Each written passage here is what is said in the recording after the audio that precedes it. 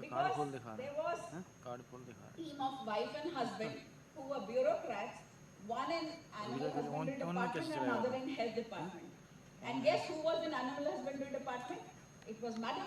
So we approached her and we told her कि ये तो humans में फैलेगा if you don't get in touch with us and talk to your husband, and we should form the teams. And that's how was RRT, which I'm sure all of you have gone for, with the veterinary people when they cull the birds. And that was initiation of intersectoral coordination. And then the contingency plan was made and we were culling the birds was going on. Health people went colored so that the disease is not transmitted, looking after IPC practices, etc. Then what happened? We were very happy. From one day I got this picture. Can you see it? Yeah. So this second picture in my computer. And I was told, kya hai? I was also looking at it, kya hai? Then I recollected that when I went for arbovirus surveillance training in US, they told me that crow's death preceded acute encephalitis syndrome, and it was due to West Nile virus. So I wanted to get it checked, West Nile virus. We were suspecting West Nile virus. And then nobody owned the crows. Animal husbandry said, we don't deal with birds. Wildlife said, crows are not wildlife. Where do we go? Then NIV Pune and Mission Gopal, the veterinary BSL-4 laboratory, they helped us and they identified H5N9 as the cause of deaths in crows. Now, our contingency plan goes for a toss.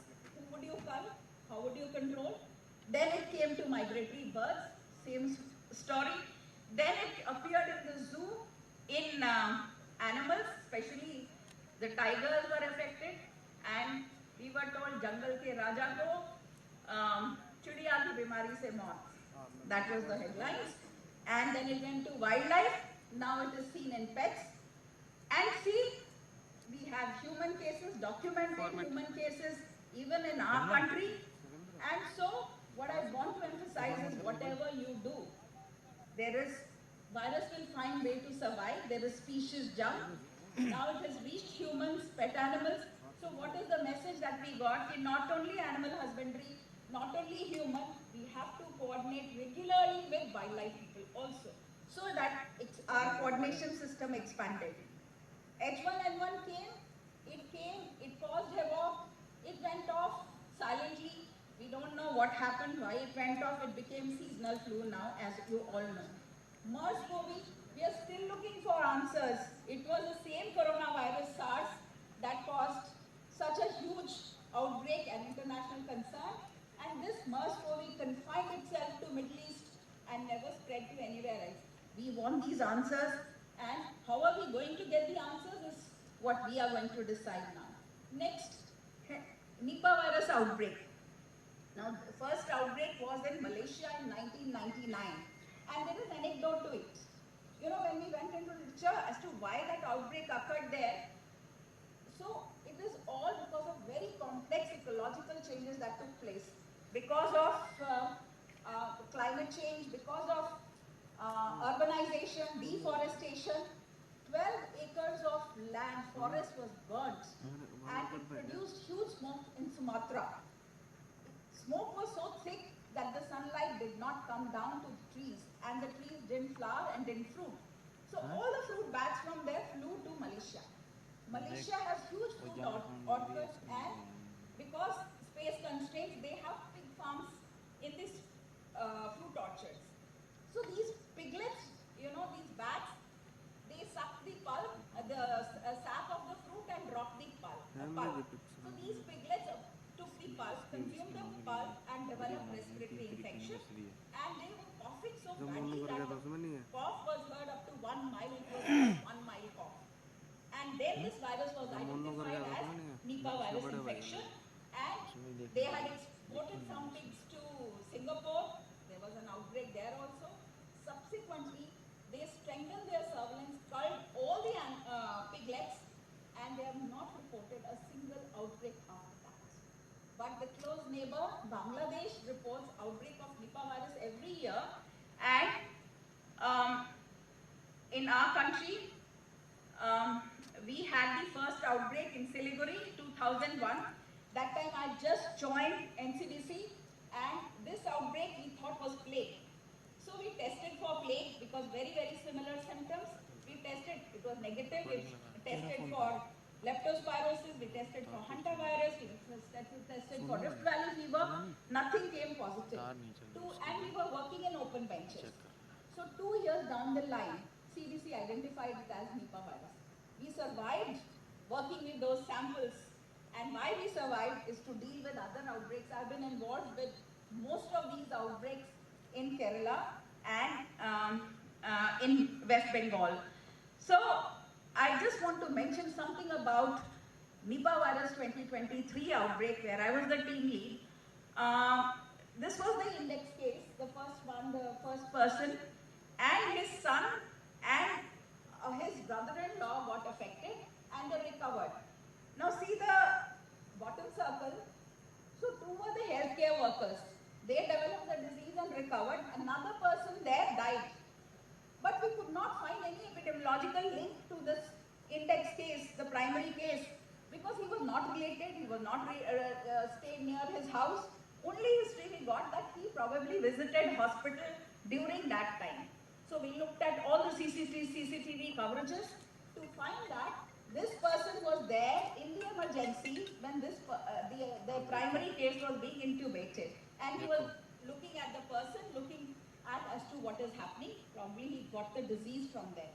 And when we were looking at CCTV footages, we saw the other two healthcare workers.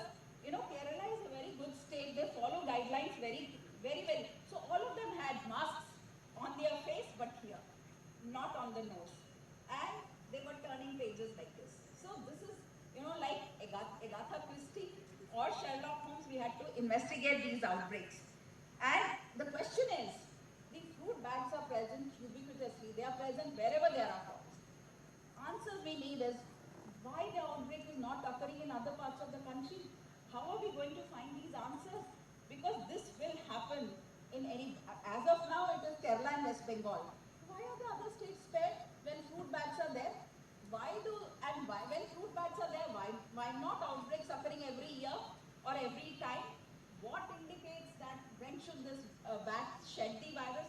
So these questions need to be answered, and that is why we need close coordination with human, animal health and wildlife sector.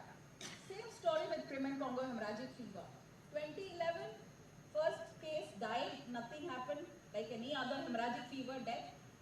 The alarm was raised when a healthcare worker and the staff nurse there, the doctor and staff nurse, developed the symptoms and died. And subsequently it was investigated and diagnosis was given by NIV Pune as CCHF. Right? And now they have tested, you know, CCHF virus in animals, and seropositivity is found in 22 states. Right? In sheep, goat, bovines, and so the question is, can that this outbreak occur in other parts of the country? As of now, it is being reported from Gujarat, Rajasthan, UP, and Kerala. And when we, you know, did the molecular studies, see what is the indication that our virus, UP and Rajasthan virus, was closely related to Tajikistan, Kazakhstan, Uzbekistan. What does it mean? It probably means that there is some free trade of animals going on, because people on the borders, they sometimes don't follow boundaries and they do some trades, right? So what we need is global coordination. Now from local coordination, we are going to why we need global coordination, right? And this report was published. So lessons learned from Nipah virus and CCHF are that the reservoir is not affected. They don't fall sick. It is only the human beings through ticks or some vectors can fall sick. Why am I saying this? I'm saying this is, why should animal husbandry people bother when their animals are not sick? But we get a most dangerous disease with high mortality and morbidity, so we have to take the initiative in coordination with animal husbandry and same story with Ebola. Ebola was, you know, from 1976, first time when it was discussed, to 2013. In DRC Congo, deep inside villages. What happened that it came 2013, 14, it spread throughout Africa and then spread to so many countries, and became PHEIC, Public Health Emergency of International Concern. And we were in pre-epidemic phase. Did we have a case of Ebola? We did not have a case of Ebola, but I'll tell you what happened. So all the screening, etc., thermal screening of people who were coming from these 3 African countries was started. And then we had a follow-up case of Ebola who was recovered from Ebola. He had a certificate that he's recovered from Ebola. But because our surveillance was strengthened so much, we got the samples, his urine sample, blood sample, saliva sample, and semen sample for testing. And we detected as it was going up, the graph was going up, I was going down in the earth to see that it was Ebola. The semen detected antigen of Ebola virus, right? We were asked to get it confirmed. NIV Pune did the confirmation and it is published in EID. Till then, WHO said abstinence for 3 months. But this person was quarantined in APHO for 5 months and we did not release him, and he collected his semen sample every 15 days and then 3 weeks and then a month, every month till his semen sample became negative for Ebola virus, because we would have missed if he went out. We didn't know whether the virus was live or only antigen, but this was it. And then we were preparing for Ebola. Preparedness trainings were going on. I'm sure some of you must have attended those regional workshops that we conducted. And it was diarrhea strain. Few years down the line, the strain changes. This is how the viruses survived. It became Sudan strain. And then another Marburg virus entered Africa. Why are we talking about Africa right now? Because it is era of globalization. We have to be aware as to what is happening in other countries, because we've seen what happened in SARS, we've seen what happened in SARS-CoV-2, so we have to be aware. I'm not even going to talk about SARS-CoV-2 because all of us have experienced that. Hand, foot and mouth disease. You know, this was in Kerala, post-COVID, they had symptoms and they had lesions on the hands. Over-enthusiastically, now this is an over-enthusiasm, reverse response. Over-enthusiastically, it was reported as tomato virus. Tomato flu outbreak in Kerala, and Lancet wrote the article, accepted the article. And when the investigations on this was over-enthusiastic response that we should not miss the bus and the virus should not. And the theory was coming out that it is a plant virus which is going to affect the humans. Can plant viruses affect the humans? They are very receptor specific, so we presume that the plant virus may not affect the humans, but cause in inverted commas. So, when we got it investigated, it turned out to be EV71 and Coxsackie virus 16, the regular enteroviruses which cause hand, foot and mouth disease. So, Lancet had to say that that was a misnomer. So sometimes we get over-enthusiastic about things which is also not. I can go on and on. The list is unending. Take the example of Zika, KFD, West Nile, leptospirosis, brucella, rabies, trichinella, zoonotic trypanosomiasis, scrub. I can just go on and on.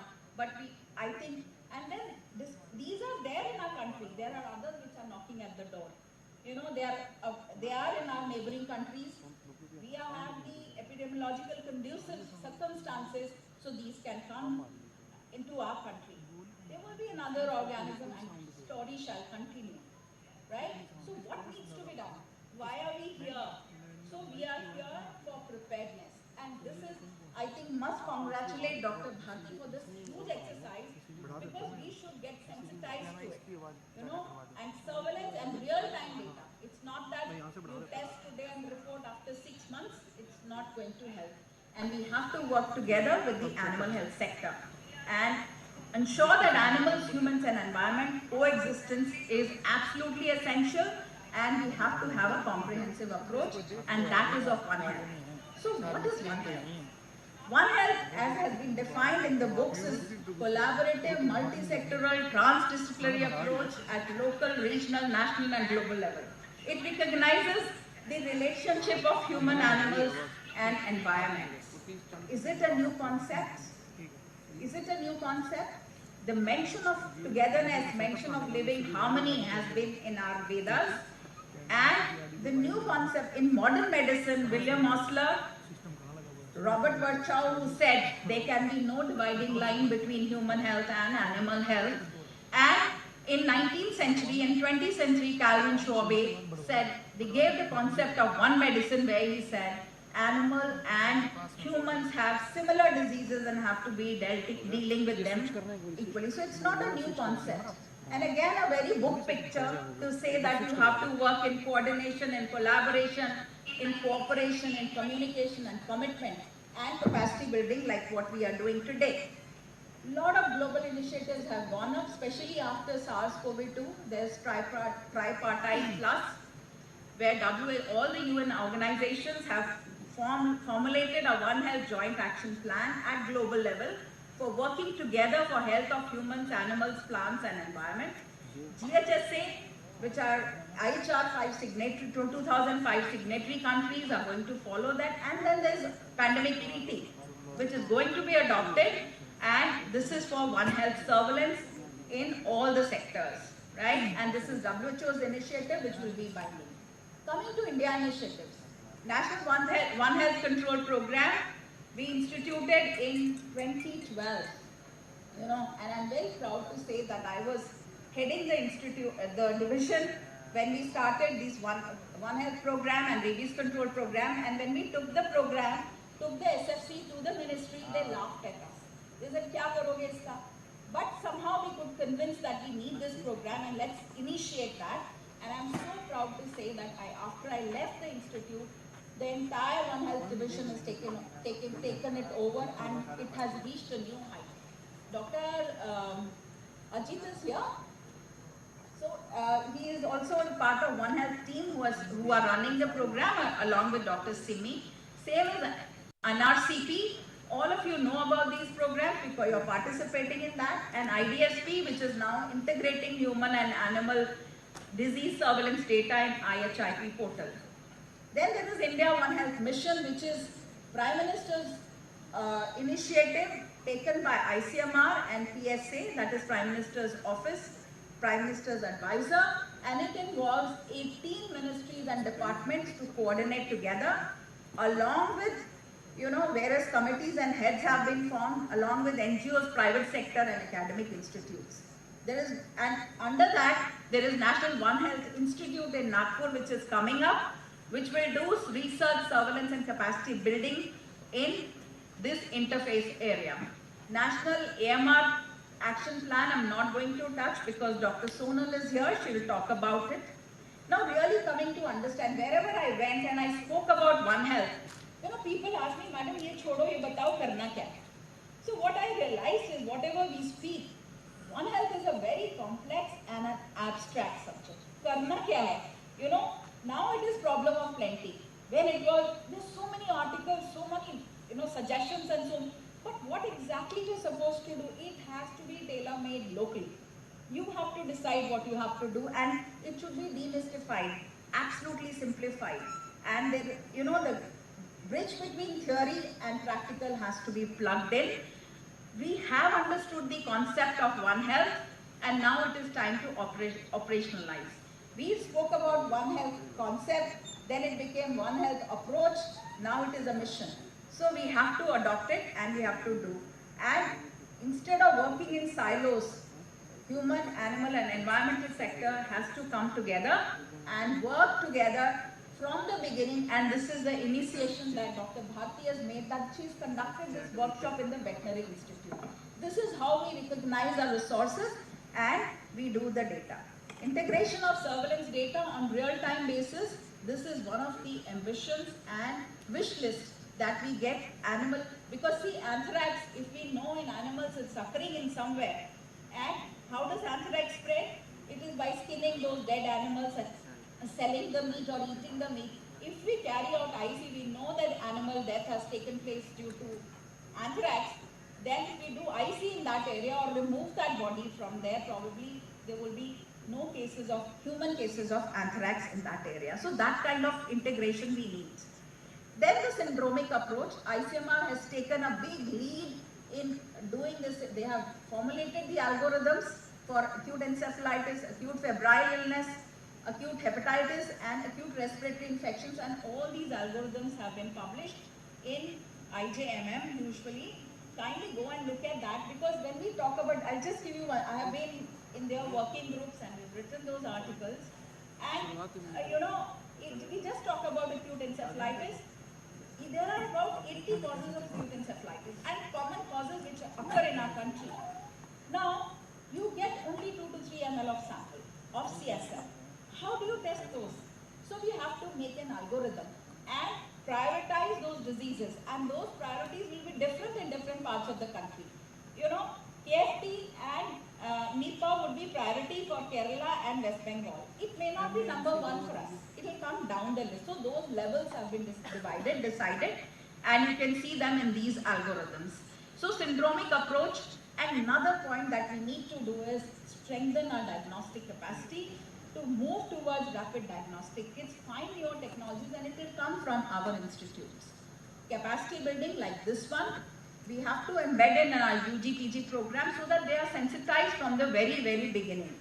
So One Health implementation has started, we started at different levels, but now it is more organized after PMO's office intervention and NITI Aayog's intervention, One Health, ICMR's intervention and NCDC's intervention. They have sensitized from top to bottom, from PMO to ministries to organizations, state ministries, districts, and they have come down to CHCs and PHCs. Now is the time, and it is our responsibility that we take from bottom to up. That we start doing it, and whatever little bit, every drop counts. We start from our institutes and then take it up to higher institutes as to how we can change this direction. So some carry home messages. Novel pathogens, mainly virus, will continue to emerge and surprise us. Don't you agree? Yes or no? Yes. So these shall originate from wild animals and cause huge economic loss. And what is the who will be responsible for that?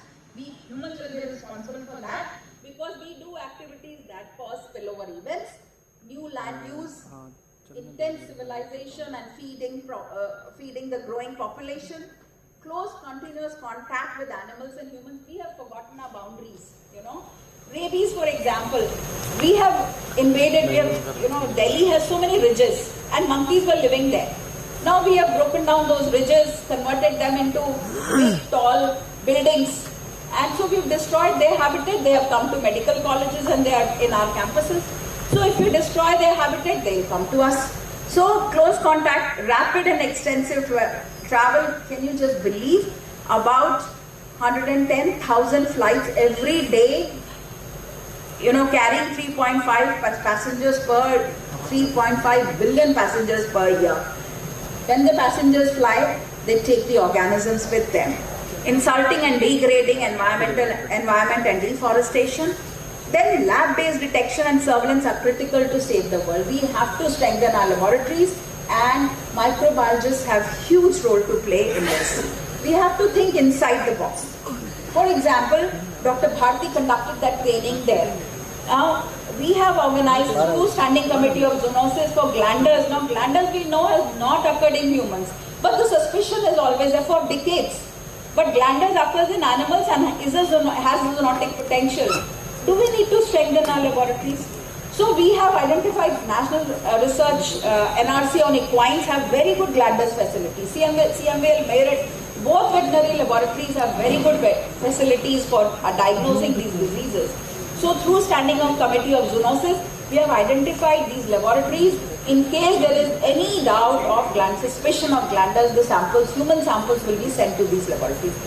Similarly for anthrax, for brucellosis is one of the most neglected diseases, whereas animal sector has a huge brucellosis control program, because that disease affects their animals and affects the production. That is why they have. Our brucellosis is not diagnosed at all. People forget, and it is such a sad story about brucellosis. We'll talk about it in some other session. So we have to think inside the box. We have the resources. We have to see how we have to utilize it. And microbiologists are key in this global collective efforts. We don't want, this is Lini, Kerala nurse who died in 2017. My deep regards to healthcare workers who lost their lives in Nipah virus, SARS-CoV-2, See, Crimen-Congo hemorrhagic fever, we don't want to lose them, and we should strengthen our standard precaution and IPC. Not only in laboratories but also in community and field practices. So zoonoses are always unpredictable, they are enigmatic. Why yellow fever is not in India? We need the answer. SARS came unannounced, created havoc, disappeared. H5N1, was predicted to be severe pandemic. Never turned out to be very severe, unlike COVID-19, SARS-CoV-2. So it is not the question whether there will be another pandemic or not. The question is when, where, and what. So that God only knows, but we have to be proactive and reactive. Diseases are just one flight away. The past is where you learn the lessons. You apply the lessons in, the future is where you apply the lessons, but don't give up in middle. So we have to act now and give our contribution, however small it is going to add up. I firmly believe that whatever we do, if we do it with our consciousness, it will add up to that, our initiative of creating an environment which is livable for animals, livable for humans, and a very conducive environment for the planet. Thank you so much for your kind attention. Thank you so much, ma'am, and absolutely delighted to listen to you always, and thank you for a wonderful talk. Thank you so much, ma'am. Now I request our chairpersons to kindly facilitate our speaker. So, ma'am, please.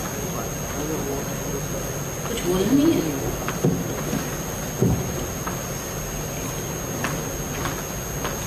Good morning, everyone.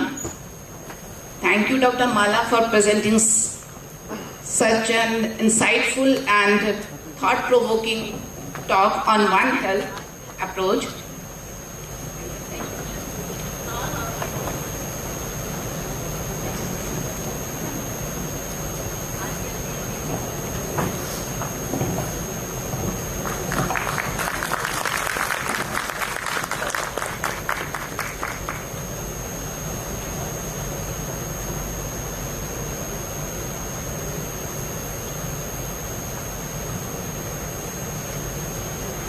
I just want to summarize whatever Dr. Mala have presented, that there are some micro success in this field, but unless they are transformed into macro success at all levels, as we have said, whether it is regional, state, countrywide or worldwide, no tangible result can be obtained as far as the health of humans, animals and our shared environment is concerned. So we still have to go a long way. Exactly. So thank you so much. Actually, I know Dr. Mala for so many years, and I have no words to say any words about Dr. Mala, because actually she has done work in depth in the field. This is not copy and paste from like internet, and that is, this is actually work she has presented. Thank you very much, sir. Thank you, ma'am. Thank you, sir. Now I would like to request our speaker to please felicitate chairperson. Yes.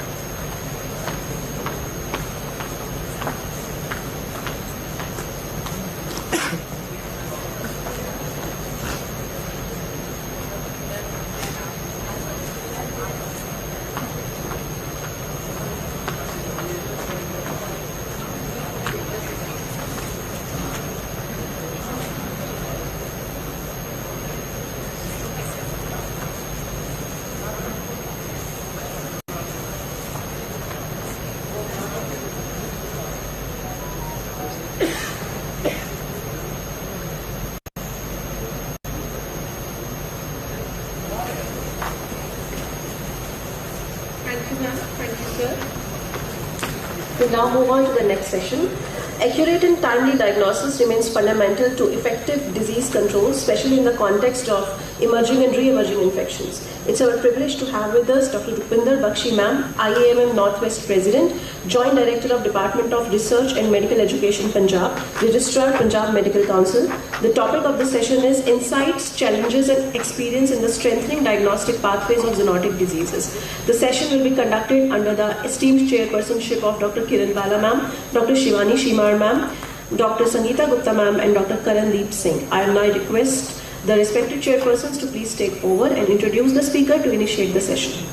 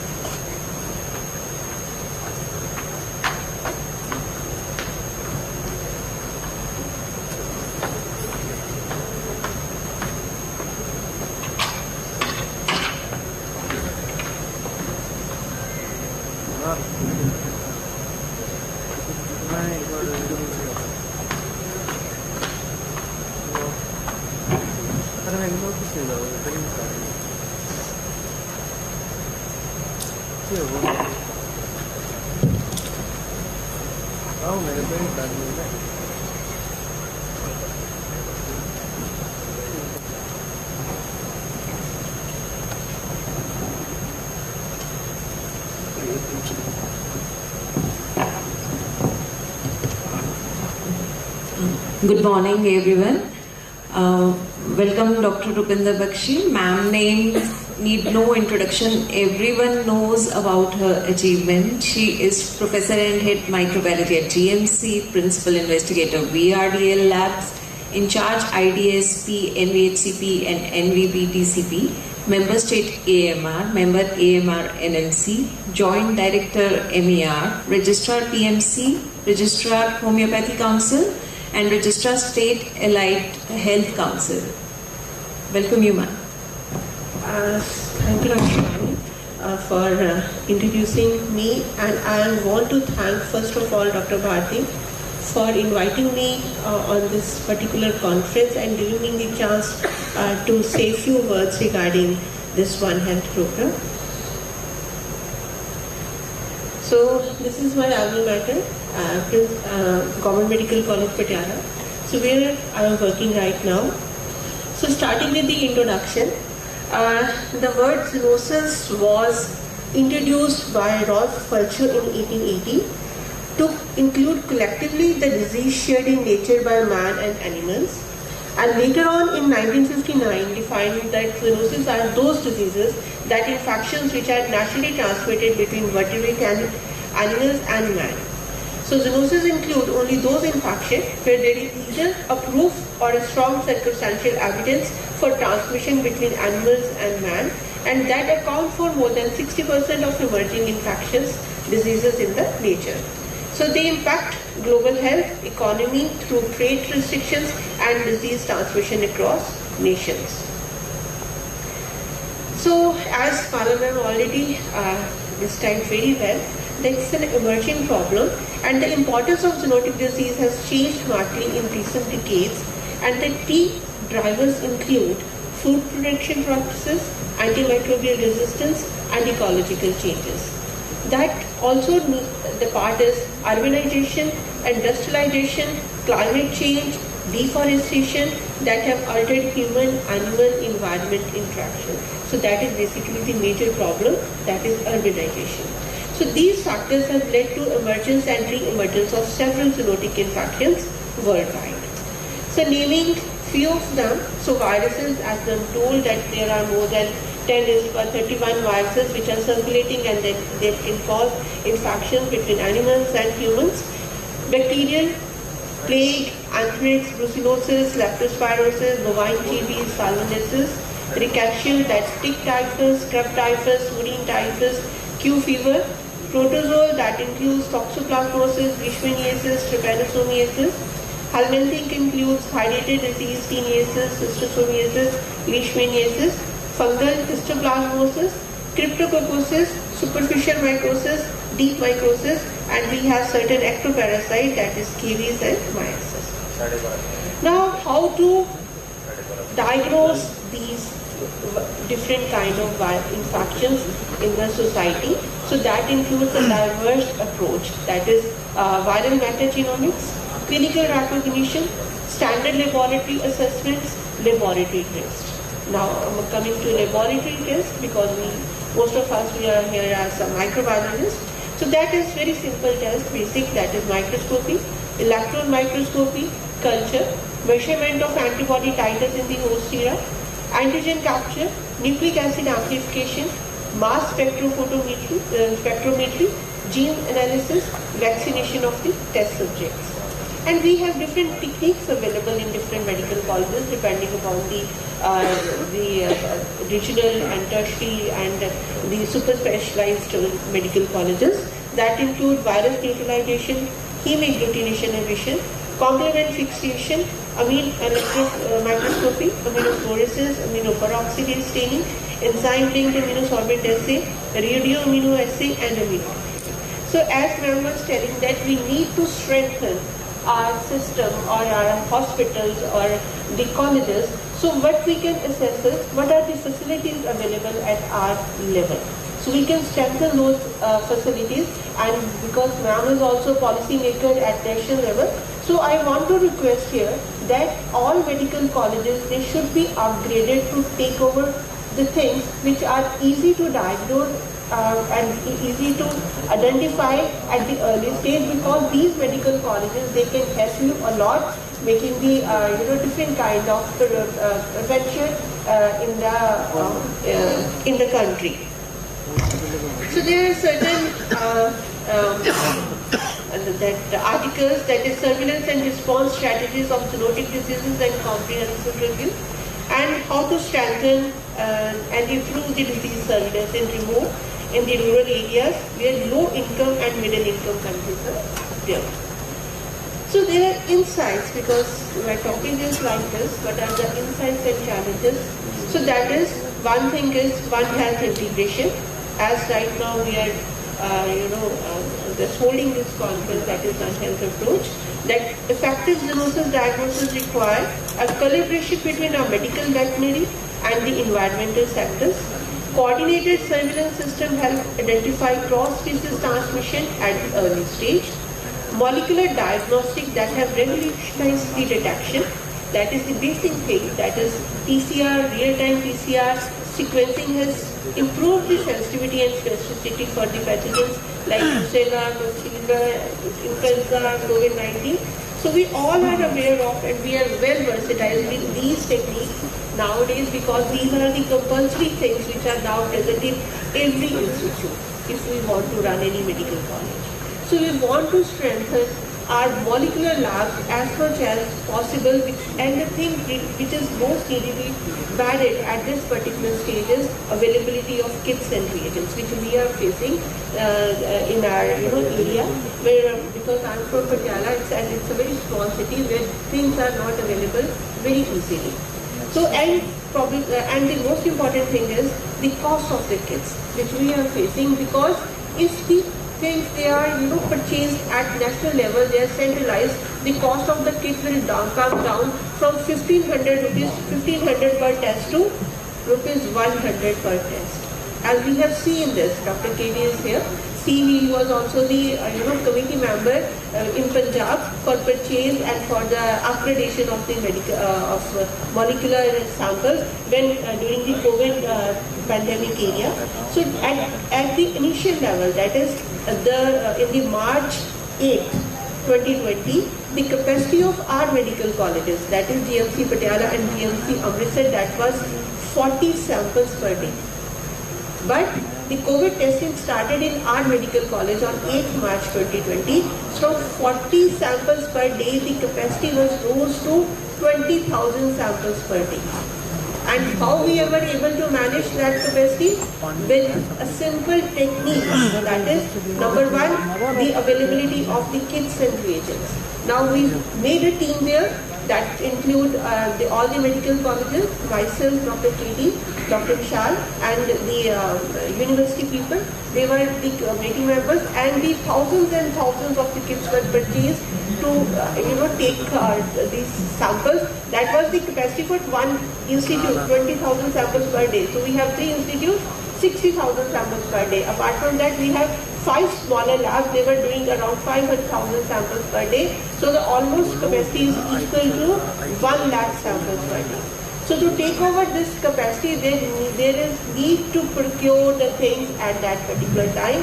And our team helped university people to arrange the things, to pick the kits which have the shorter duration of that cycle. That was Covipath. I think that was the sample. That run was for 1 hour, and we were able to run around 70 runs in a day.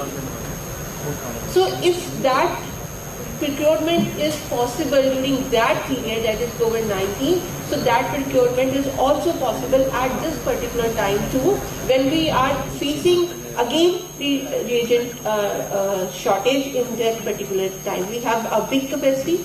We have around 10 RT-PCR in each lab. We have 5 RNA extraction machines which are already there, and we have a huge labs available in Punjab, especially I'm talking about Punjab. So what we are facing is, now the sample size is less, the cost of the kits again increases 1,500 samples for each reagent, and the amount which is issued by VIDL is only 7 lakhs. And this 7 lakhs is very less if we want to run, like we have different panels, PUO panel, then we have rash panel, then we have other respiratory panels. We have we have made different panels to increase the identification of the organism in our center. Right now we have the capacity to identify 55 organisms with the molecular technique, and other we have around 60 methods to diagnose with culture methods, different methods available to diagnose or identify any disease pattern in that area. So if we want to increase the capacity, we want the kits and reagent at a reasonable price. So that is one of the basic things which is needed in, I think, in each laboratory that should be enhanced. So next is point of care rapid test. That is also very good idea. That can, if the number of samples they are less, we can go for point of care or the rapid testing in that particular area. And the data-driven surveillance enhances the preparedness, that is integration of laboratory data into national databases that will help detect the trends of emerging threats faster.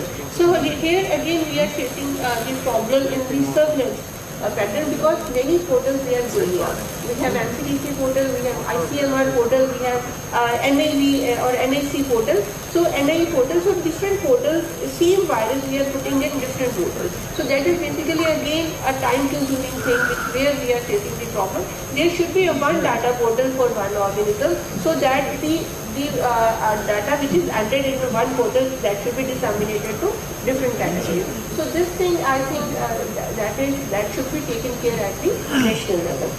So currently building and training that lead long-term individuals. Again, we have at the time of COVID, we have a very good team, about 100 people. They were 100 scientists, lab attendants, lab technicians. They were working in our laboratory. So what happened after COVID-19? We enhanced the capacity to 20,000 samples per day. But once the COVID is over, that trained part, that is also gone off. So we want to keep that trained part in our institute, so that whenever any such type of condition or any such kind of that again comes, we can enhance the capacity immediately to the level where the government wants to take it up. So now there are challenges, that is limited laboratory infrastructure in peripheral areas. Certainly that is not possible, that the molecular labs or the high-tech labs, it is difficult to establish those labs in the peripheral areas like PSCs and CSCs. they can be taken care by the rapid test, which is very easy to conduct, and they are point of care test. So if you want to upgrade, you need to upgrade your tertiary centers.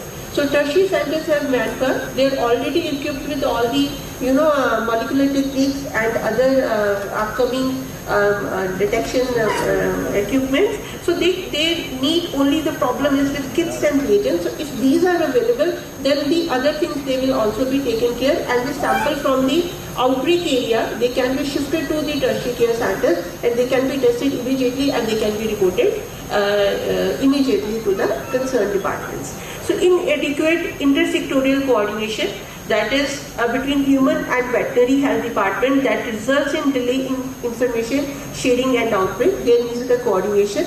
Shortage of skilled workforce, that continuous training and retention of laboratory personnel remain the major bottleneck in the laboratories. Next is supply chain and quality control gaps, that is interruption or in reagent supply, lack of standardized kits and limited quality assurance programs that affects the reliability. Underreporting and weak surveillance linkage, that is diagnostic data often fail to feed efficiently into national surveillance system, leading to missed outbreak. Cost restraints, advanced molecular tests, they are expensive, limiting their use in low source setting. Sample transport and biosafety issues, that is poor cold chain maintenance and inadequate sample handling pose risk to personal and less integrity. Now coming to solution, every problem has a solution. Number one is monitoring and warning. A comprehensive monitoring system may be established employing both active and passive surveillance in prioritized diseases. Additionally, a real-time information sharing mechanism among all stakeholders must be established, enabling the prompt response to an adverse incident. Detection and traceability.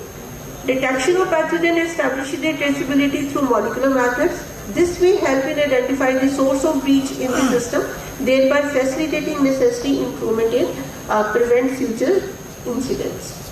Next is prevention and control. It is essential to establish guidelines to inform laboratory personnel about prevention and control strategies for prioritized pathogen, which should be employed to ensure containment of any adverse event in the laboratory itself. Diagnosis and treatment, that is comprehensive guidelines should be provided regarding clinical symptom, diagnosis and available treatment of prioritized diseases. Such information may be pivotal in effective management of laboratory infections caused by prioritized diseases. One Health integration, that is joint human-animal surveillance platform, regular data sharing and joint investigations, zoonotic disease committee at the state level, cross-sectional simulation exercise, that should be there. Otherwise, all these things, upper three things, they are now available in each, in the state. Capacity building, again the same, that is continuous training and mentoring, inter-laboratory quality control programs, infrastructure upgrade, that is BSL 2 and 3 as per need, and digital reporting tools and LIS integration should be there.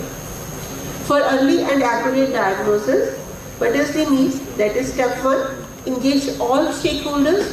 Step 2 is human and animal syndromic surveillance system, increase regional clinical capacity, increase regional diagnostic capacity, establish multidisciplinary data management and analysis teams, engage government and international stakeholders. So experiences and lesson learned, that is a network-based collaboration work is there. So presently we are working with ICMR as well as with NCDC. So that is also to strengthen the capacity, diagnostic capacity and prioritize zoonosis across India. Cross-training improve efficiency and pilot projects demonstrate the scalability, as we are doing right now many panels in our institutes, and we are integrating with for leptospirosis typhus with the IDS under IDS program with the state level at the periphery in the periphery PSCs and CSs. And we are also working with the NCDC regarding the EMR program. So strengthening strategies that meet clinical and sample level, that need to develop syndromic logarithm and clinicians, that is true for both the clinicians as for the veterinarians. Clear SOP for sample collection and for referral should be there. For laboratory level, expand diagnostic value, that is for serology, PCR and culture. Implement quality assurance and biosafety measures.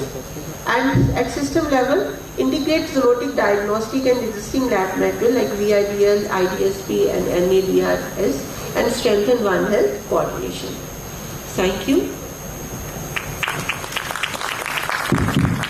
Excellent presentation, Dr. Rupinder. You have covered each and every aspect. Journey is not easy. Any questions? I think everyone has enlightened so far. Doctor? Thanks, madam, for a very enlightening talk, and it was very knowledgeable, and it will go a longer way for people here to learn from your experiences. And thank you. It was a wonderful talk, ma'am. Thing is that sensitization is something that is needed, especially when it comes to the zoonotic diseases. Now we know that whenever the university usually gives this question in the undergraduate finals, One Health concept, and our students, more than 90% of the students answer to that as One Health concept means that everyone should get the health services with no discrimination at any level. That's their response. So sensitization is something that is needed from the ground root levels. So our graduates, postgraduates and the whole system needs sensitization, and congratulations to Dr. Bharti for taking up the initiative. Just one comment. Let us walk the talk. So we at a small lab, maybe from the secondary care hospital side, I would say, we need to be strengthened a lot. And maybe if we have some CBNAT based tests, because now TrueNat and CBNAT are available everywhere in secondary care hospitals also, then the zoonotic diagnosis can actually become a reality from dreams. So maybe if there are some tests in pipeline, madam, if you can also elaborate on those. Ma'am, actually you need to make panels, and these panels, they are easy to, if we are talking about molecular, they are easily available with the molecular kits. So if the molecular kits are available, we can run n number of panels, that is not a problem.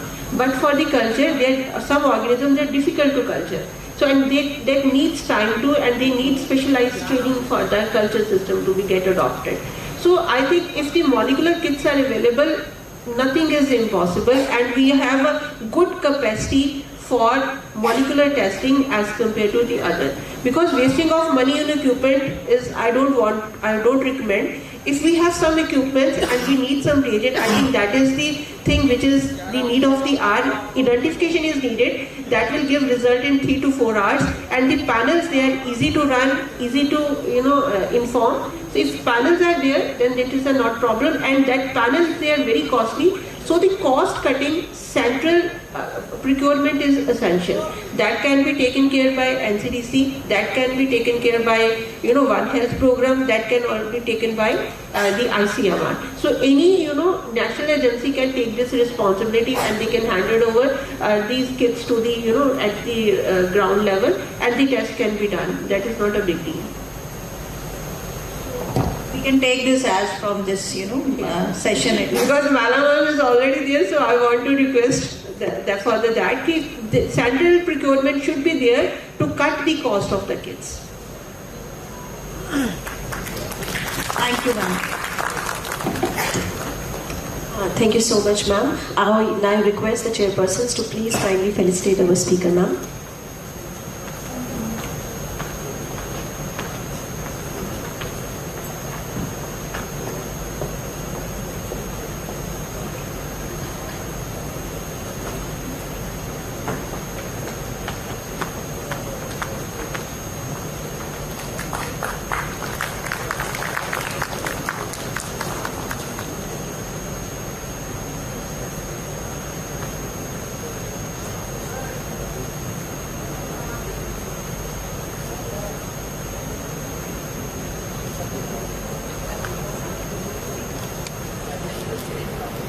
I now request our speaker, ma'am, Dr. Rupinder ma'am, to kindly felicitate the chairpersons.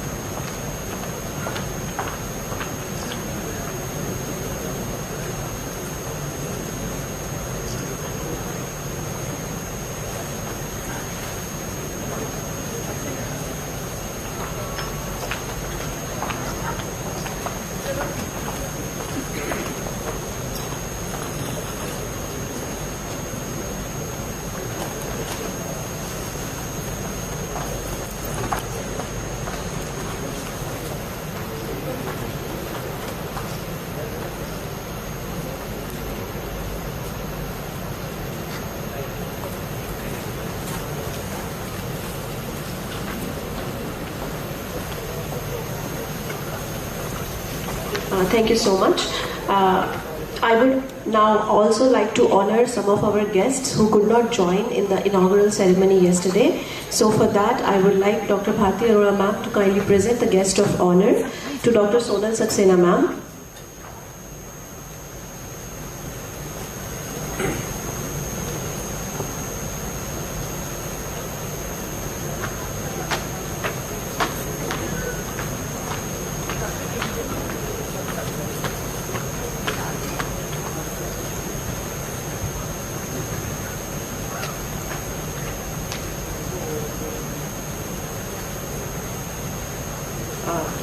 I would like ma'am to please present the guest of honor to Dr. Ashok Ratan sir, who is here now.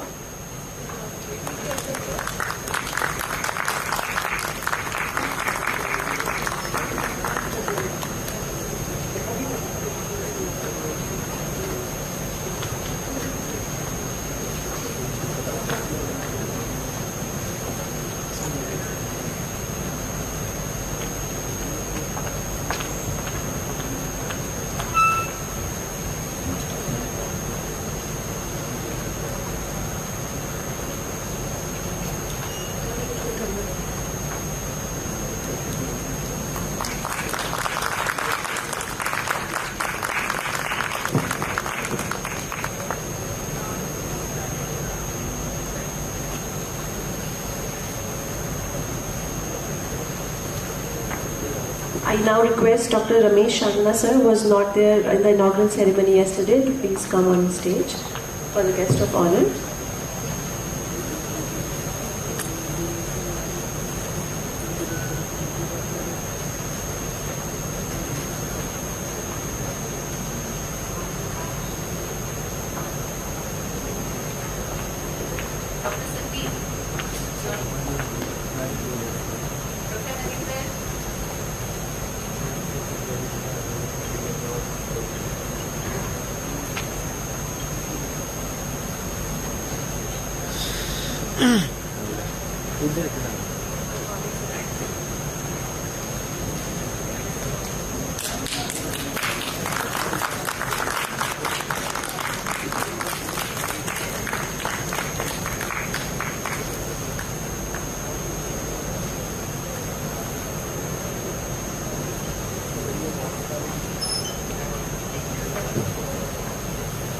I now request ma'am to kindly present the guest of honor to Dr. K.D. Singh sir.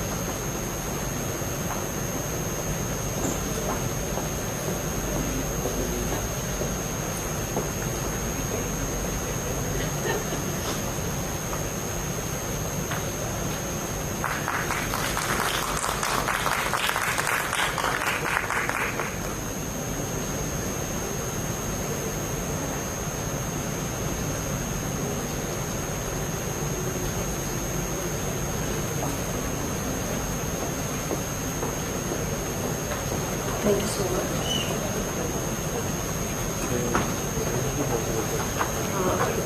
We now like to invite Dr. Sonia Mehta ma'am, who is the chairperson for the workshop conducted yesterday in NRC Hisar.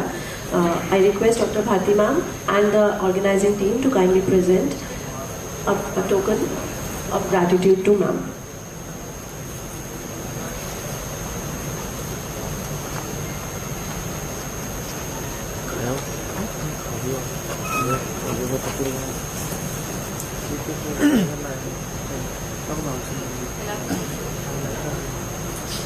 Laptop में से कर क्योंकि वो एक आ गया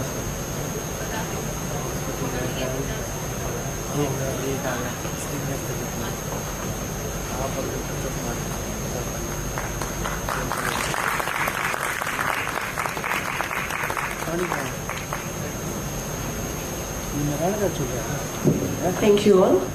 We now move on to the next session on the expanding horizons of microbiology through the One Health approach. The concept of One Health underscores the interconnectedness of human, animal and environmental health. It's a privilege to have with us Dr. Veenu Gupta ma'am, Head of Department Microbiology, then Medical College Ludhiana, a distinguished academician in this domain. The topic for the session is One World, One Health, Microbiology Beyond the Laboratory. The session will be conducted under the esteemed chairpersonship of Dr. K.D. Singh, Director PIMS Jalandhar, Professor, Department of Microbiology and Head of Virology, GMC Amritsar, Dr. Seema Solanki ma'am, Professor MMC MSR Sadhupur, Dr. Manisha Mahajan ma'am, Professor Microbiology, SP Medical College Bikaner, and Dr. Shalini Dugal ma'am, Associate Professor and Senior Specialist, Baba Saheb Ambedkar College and Hospital. I request the respective chairpersons to please come on the stage.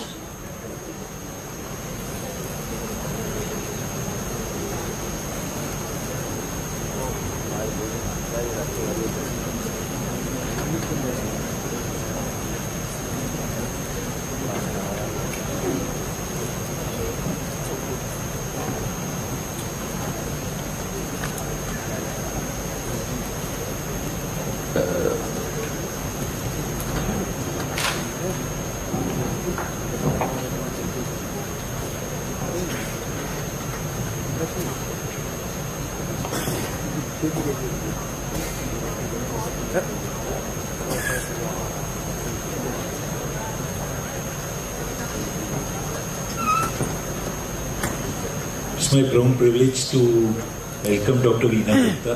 Veenu Gupta. She's Professor and Head Department of Microbiology, DMC Hospital, Amritsar, Ludhiana. She has a vast experience of 25 years and she will be delivering her topic on the One Health approach.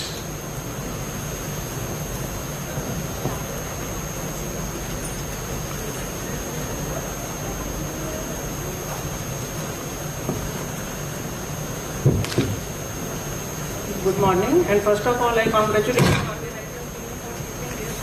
the very topic on One Health. And as my job has been done easier by Dr. Mala as well as Dr. Pinder, because I will be skipping these slides, and there is an importance. They have already highlighted the importance of One Health. What are the main challenges faced and how we can overcome these challenges. Along with that, but I think as Dr. Shwani also highlighted in that lecture, that reinforcement, resensitization, retraining. So that's why if there is again repetition of slides, so at least if you are not listening to the previous slide, so reinforcement can also be there. So I will be discussing the role of basically microbiologist, how it goes from laboratory benches to the field. Now today's talk is mainly to emphasize the role of microbiologist from a purely lab-based scientist into a broader, real-world interdisciplinary approach connecting human, animal and environmental health. So One Health approach has already been very nicely explained, that this concept, that is one word, One Health concept in 2004, and we know the model that it is only achieved by communication, by collaboration, by coordination as well as by capacity building. So for the good One Health approach, the main thing is prioritization of diseases, gap analysis and widening of diagnostic capacities, strengthening collaboration, capacity building, diagnostic stewardship is important, research development, supply chain, management, biosafety. Then we are having a facility, laboratory facility at different level like we are have at national reference laboratories. The current paradigm, that is disease surveillance, which majority of us are doing, leading to investigation and treatment, but under One Health it changes from environment surveillance. We predict the disease beforehand and so that we can have a preventive measures. The zoonosis has already been nicely explained by the Rodolphe Burko in his initial saying that between animal and human medicine there are no dividing lines, nor should there be. So zoonosis is mainly by a natural reservoir. We should have a recipient host as well as a mixing vessel or an intermediate host. So zoonotic diseases, we should have a zoonotic pathogen, we should have an amplifier host or a reservoir host, then we should have a susceptible.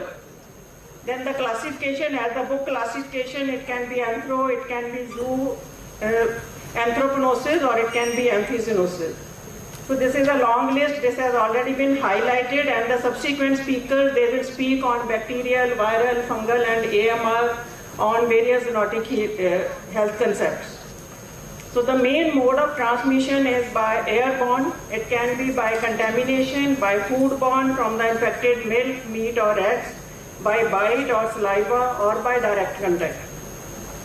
The main drivers are land use change. We can have environmental system, that is climate change, natural disasters, changes in biological system, food and agriculture, due to unregulated use of drugs and vaccines, due to globalization, human behavior. As ma'am has already highlighted that we are jumping into their world and the animals are coming into our world because of industrialization and cultural patterns. Then microbes, they are strong, they also know their way to obey, so there is genetic changes, ecological changes, and expanding human and natural life interaction because of these drivers. So there is lot of these emergence of all these diseases. The main burden has already been highlighted. 60% of existing human diseases are of animal origin. They are responsible for around 2.5 billion cases of human illness globally per year. And vaccination of animal and human is a key component for the prevention. They can prevent about 2.5 million deaths per year. Now what are the impacts? The main impact of these zoonotic diseases is on public health, on economic consequences.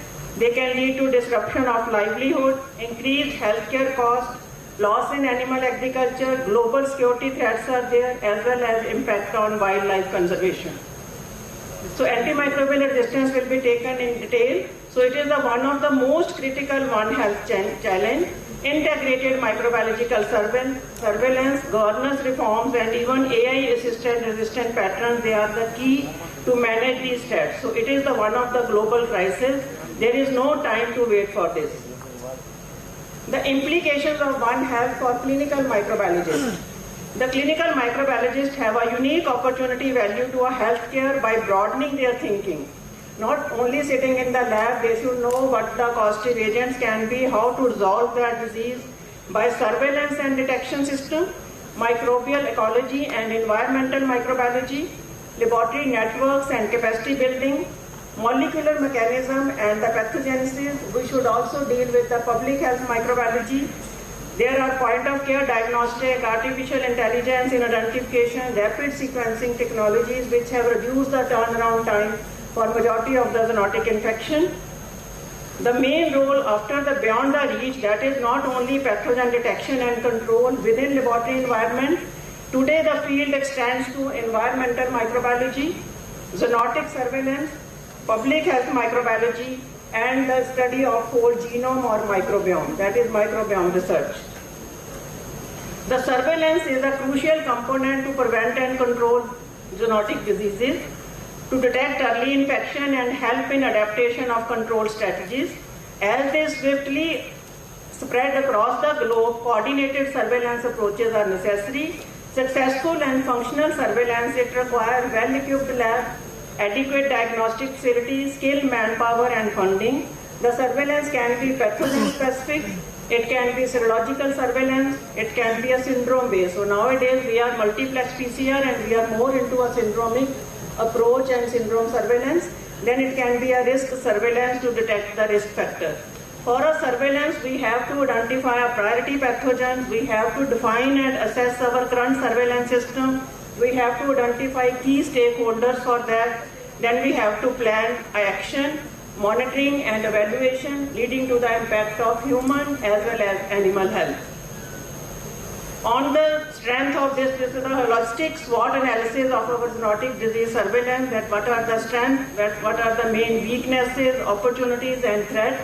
These have already been explained by Dr. Rupinder. To the diagnosis, now comes to the laboratory diagnosis. The evaluation mainly depends upon the clinical presentation. As we are syndrome based, the 4 syndromes can be fever of unknown origin, it can be presentation as acute respiratory, it can be acute encephalitis presentation, muscle pain or hepatic involvement. So the traditional methods like microscopy, culture and serology, they are mainly of use for bacterial pathogens and parasitic, but less of use for viral infections. For that, we are having molecular testing and the new technologies. So traditional diagnostic method, then we are having molecular diagnostic method and clinical and future applications. So this is in journal which we are all knowing from the textbook that for the laboratory diagnosis of bacterial infection, we are having serology, we are having culture, mainly rely for fungus mainly on the KOH mount as well as on culture. For parasitic, various direct mount or direct microscopy is important.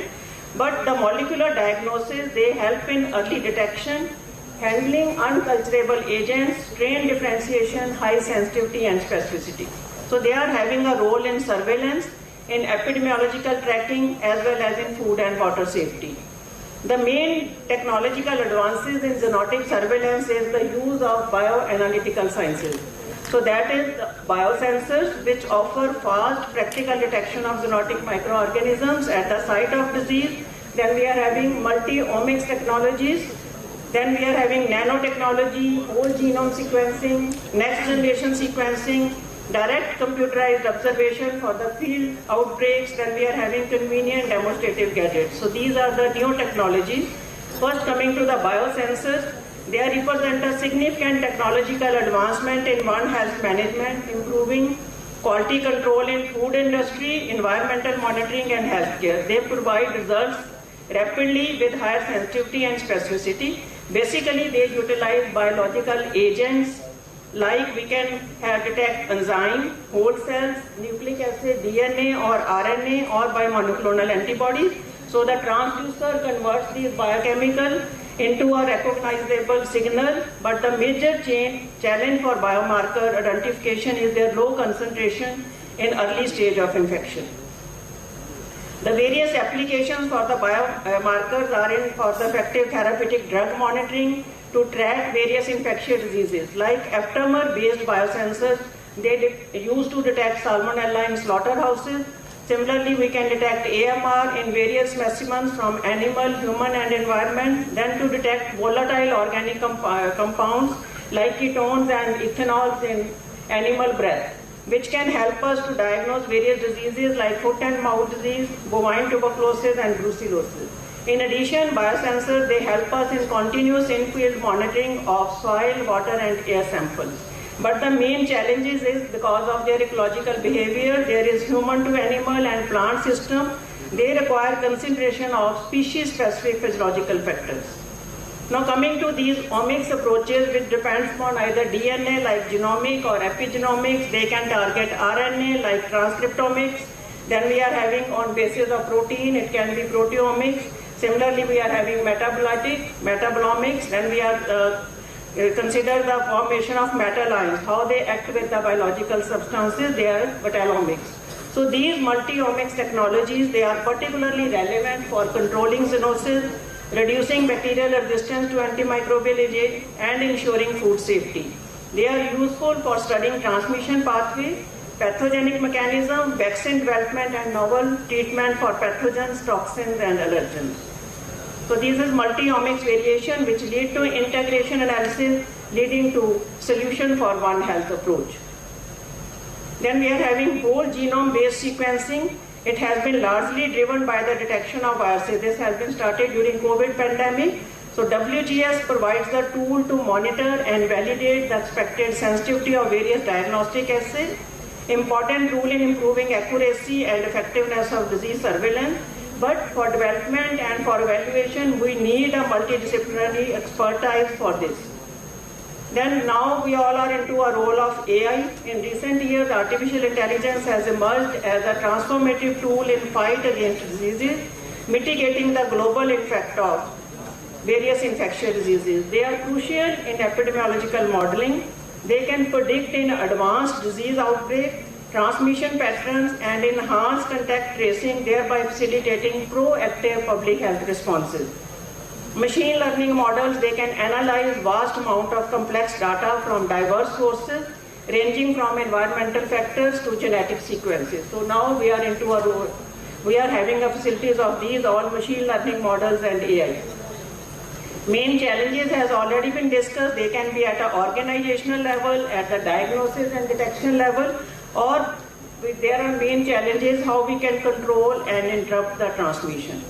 To overcome these challenges, we are having One Health approach, that is active zoonosis surveillance and monitoring, building effective collaboration between various sectors, public awareness now as we are doing by repeated workshops, by sensitization, by conferences on One Health concept, then strengthening laboratory diagnostic capacity, improving case management, provide occupational health services for the animal handlers, that is important, ensure safe production of animal origin, integrated vector control management, developing epidemic preparedness, cooperation at regional, national and international levels, ensure adequate regular and emergency funding. So these are the main how we can overcome these challenges.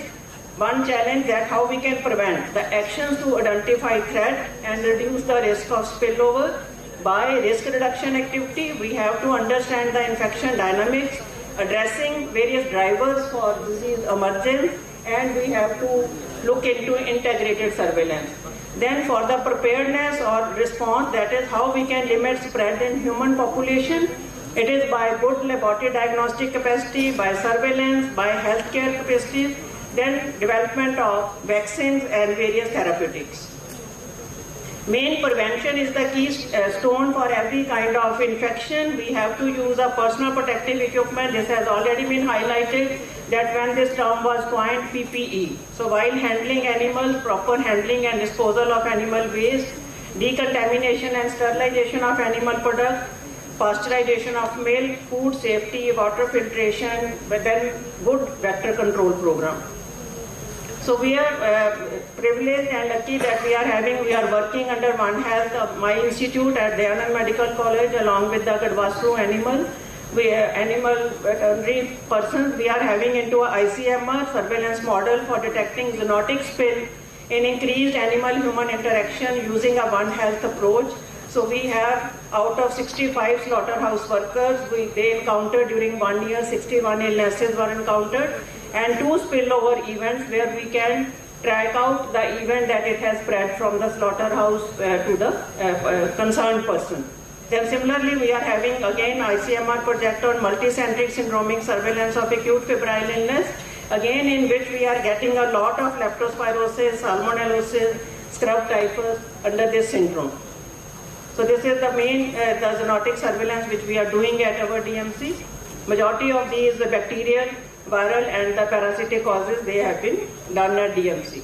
So these are the various presentations and initiatives at One Health, under One Health mission at DMCH. We have presented paper, we have attended various conferences by other co-persons, Dr. Meenal, Dr. Manisha, and we are all into this ICMR project, Dr. Ishani. So we are into these 2-3 ICMR projects and we are doing these sensitization workshops to slaughterhouse workers. To conclude, the majority of human infectious diseases, they are of animal origin. These pathogens pose a serious threat. Because of this strong interrelatedness among these, One Health approach needs to be prioritized. Implementing One Health approach can prevent disease, reduce cost, enhance food safety as well as security. So we need multidisciplinary collaboration, early identification, precision diagnostic and integrated public health policies. The implementation, as we already highlighted, by the improved diagnostic technique, multiplex PCR. As Dr. Sangeeta in lecture was asking about the availability of CBNAT or TrueNAT, the single chip assays are always costly because every single PCR is approximately like 1,000. But when we are doing multiplexing PCR, we can target the common 6 to 7 pathogens again at a cost of 1,500 to 2,000. So at least in the cost of 2,000 per test, we are targeting 7 pathogens. But whenever we are going to like in the medium level, we are having CBNAT or TrueNAT. So I think for every majority of the lab, they should now come to the conventional PCR because all during the COVID time, they all are having amplification systems available. So with the conventional PCR, at the cost of 1,500 to 2,000, we can at least diagnose 6 to 7 pathogens. Making these diagnostic tools more accessible to healthcare providers, the low cost early detection of markers. Now they are into use are biosensors, omics technology, nanotechnology, genomic sequencing and digital monitoring. They help us in the early detection. Reducing the effect of zoonotic illness require community involvement, education, and cooperative international initiatives. So these are the few of the articles for further reading. They are very nice articles. The importance of One Health approach in tackling, then One Health approach for control of zoonotic, strengthening of laboratory diagnostic capacities. Dr. Mala has already highlighted for this article. Then this is a very good manual again from NCDC on zoonotic infection. Main contribution by Dr. Simmi Tiwari, Dr. Mala Chhabra ma'am. So they have very beautifully highlighted how to diagnose and what are the main symptoms in this NCDC manual. Then implication of One Health paradigm for clinical microbiology. So thank you for your patience listening. One word, One Health, microbiology beyond the laboratory. It encapsulates a global cooperative vision of microbiology, one that transcends petri dishes to engage with ecosystems, societies, and policies. So now the microbiologists are the key players. We have to go up from our benches to the society, to ecosystem studies, and to implementation of various policies. Thank you.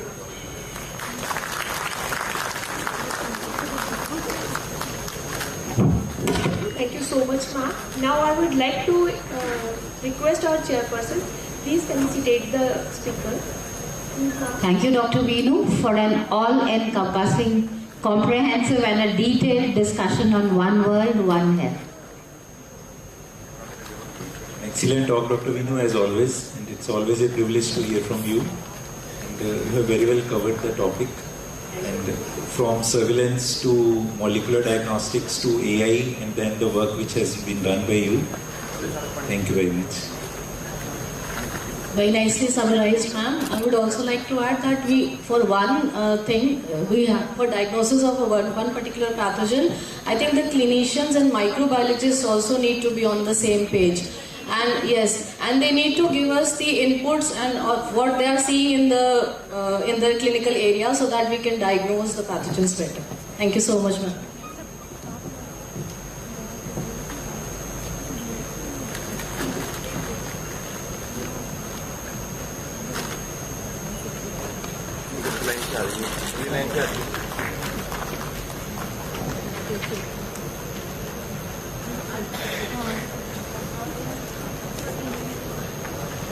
Now request Dr. Veenu Gupta ma'am to kindly felicitate the chairpersons of the session. अच्छा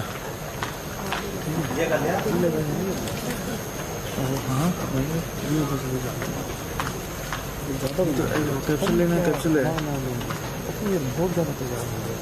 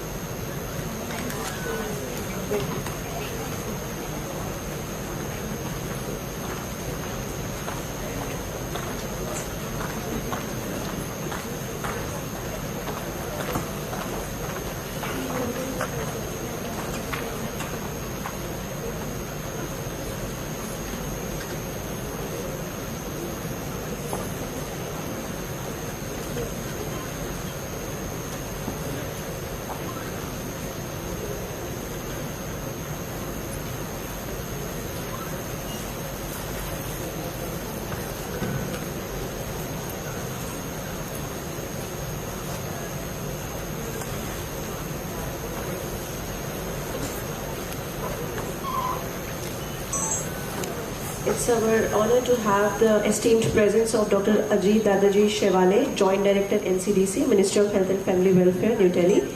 We request you, sir, to please come on the stage. I request Dr. Anurag Chhabra, sir, to kindly felicitate sir and present a guest of honor to Dr. Ajit, sir.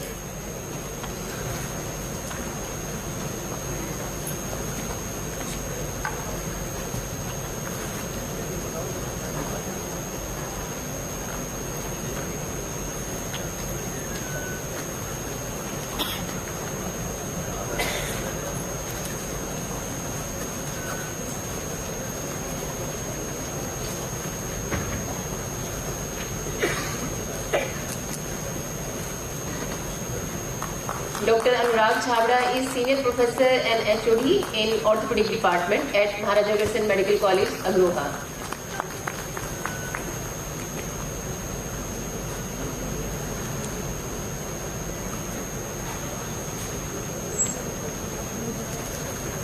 Thank you.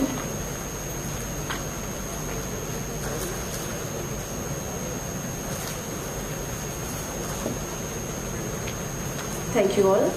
Moving on to the next session. Zoonotic enteric bacterial diseases remain a significant public health concern, particularly in outbreak scenarios where rapid investigation and coordinated response is essential. It's our privilege to have with us Dr. Neelam Taneja Ma'am, Professor and Head Microbiology PGI Chandigarh, in charge Enteric Lab PGI Chandigarh, a renowned expert in infectious diseases. The topic of this session is Zoonotic enteric bacterial diseases, outbreak investigation and role of One Health. To chair this session, I invite Dr. Aparna Parmar, Senior Professor and Head of Department PGIMS Rohtak, Dr. Bhagirath Ram Bishnoi, Professor Microbiology SP Medical College Bikaner, Dr. Rakesh Kakkar Sir, Professor and Head Community Medicine and Family Medicine AIMS Patinda, and Dr. Preeti Agarwal Ma'am, Professor and Head Microbiology AIMS Bilaspur.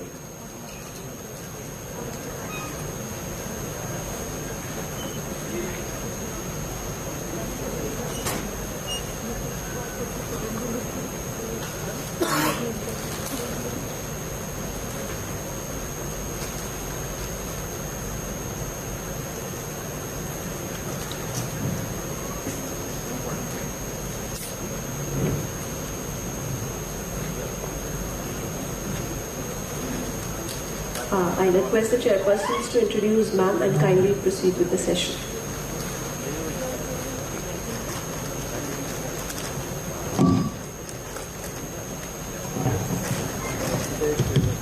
Good morning, everyone. I think Dr. Neelam Taneja Ma'am needs no introduction. We all very well know she's a Professor and Head Department of Medical Microbiology, PGI Chandigarh, and WHO Advisory Member on AMR. Thank you, ma'am, for coming here and enlightening us regarding the relevant topic today.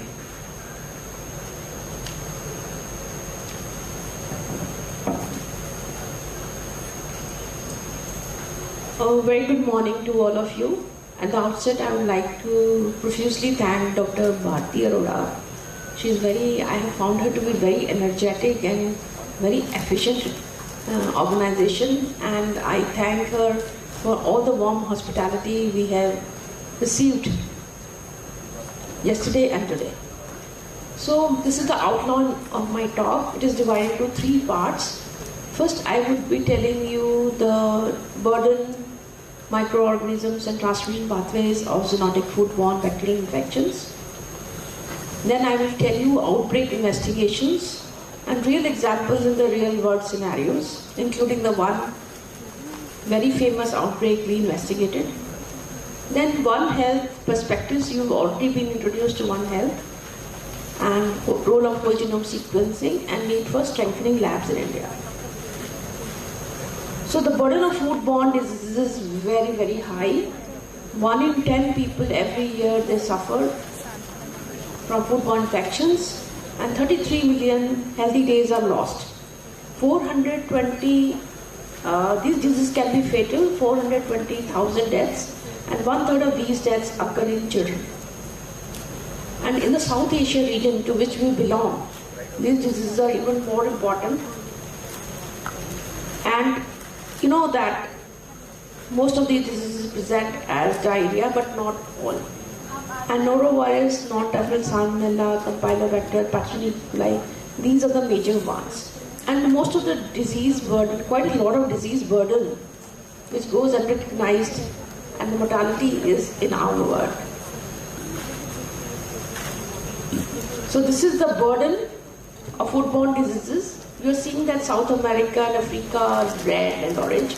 India is blue. But this is probably because of the lack of reporting of foodborne illnesses and lack of data. But once we come to the mortality, India becomes red. Now we know that still we get a lot of deaths due to diarrhea. And in India, foodborne illnesses are not recorded as foodborne diseases, they are recorded as diarrhea. So these are the transmission pathways. If you understand them, you will understand why one health is important. So the animals are major reservoirs. These are the zoonotic pathogens mainly. And these organisms can come through dairy products, slaughterhouse to retail meat shops, and due to uncooked food, or while you're preparing the food with salads, there could be contamination. And then the manure is put, India is a big agricultural country, and we use animal manure, and this comes to the agricultural field, goes to the water reservoirs, and it comes to your vegetables, fruits, and also can come to the water sources. So if you see the food which are implicated for foodborne illnesses, is mainly eggs and eggs products and a mix of buffet meals. These are very popular dishes, and they can very commonly eaten, but almost any kind of meat, fish product, or even fruits and vegetables and juices can cause these zoonotic foodborne illnesses.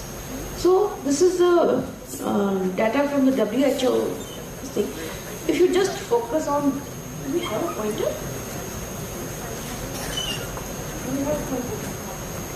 So if you focus on the last but two bars, that is CRB and CRD, that is Southeast Asia region, and go from the blue down to top.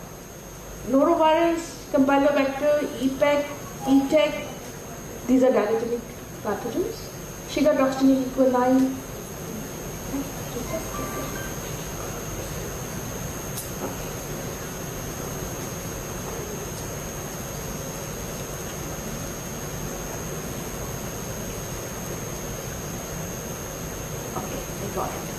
So, if you go from downwards upwards, norovirus, Campylobacter, enterotoxinic E. coli, enterotoxinic E. coli, Shiga toxin E. coli, and non-typhal salmonella. Then comes the Shigella species, Vibrios, and the top they are the salmonella typhi and paratyphi. So salmonella out of these is the leading cause of death, followed by Campylobacter. But diarrhea E. coli, which are not diagnosed in our country, because it's very difficult to differentiate a commensal from diarrhea E. coli, they require the maximum hospitalization. And there are various pathotypes out of which enteropathogenic, enterotoxinic, and Shiga toxin E. coli are zoonotic pathogens. But we have to remember that the virulence genes can be transferred to the commensal E. coli also. So even the commensal E. coli become very important. India has one of the largest livestock population, and 70% of our country is dependent, their livelihoods are dependent on agriculture and livestock. So coming to the Indian scenario, we don't have, I told you there is no surveillance system for foodborne diseases. There is no national database to find this epidemiology of common foodborne infections. IDSP codes many of these illnesses as waterborne and foodborne, but none of them gets investigated to the best of my knowledge, and they are clubbed with acute diarrhea. So there is a lot of under-reporting. So we conducted a study with WHO in which I developed a network of 13 labs across North India. We found that 1400 to 31,000 cases of suspected food and waterborne infections were occurring in district public health labs across Punjab, Haryana and Uttarakhand. And every year 1 to 3 outbreaks of food poisoning were reportedly occurred at these DPHLs, but none of them was investigated. So let's come to the outbreak investigation. So there are three key questions. First is what is the problem, second is what is the cause, and third is what do we do about it. So these are the steps. First is that you prepare for field work, establish the existence of outbreak. Foodborne illnesses, they present as a point source outbreak, and they're very easy to recognize. But there could be some intermittent contamination going on, which is very difficult to pick up. And then you have to verify the diagnosis.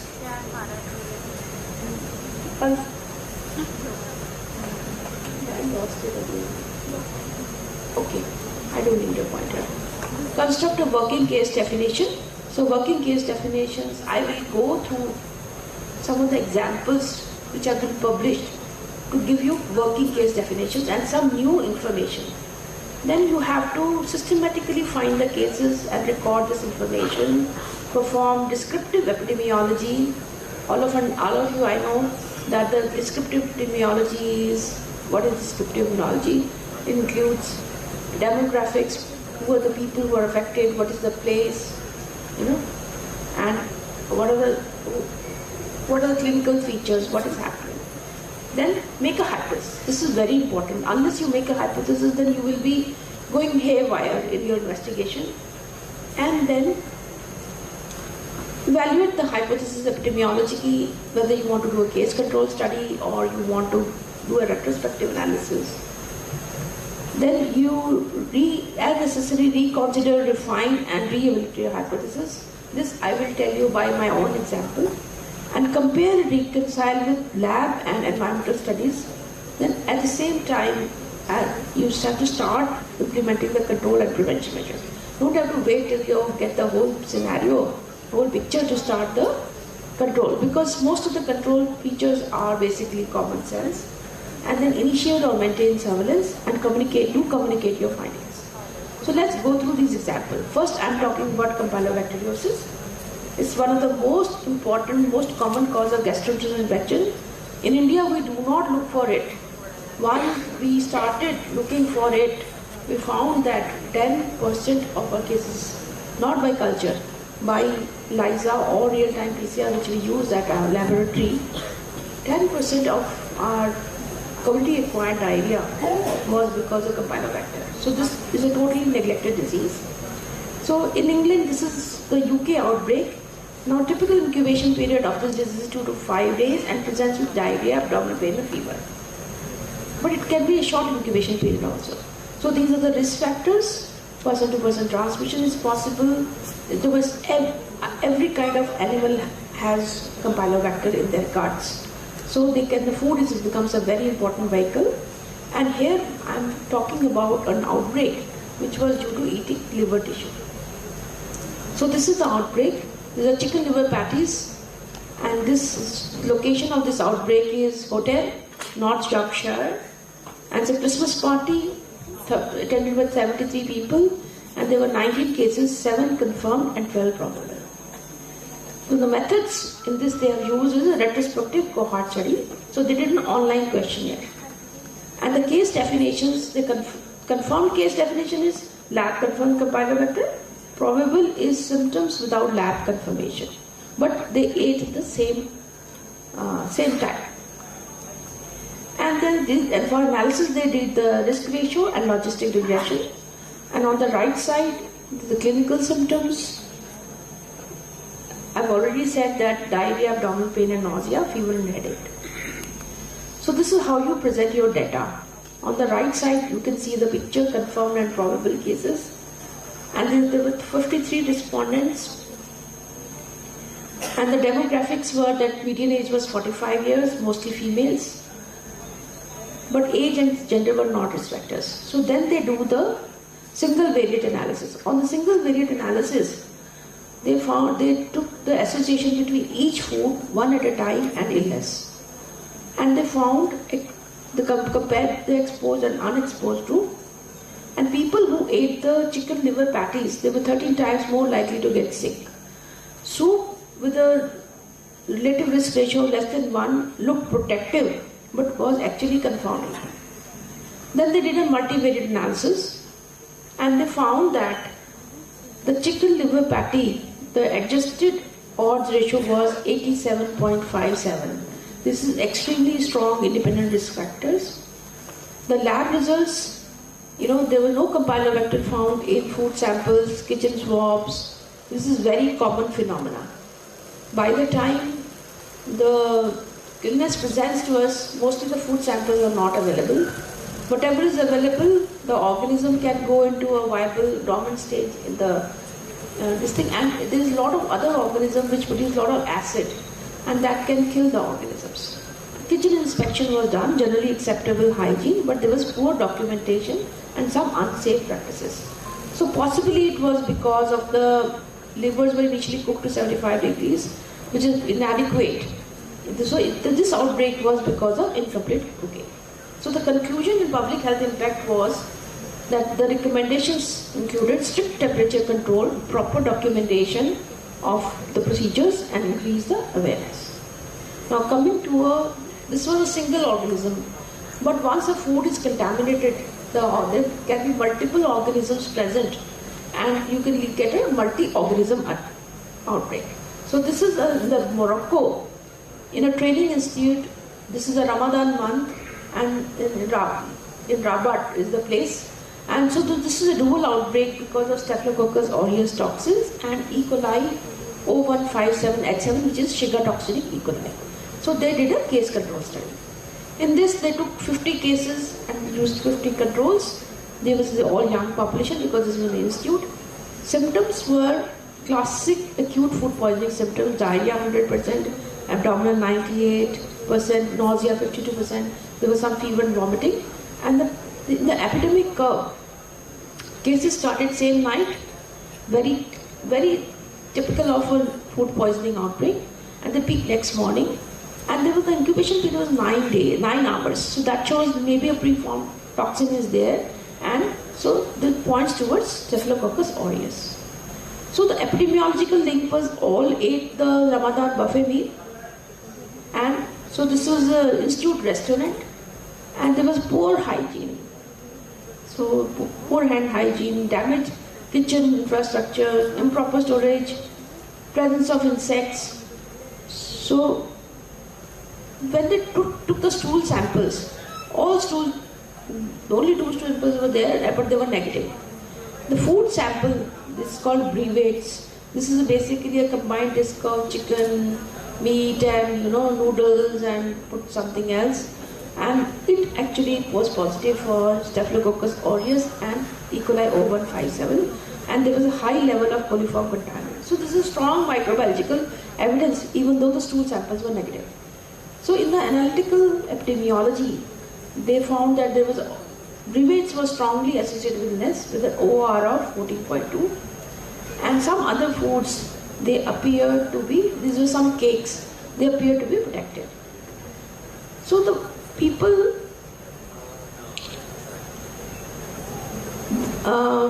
possibly these foods, other foods were providing a dilution effect.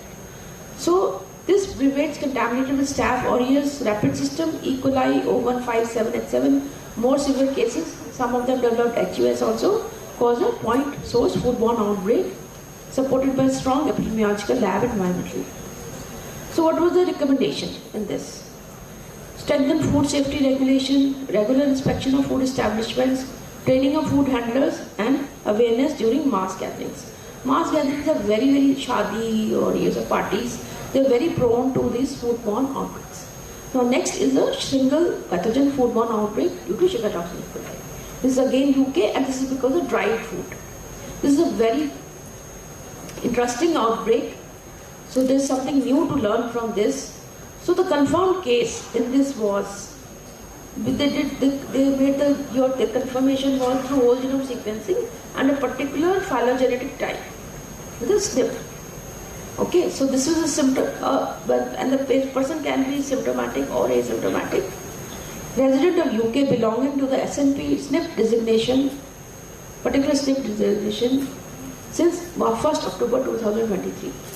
The probable case was a person whose sample is tested PCR positive for sugar toxinic E. coli or STX2, and with an epidemiological link to a confirmed case reported since 1st July 2023. Or a case resident in the UK with symptoms consistent with sugar toxinic E. coli, and epidemiological link to a confirmed case reported since 1st October 2023. Then they have given these primary, co-primary and secondary. I really found them very interesting. We always, when there is an outbreak, we say, well, who was the index case?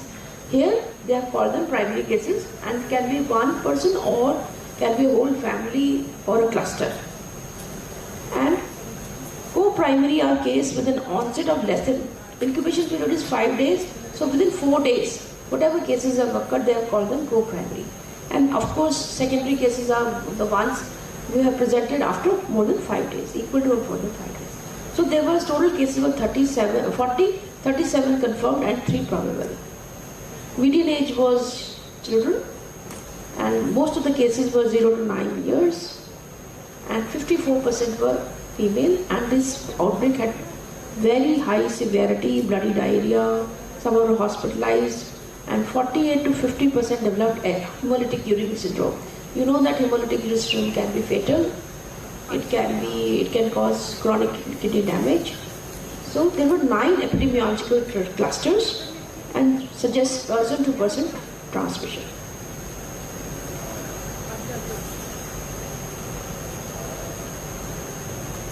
Important thing is the keynote is the important thing. The 80% were given antibiotics. We don't give antibiotic for sugar toxin E. coli because the bacteria, when they are dying, they produce more toxin. And these are the ones which develop HUS. So not all food poisoning needs to be treated with antibiotics. In fact, we don't give antibiotics for salmonella food poisoning unless the patient is immunocompromised or at extremes of age. So here, there are so many methods they have used. The PCR they have used, they have done culture which is not very sensitive. Whole genome sequencing was the one which is most important, and WHO now recommends for foodborne pathogens a genomic surveillance. So, and they say that for all foodborne illnesses, outbreaks, you have to do a genomic surveillance. Okay. So the food testing, in 153 dried fruit samples were tested. They were enriched and all samples tested negative. This is a very common finding when we investigate food poisoning outbreaks because there is a low bacterial load, intermittent contamination, and I told you the organism can enter into a dormant stage. So here they have used and they found this, I can skip this. So the public health impact of this disease is that 50% developed HUS, need for PCR plus whole genome sequencing, highlights food safety gaps in dried fruit and imports. Nobody thinks of getting a food poisoning after eating dried fruits. अभी इन्होंने काजू दिए खाने को, मेरे दिमाग में भी नहीं आया कि मुझे इससे फूड पॉइजनिंग हो सकती है. नहीं आता ना, क्योंकि यूजुअली हम सोचते हैं the properly cooked food है ना, dried herbs and dried spices, they can also lead to foodborne outbreaks. Next is botulism. This is a common source foodborne outbreak with long distribution, and it's a cross-border outbreak.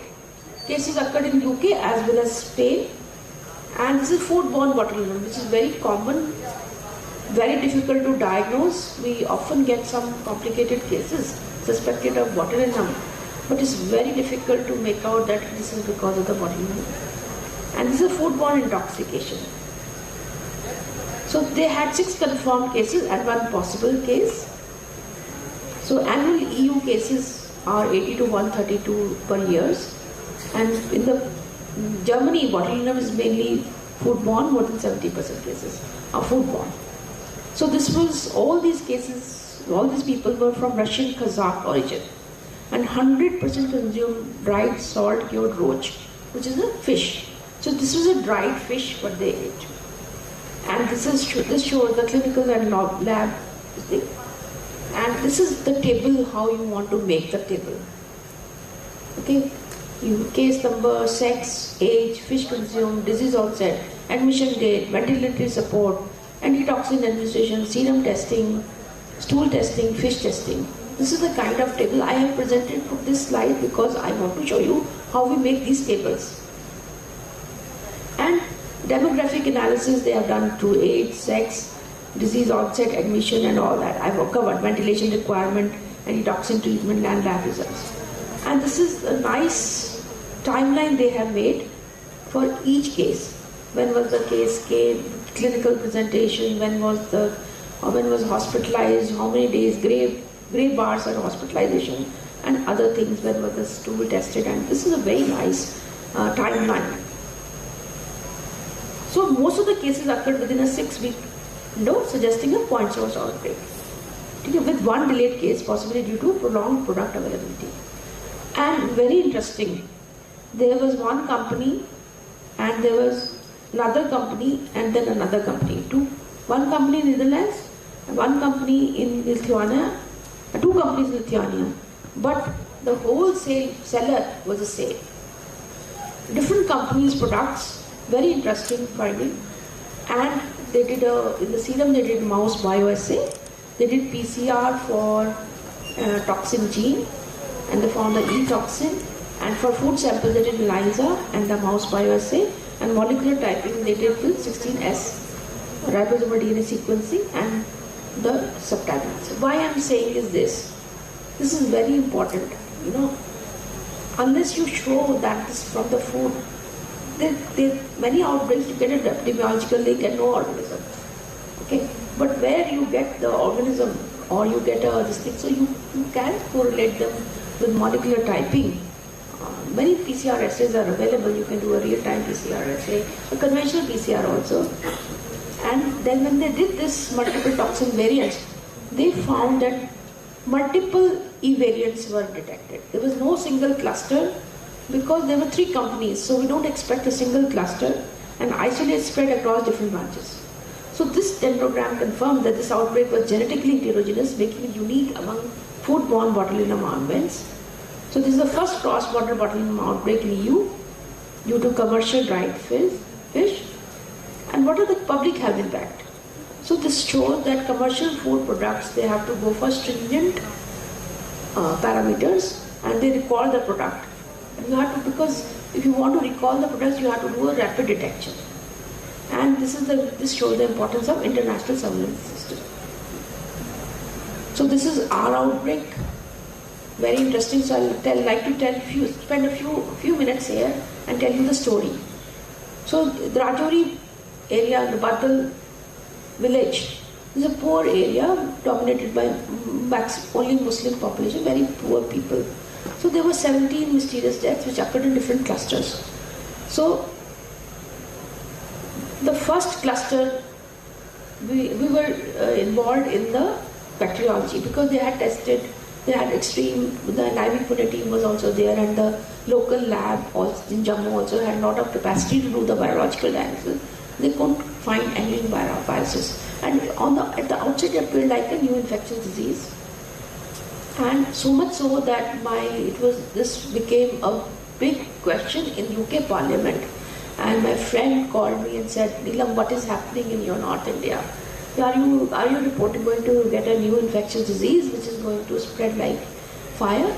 I said, wait, it's not confirmed that's an infectious disease. We have a different hypothesis. So the first lot samples did not come to PGI.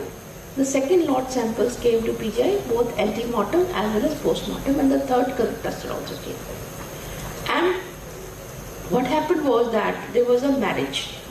This was an intercaste marriage, not Hindu-Muslim, Muslims only. There was a feast arranged.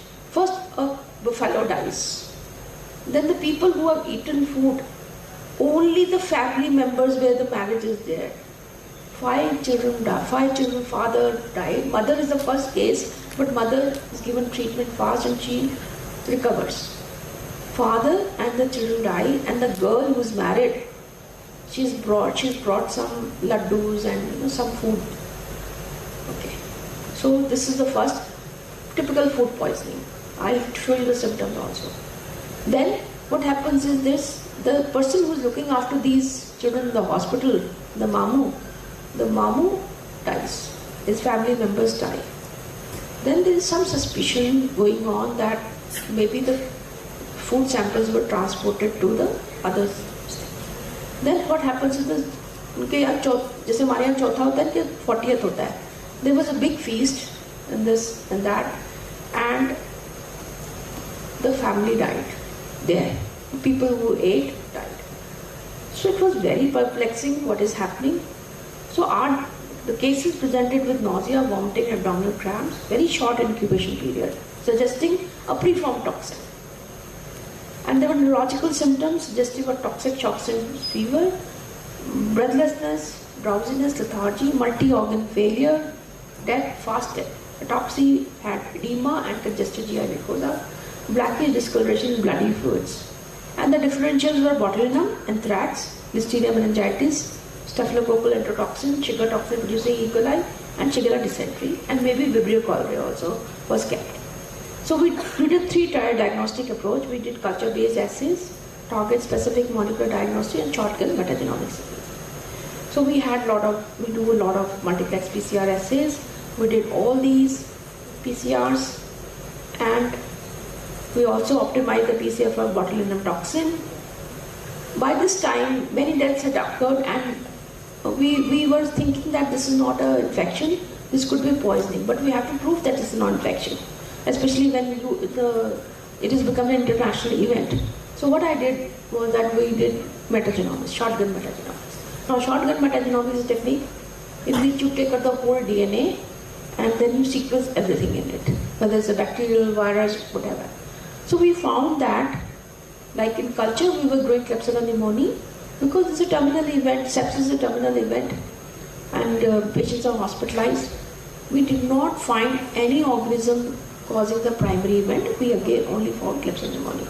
So we clearly said that this is not an infection, and I proposed that this is a poisoning, and there were other experts also who proposed that this could be an organophosphorus poisoning. And on my own initiative, I sent it for toxicology to our institute and various other places because I had kept all the samples. So the key point is, whenever there is such an outbreak investigation, you store those samples properly, because if you are not able to make diagnosis at the outset, then you will need these. And then subsequently toxicological analysis were done at various places, and a cocktail of poisons was found. So these key features, key takeaway points from this is that not all food poisoning is because of bacteria. Okay, and there could be some bioterrorism activity also. And Clostridium botulinum is a bioterrorism pathogen. Anthrax is a bioterrorism pathogen. So you have to be, and you need a fast response to minimize the spread, and you have to deliver quick, reliable diagnostics during a very high pressure windows. Every day the samples will come in the morning through bus, and 6:30 I will receive the sample and we'll go to the lab and we'll work on those samples, taking all precautions. This episode demonstrated the importance of rapid detection capability during critical events. Such crises highlight need for immediate assessment, preparedness, and coordinated response even before the final diagnosis is known. So One Health I will not talk about at all. So this is a study this is the largest study in the world. It's a One Health study.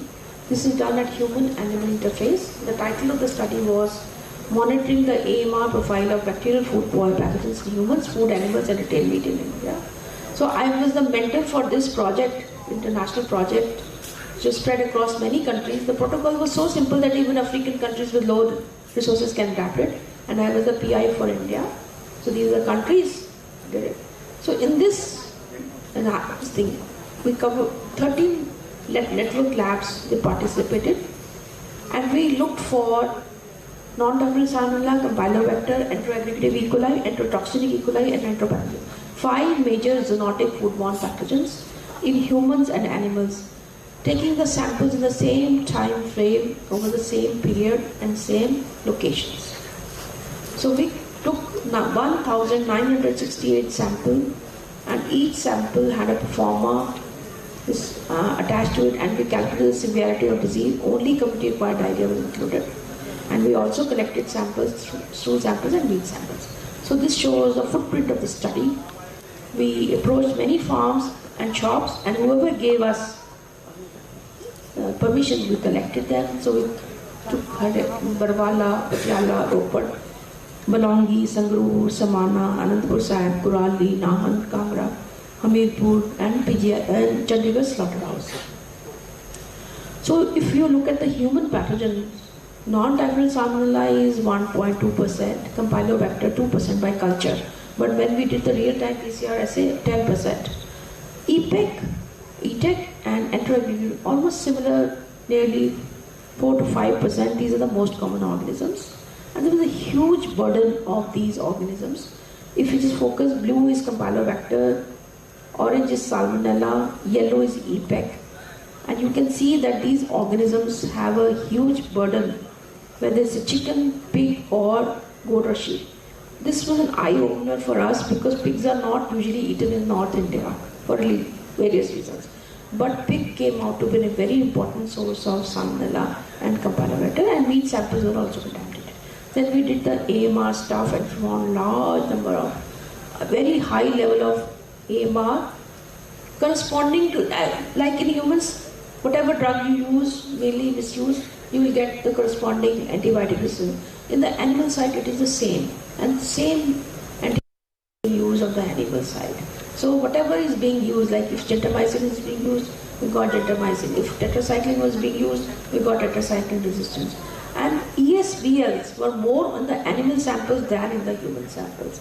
And we got a lot of fluoroquinolone resistance also. The Campylobacter, this is the only study, comprehensive study from India available, and we got high level of resistance, and this kind of drug resistance has never been reported, and this is all based on MIC. This is not a distributed data, and this has been confirmed by whole genome sequencing. So we started looking for money for whole genome sequencing. The first paper was Salmonella enterica serovar Kentucky. I had never heard of this serotype, but we found that this clone was, which is an epidemic clone, which was endemic present. So this is, we compared our strains with UK. So this is a summary of this. This is the first study originating from South Asia reporting this clone. Our data suggests this actually originated in India, especially first in poultry and then expanded to humans. And several big cases we found that chicken and goats clustered alongside human isolates, indicative of possible transmission between animals and humans. So much so that we could trace our human salmonella to the form. From where? So this is the power of whole genome sequencing. And we also found features of maybe epidemiological links between India and UK. Then we did the whole genome sequencing of all the salmonella serotypes. This is the important finding. We talk about sequence types. This is very important because then if you know the sequence type, you can compare your data with the global data.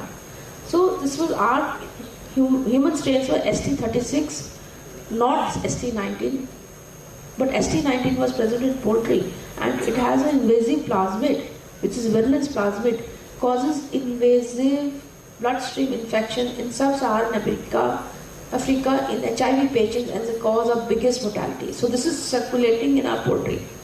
Now you can imagine how much time will it take, this plasmid will take to come to humans.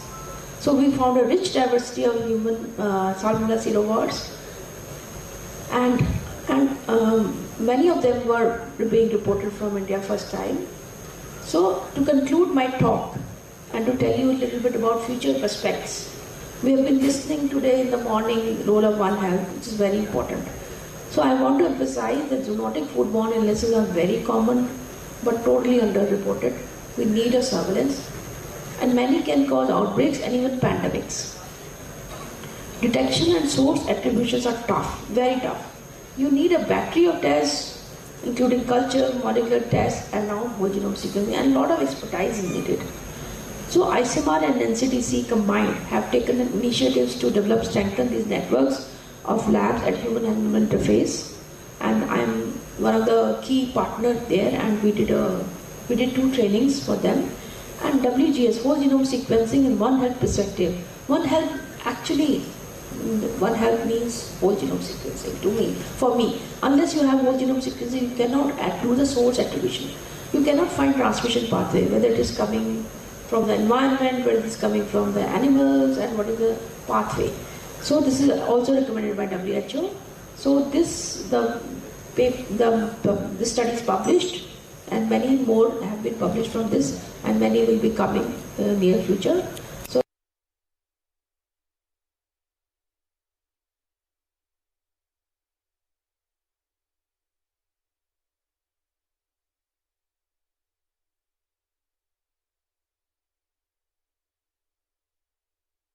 in Nodal Center and giving the grant, there are many PhD students, 3 PhD students who actually was helped from this, they did their work. And there are a lot of network partners, I've named few. Stephen from Cambridge University, who actually trained my staff for whole genome sequencing, and he let us use his server also. And the PHFI and Manish Kakkar from WHO for very generous grant for whole genome sequencing. So this is my thank you slide.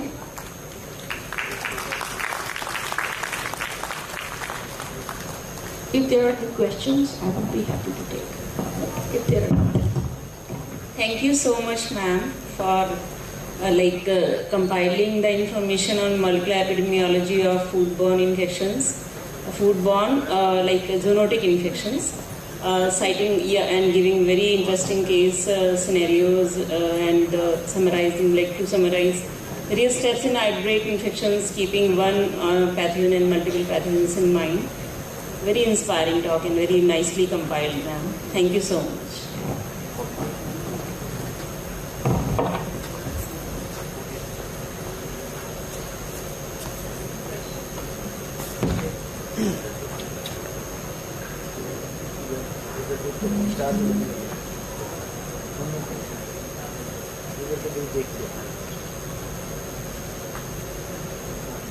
There are no questions?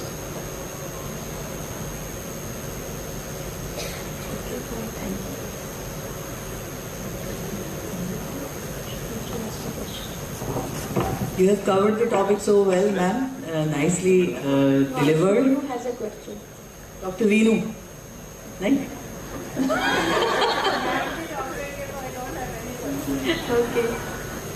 Okay. Thank you so much. Thank you so much, ma'am. Excellent talk. I now request the chairpersons to kindly felicitate Dr. Neelam Taneja ma'am. अच्छा ये कर दो क्या और मनाती नहीं मैं ही मगर फेस कर लेंदा थोड़ी थोड़ी आ मुझे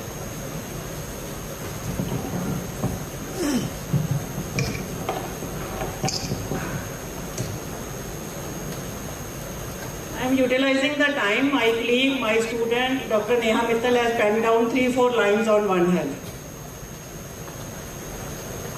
Good morning everyone. Thank you ma'am for giving me this opportunity on this stage. I have a few lines for all of you. साफ रखना है हवा और पानी, न पेड़ को न जानवर को पहुंचाओ हानि, साथ से इनके ही तो जीवन है चलता, पता नहीं आज का इंसान क्यों नहीं डरता। जानवरों पेड़ों को तो समझ नहीं, पर हमें तो समझ होकर भी रमज नहीं। जानवरों से फैले कोई भी बीमारी, हमें दिखानी है इसमें समझदारी। जल्दी जल्दी उपज की होड़ में है सभी, जहर घोल दिया है फसलों में अभी। इसी जहर से जन्मा है एक दानव AMR, वन हेल्थ अप्रोच से देना है इसको मार। AMR के खिलाफ सभी मिलाओ हाथ, इसको खत्म करने में दो मेरा साथ। Thank you.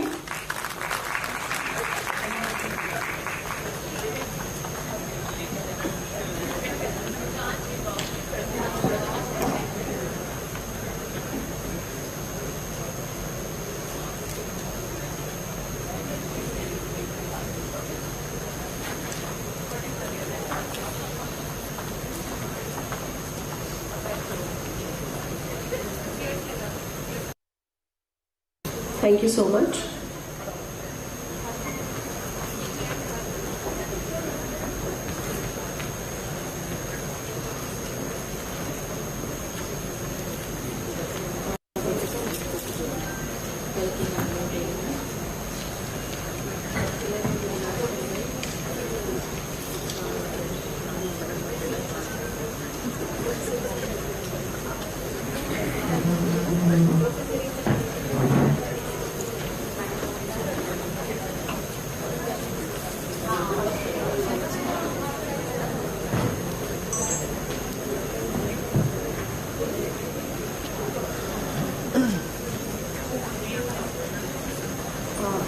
Till the time they're arranging the chairs, we have Dr. Sarita Yadav and Dr. Jyoti Chauhan.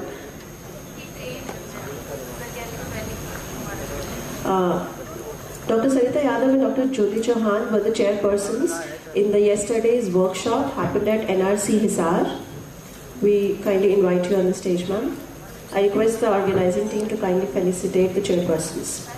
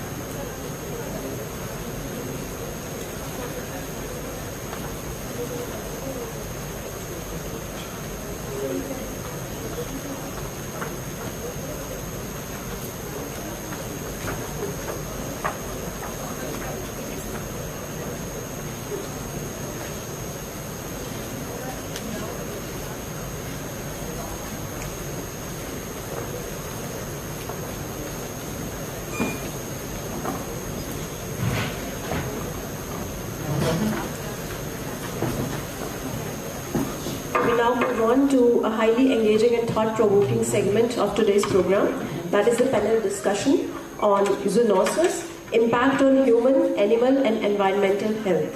Zoonotic diseases represent a complex interface where human health, animal health and environmental factors converge. Their impact extends beyond the clinical outcomes, influencing public health systems, economies and global health security.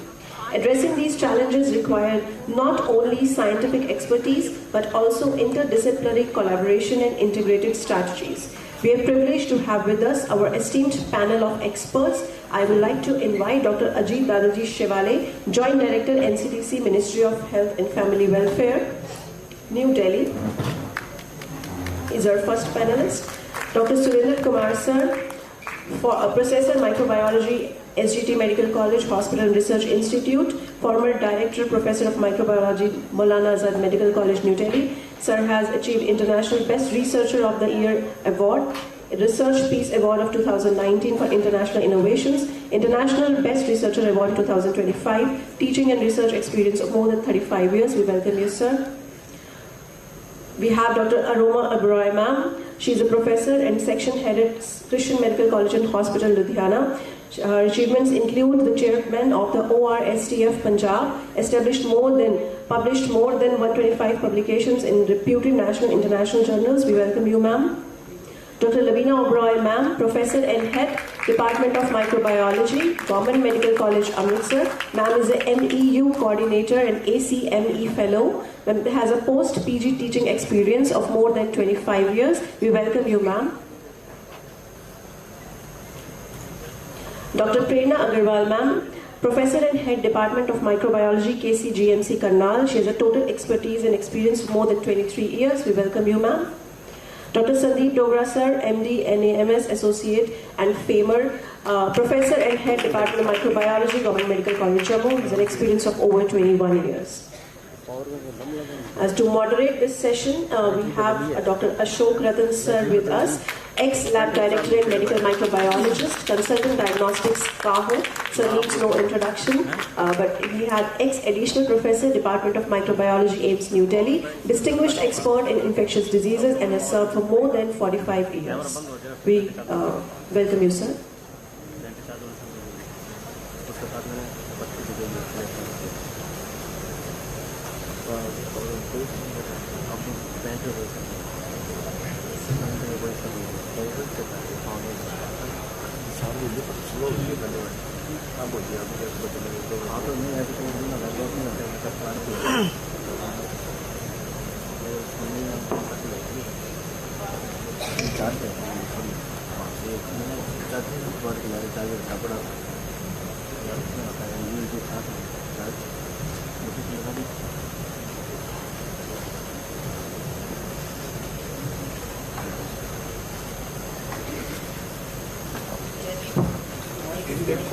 In the third decade of the 21st century,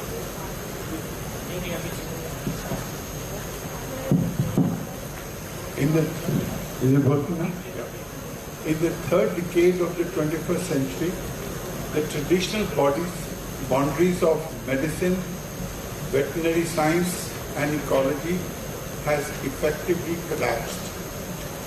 The emergence of SARS-CoV-2, the persistent threat of avian influenza H5N1 and the localized yet lethal outbreak of Nipah virus in West Bengal and in Kerala have demonstrated that human health is not an isolated silo, but a precarious equilibrium dependent on the vitality of animal and the integrity of the environment.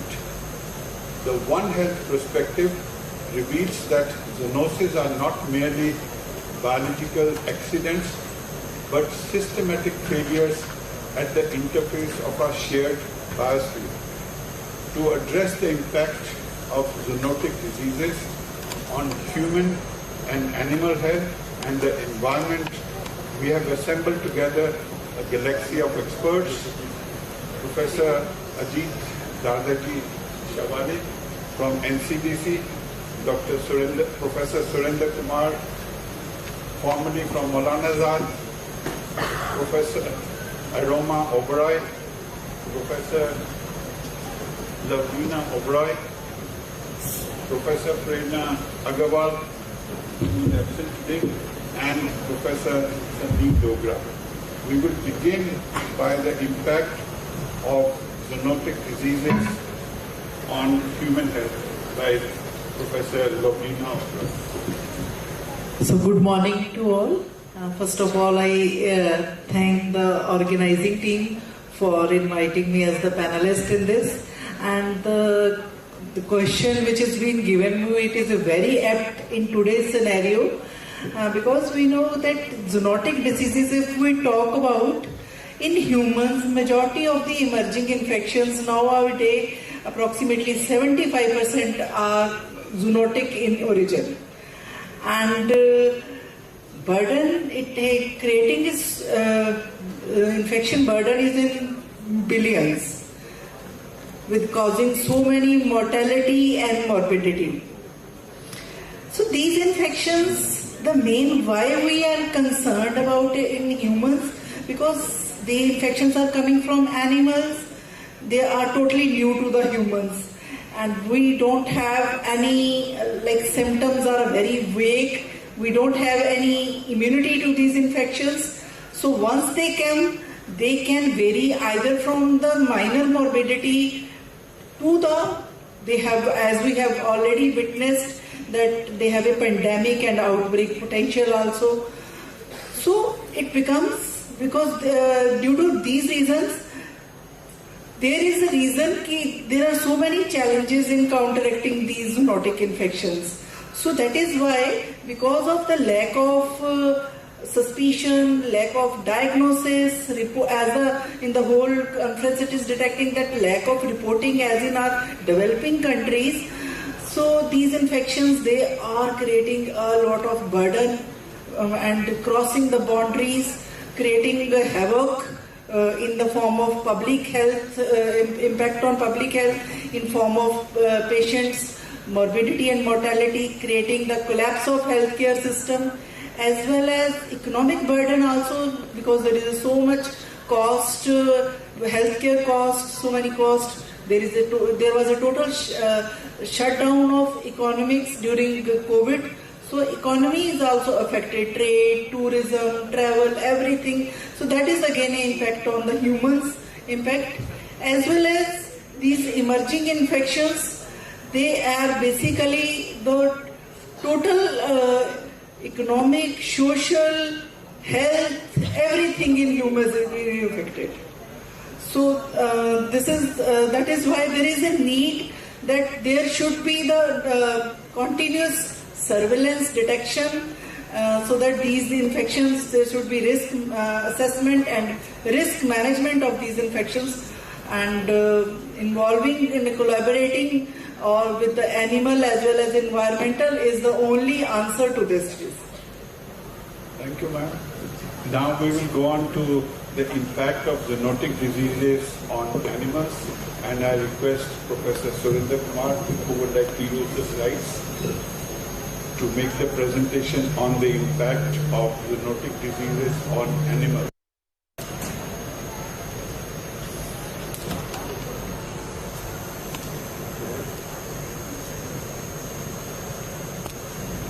Thank you very much, sir. So, zoonosis impact on animal health. Actually, this is zoonosis that is from animals to human beings. But in this case, that is reverse, because the animals, they will have effect, not human beings. So these zoonosic diseases, that those that spread between animals and humans, have a profound impact on animal health, often causing severe illness, death, and long-term productivity losses. That is, and in many cases, they may be asymptomatic reservoir. While some animals can carry pathogens without showing their asymptomatic reservoir, others suffer from high mortality rates and chronic health issues that can devastate both wildlife and livestock populations.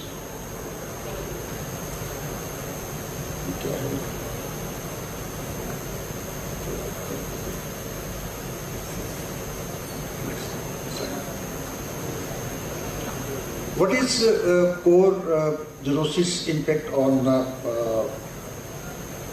animal health?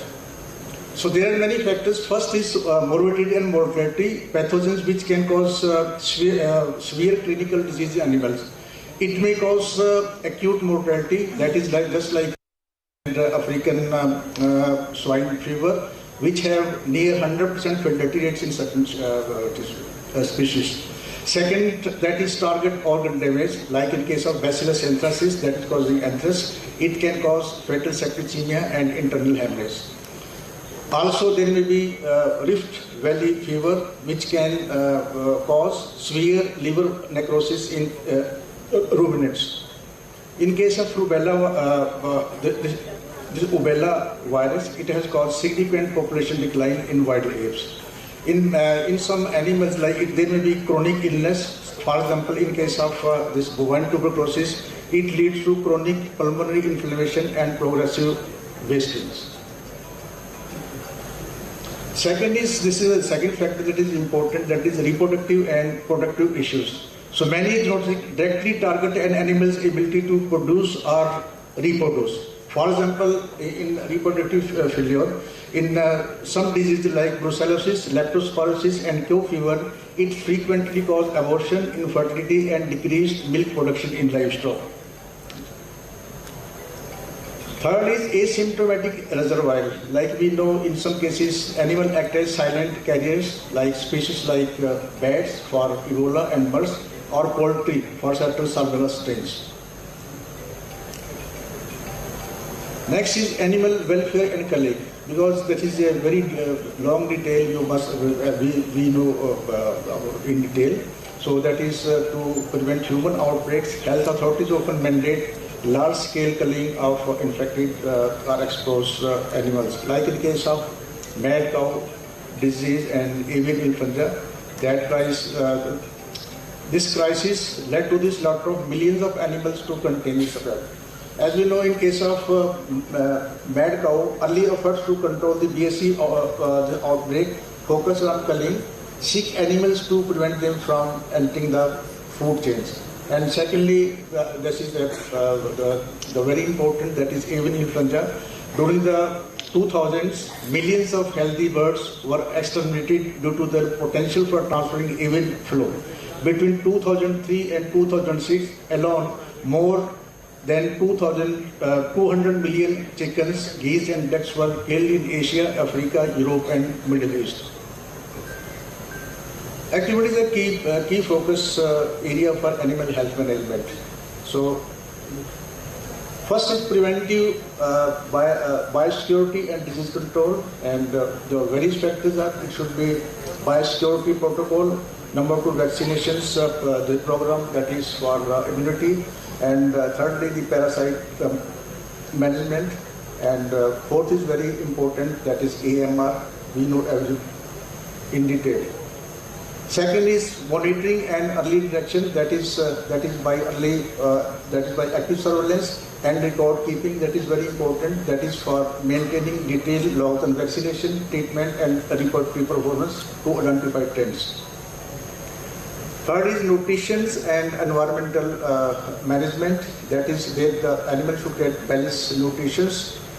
They should get a clean environment and pasture management. That is important. Fourth is animal welfare and that is welfare is increasingly viewed by global authorities like World Organization for Animal Health as integral part of health management. So actually this is a topic of this is a veterinary people, but that was in short. So that is a long topic, but we are having only 5 or 6 minutes, so we have to complete it. Thank you very much. Thank you very much, sir. So we have heard about animal health, the impact of zoonotic on animal health, on human health, and now the impact on environment, which Dr. Prerna Agroha will address. Thank you, sir. So we are talking about zoonosis. Whenever zoonosis comes to our mind, it is animals, humans. Where does environment come into play? Environment here has a very important role because both animals and humans, we all survive in the environment. That is the importance. So environment has a very important but a very underestimated role in zoonotic diseases. Now the question arises, is the environment a cause or a consequence of zoonotic diseases? It is both. We've heard that the environment is responsible for zoonotic diseases, but here I'll elaborate on how zoonotic diseases have their effect on the environment. And that is very important. Basically, it is a loop which just goes on in the environment. First of all, let's see, because of the zoonotic diseases, there is biodiversity loss. How is it there? Zoonotic diseases is affecting animals, so a lot of animals die. Example, if we take, it is Ebola virus, if we take the Ebola virus disease, it causes a massive die-off in primates, like chimpanzees and gorillas. Then we have seen avian influenza, avian flu, which is causing death to lots of birds. We have seen Nipah virus affecting bats. And so if we take one example, suppose Nipah virus, which is affecting bats. Now bats are responsible for killing insects. They eat up insects. Insects are gone. When the bats are gone, there is the population of insects rises. That is harming our crops. So there is change in the vegetation. Secondly, the bats are also responsible for increasing the pollination because they are eating fruits and everything. So if pollination is increased, now since bats are not there, that is decreased. So again, it is affecting the biodiversity. This is one example. Suppose the scavengers are killed they are gone from the environment. Then there will be a lot of dead bodies there, loss of scavengers. So that is also affecting our environment.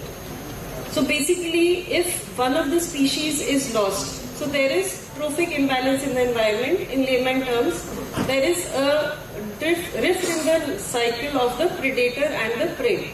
The life cycle which goes on in the environment. There will be either overproduction of prey or starvation of the predator. So there is an ecological niche which is there, which is then filled by some pathological species which are more harmful to animals and humans. So this is it. It is taken up by the more harmful species, and again there is loss of biodiversity, more diseases erupt. So this is one effect on the environment. This is due to either natural dying of a species, or the species are also dying because of an outcome of a zoonotic disease. Suppose there was an avian influenza. There was mass culling of birds. That also led to eradication of one of the species. So the life cycle in the environment was disturbed. So this is one part. The second part, how environment is affected, is the outcome of zoonotic diseases, the preventive measures that we take. One, I told you about mass culling of animals.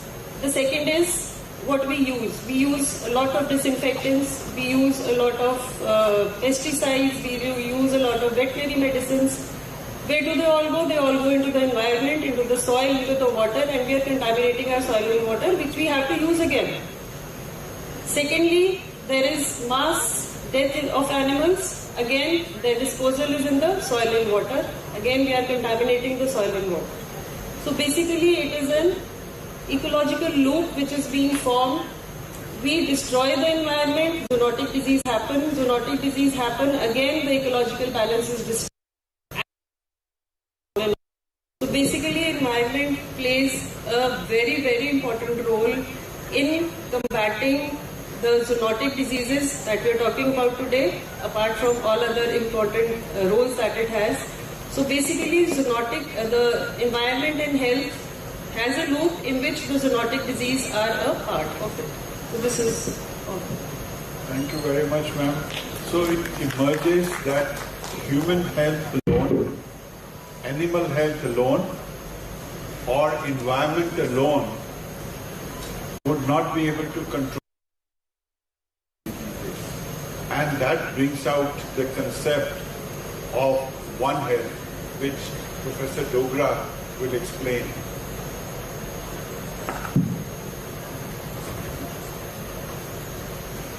From last 2-3 years, when this word, 2 words, One Health word, embryonic concept, to present where it has gained traction, I will share with you with my understanding of what One Health means to me. My movement started in November 2025 when I attended the One Health National Assembly in Delhi. It was a place where people, all key stakeholders from all over the world attended, and we had the first-hand understanding of what the problem statement is and what needs to be done at local level, at state level, at national level, at world level. And when we came back, I had 2 clear understandings. The tagline of this event was translate in knowledge to practice. That was the key message which was shared on the biggest platform in the India. And when we came back, what I understood that this is a big task. We need to have stakeholders who have a common interest, because we need to have shared capacities, and we have to leverage our experience and expertise. In first case, I got a call from a Kashmir-based scientist who is based in US. So in the last trip when he came to Kashmir, he felt that the weather has changed, and dengue cases are emerging. Historically, Kashmir has been relatively free of dengue. So he asked me, Sandeep, इस बार गर्मी भी कुछ अजीब सी है, और मुझे पता ये मच्छर भी है और डेंगू भी आ रहा है. Turning point, and started us thinking about. And when we met over a cup of coffee, he said, why can't we do a study on the climate change happening in J&K with respect to malaria and dengue? And that brought 4 of key institutes in J&K, from agriculture, from environment, and from 2 medical colleges. And we get started on a drafting a project, joint project, which we have submitted to ICMR. Second call came from the director of NIV, who happened to visit Jammu while on some visit, and his wife is working in the agriculture university. So over a cup of tea, he said, what is the rota burden in J&K? So we had no answer, because hardly we have been testing on rota, and that get us started on the first trial from J&K on human, animal and environment interface to see the burden of rota. We joined hands with the Agriculture University and Central University and the medical colleges, and we just got a funding of 2.2 crore on that, and we just started working on that in the last week. The third thing was, the third priority area which we identified was dengue. Dengue is a huge burden in North India, and we have seen the cases being going to an alarming stage. And for dengue, we had this NGO who came to us, and again we started working on a AI-based model to see how the trend has been changing.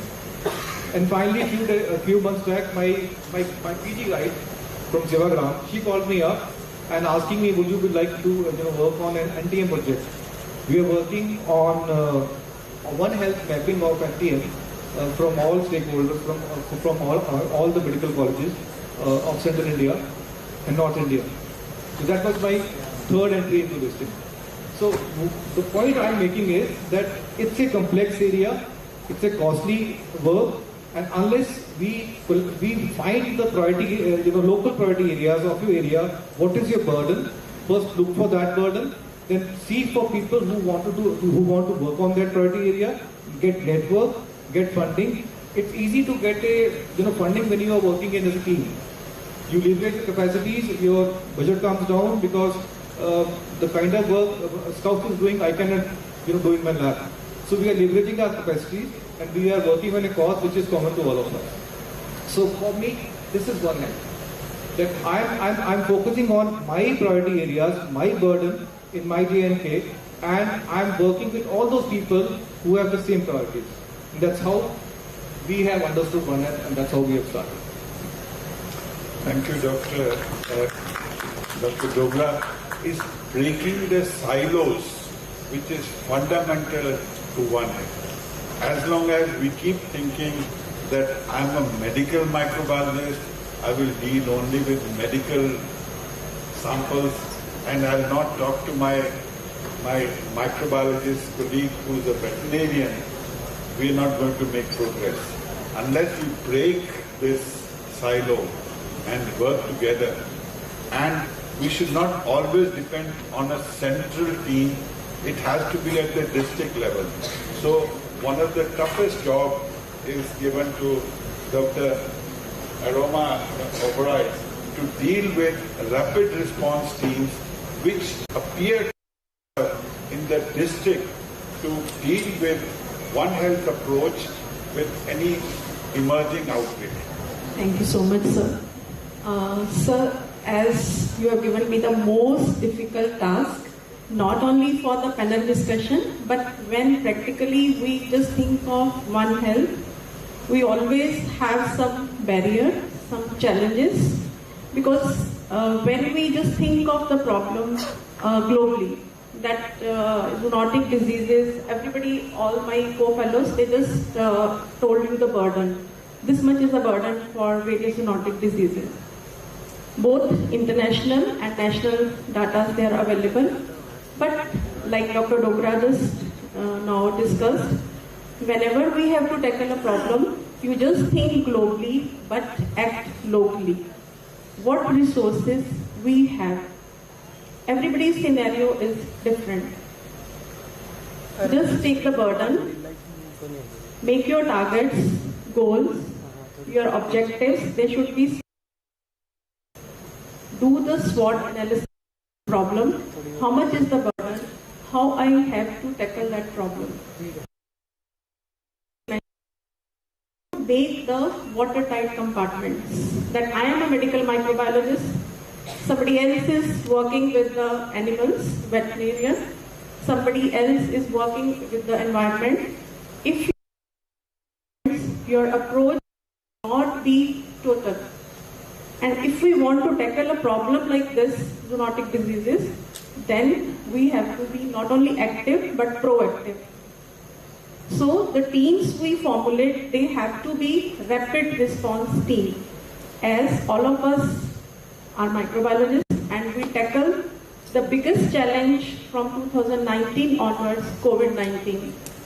COVID-19 not only affected our physical health but holistic, mental, economical, financial, everything was affected. But hats off, tackled. So everybody is involved in their field, laboratory people, clinical. See just the data. Indians, they tackle the problem as compared to international people. Because if we set the targets, we try to achieve them. and our targets, they are measurable one. So in the rapid response team, you just burden of problem in a particular area.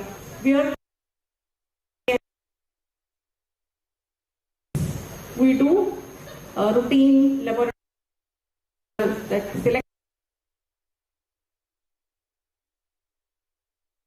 our own data with us. Try to have interprofessional.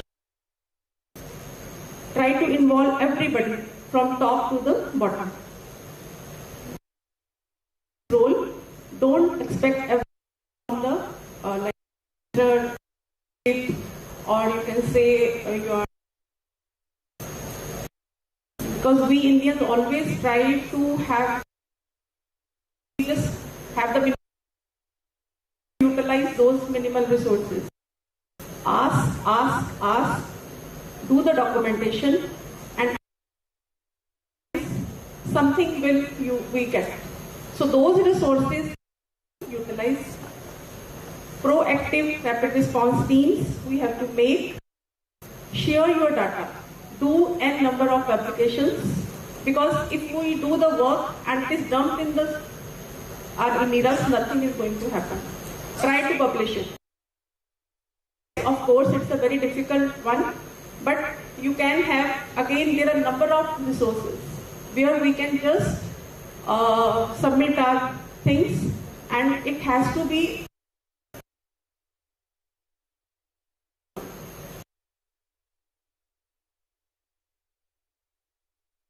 students are not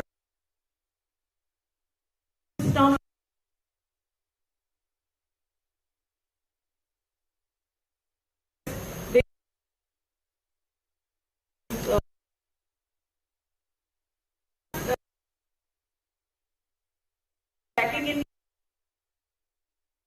making them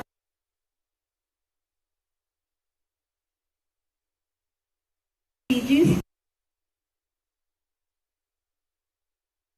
because seniors, they have so our rapid response have medical people from anthropology and from zoonotic disease which we are. So this is my conferences, like more frequent, like Dr. Bharti, she has taken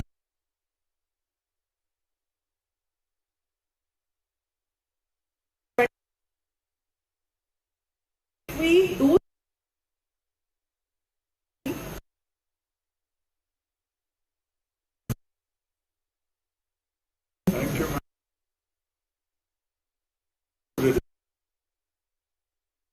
workers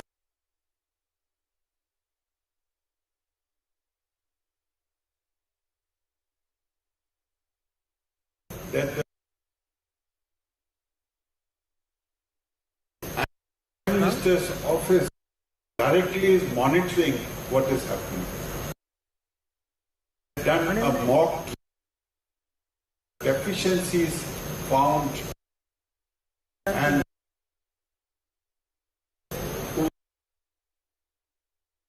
charge of One Health and he has shared what correct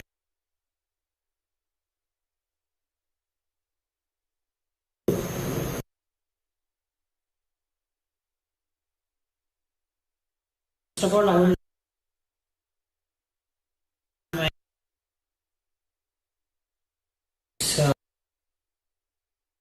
conference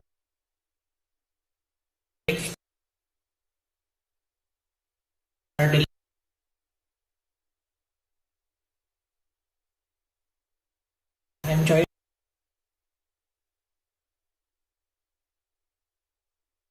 national one.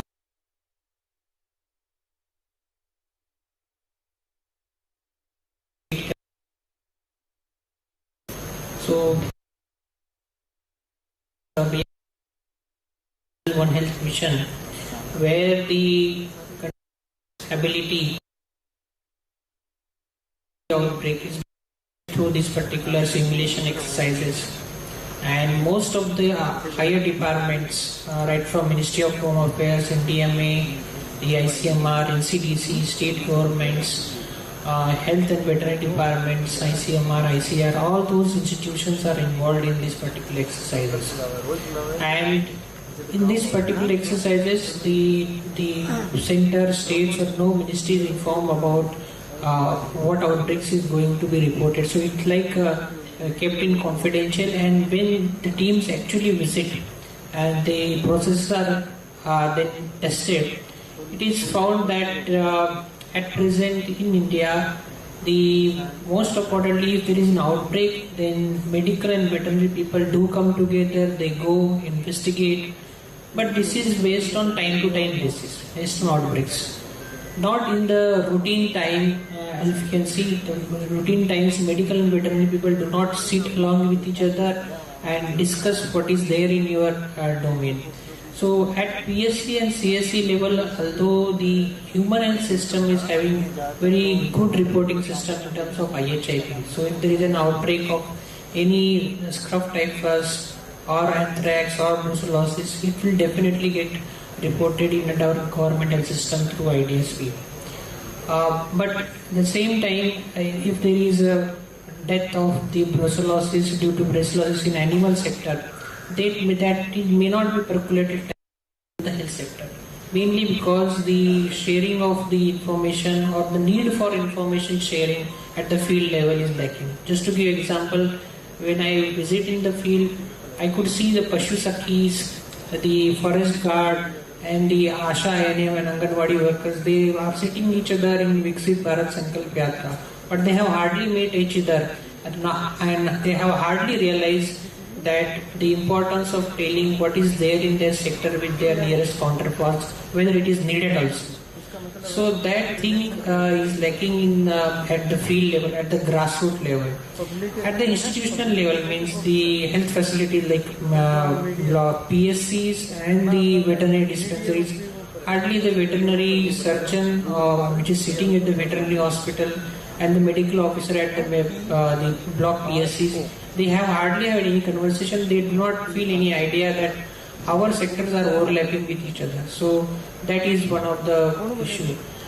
Third thing, at our own health system, the clinicians, they do not feel much need to suspect these zoonosis. Hardly anybody asks the history of the animal contact, the animal source. Even if you are having a chronic fever will last many days, you will tend to go for other causes of fever rather than suspecting brucellosis and asking the history of whether he is a milk herder or milkman.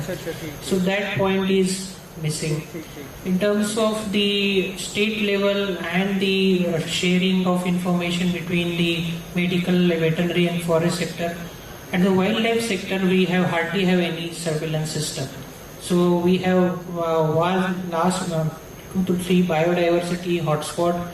Large number of population is now staying in the forest areas, and forest people are also working along with the health workers, but do not have adequate system where we can pinpoint that we know that wildlife, these viruses or pathogens are circulating in this particular area, so that we can take adequate measures. So, but as a job of NCDC is not only about talking about the challenges, what we are basically exercising as a part of the government responsibility to address these challenges. And I would like to add in this 2 minutes. So as a part of National One Health Mission and the undertaking One Health Agenda, we are undertaking National One Health Program in prevention and control of zoonosis, and almost 85 institutes, both medical and veterinary institutes, they have been strengthened for diagnosis of zoonosis. I was listening to the lectures since morning. The Madam from Patiala has already mentioned that need for central procurement of zoonotic diagnostics.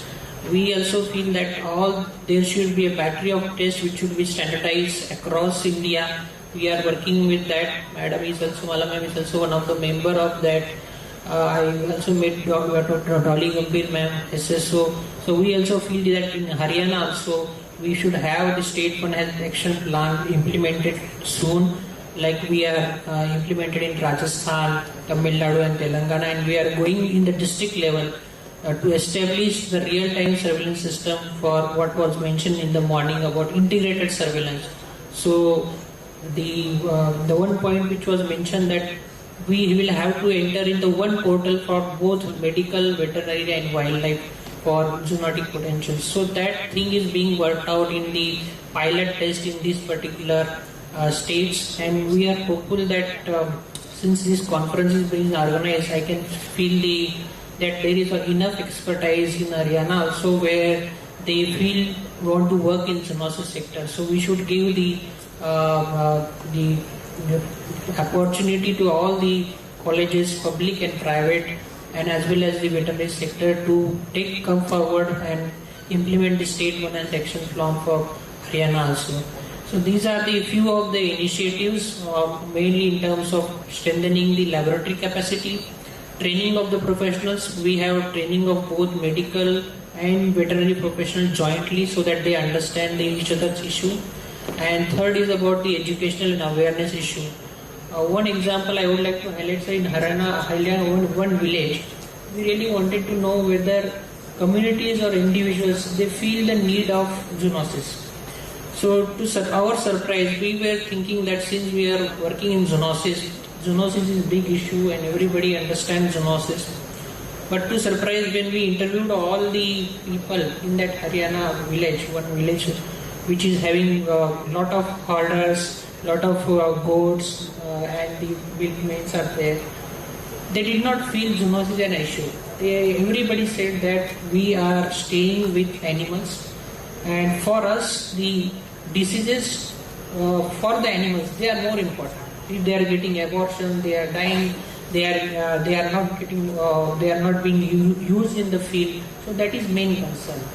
They hardly had any apprehensions or any issues with the animals staying with them or diseases contributed by animals. So somewhere when we think as a medical professional or veterinary professional, the thing changes when we think like a citizen. So there is a difference. So these are the so if there is a need of the community. So main issue was that there should be an extra veterinarian which will be coming in our village, which will guide us and prevent the diseases to the animals itself. So that was the need of that particular village. So from policy perspective, the needs are different of each of the component which is working, be it be the medical professional, veterinarian, common citizen, or any other person, the forest guard. So we have to think of from holistic point of view about the challenges as well as the resources which we have as a country which is focused on so many areas apart from zoonosis. So this was my take. Thank you. Thank you very much, sir. From all the contributions of the learned speakers, I have come to 5 takeaways. One is that we should not have our data in silos, but share the data between the groups, not only between humans but also animals, so that everybody is aware when something new is emerging. The second one, as it was just brought out, is livelihood security. We think of zoonotic diseases as affecting human beings, but if an animal dies, if a cattle dies, then the farmer livelihood is affected. So his security, the animal health, etc. needs to be taken care in one health. Then it will be environmental parity. When the bats were identified as the ones which are causing Nipah, one suggestion was to remove the bats from your surroundings. That will cause more trouble than good. So we should be understandable what consequences will occur by disturbing the environment. Then we have the district ownership. Ultimately, we should not try to thrust everything on the center. We must take ownership and work locally, because all said and done, health is a state subject. There are concurrent lists, but ultimately the responsibility lies in the local persons who have to deal with it. And then we should be proactively prepared.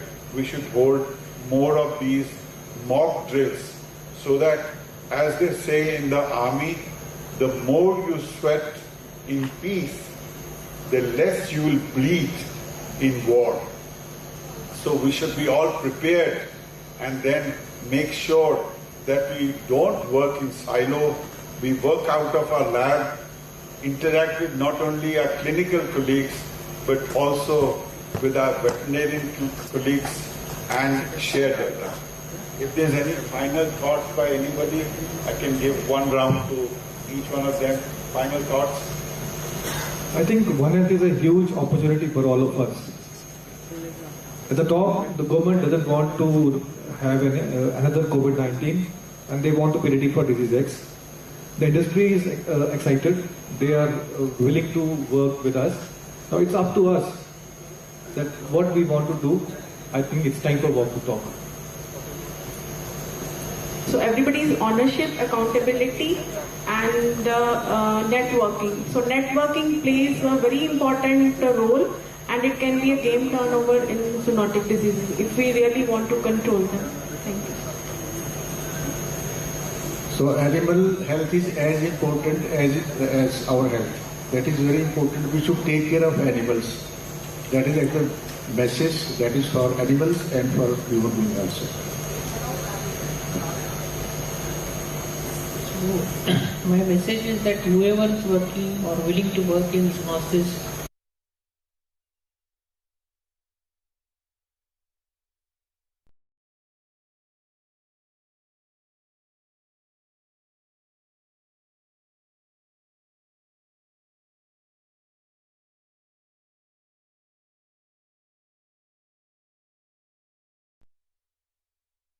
are being developing countries like India, because majority of our population is in rural areas where there is a lack of sanitation, clean water. I think beside strengthening the laboratory network and diagnosing, these simple measures can also be very helpful in controlling the zoonosis. Just putting this forward, as Dr. Ravina just said, I think prevention is the best cure for everything. So if we maintain balance in our ecology with humans and animals, I think we can just counter these diseases which are erupting again and again. Thank you. Finally, I would like to thank Professor Bharti Arora for thinking about One Health, focusing on One Health and lighting the fire. Because I think this fire will not stop with this meeting alone, but it will lead us to greater path and better health. I thank you for all your attention. I thank my expert colleagues for their advice, and thank you, Madam, for being an excellent host today. Thank you very much.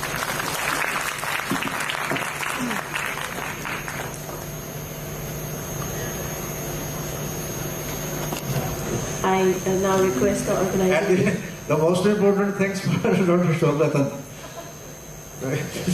Thank you very much. I request the organizing team to kindly felicitate the panelists.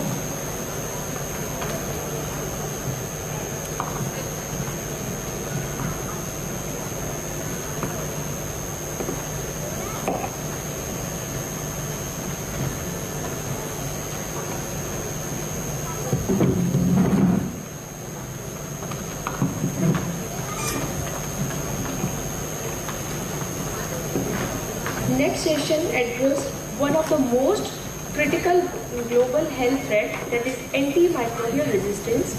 I would be privileged to have with us Dr. Sonal Saxena, Director, Professor and HOD, MAMC New Delhi.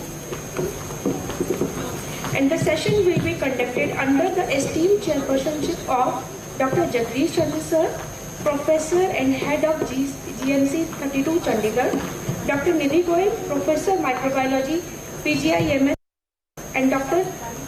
Shubhdeep Kaur, Professor and HOD, ESICMCH, Ludhiana. And Dr. Ashok Ratan Sir.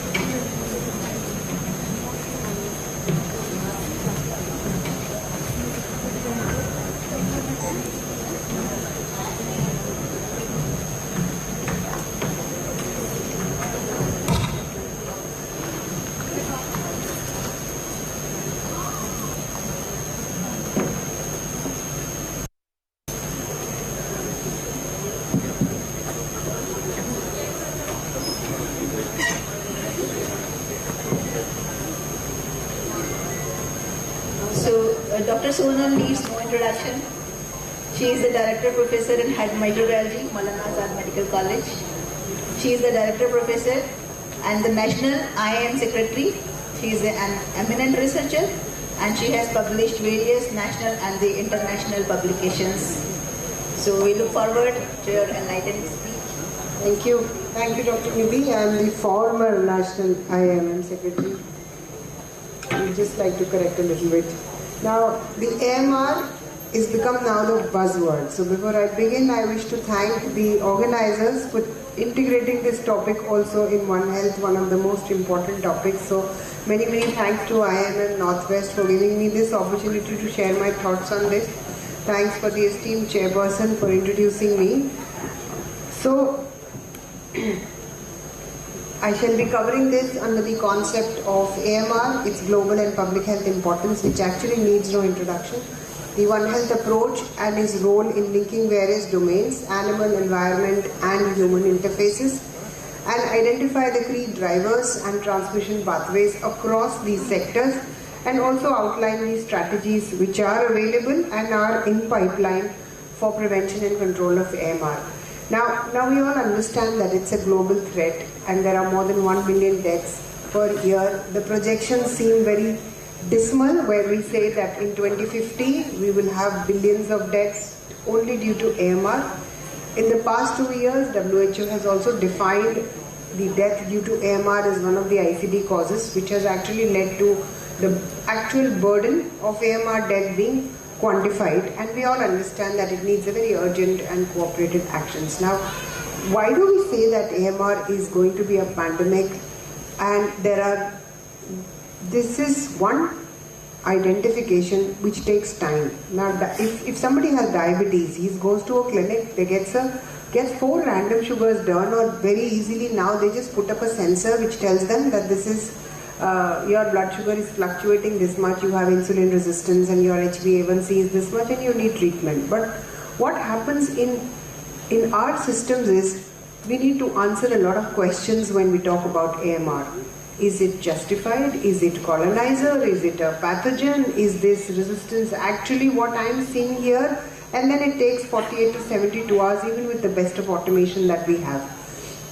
In addition to that, there is a lot of shortage of these rapid diagnostic tests which have not reached. How many of us actually use Carba-NB to tell in ICU that the patient has got a carbapenem resistance? Anybody with hands? PGIM are not permitted. Okay, so see, now how many, just one or two or three in this gathering are actually using carbo-NP to find out that this needs attention very critically. And we are all, most of us are from a very developed areas, we are from medical colleges.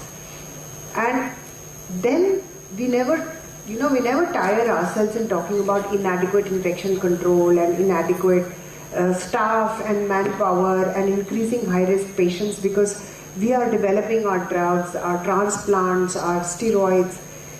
And then why should the animal sector be left behind? They started using the antibiotics for the growth promotion, for reducing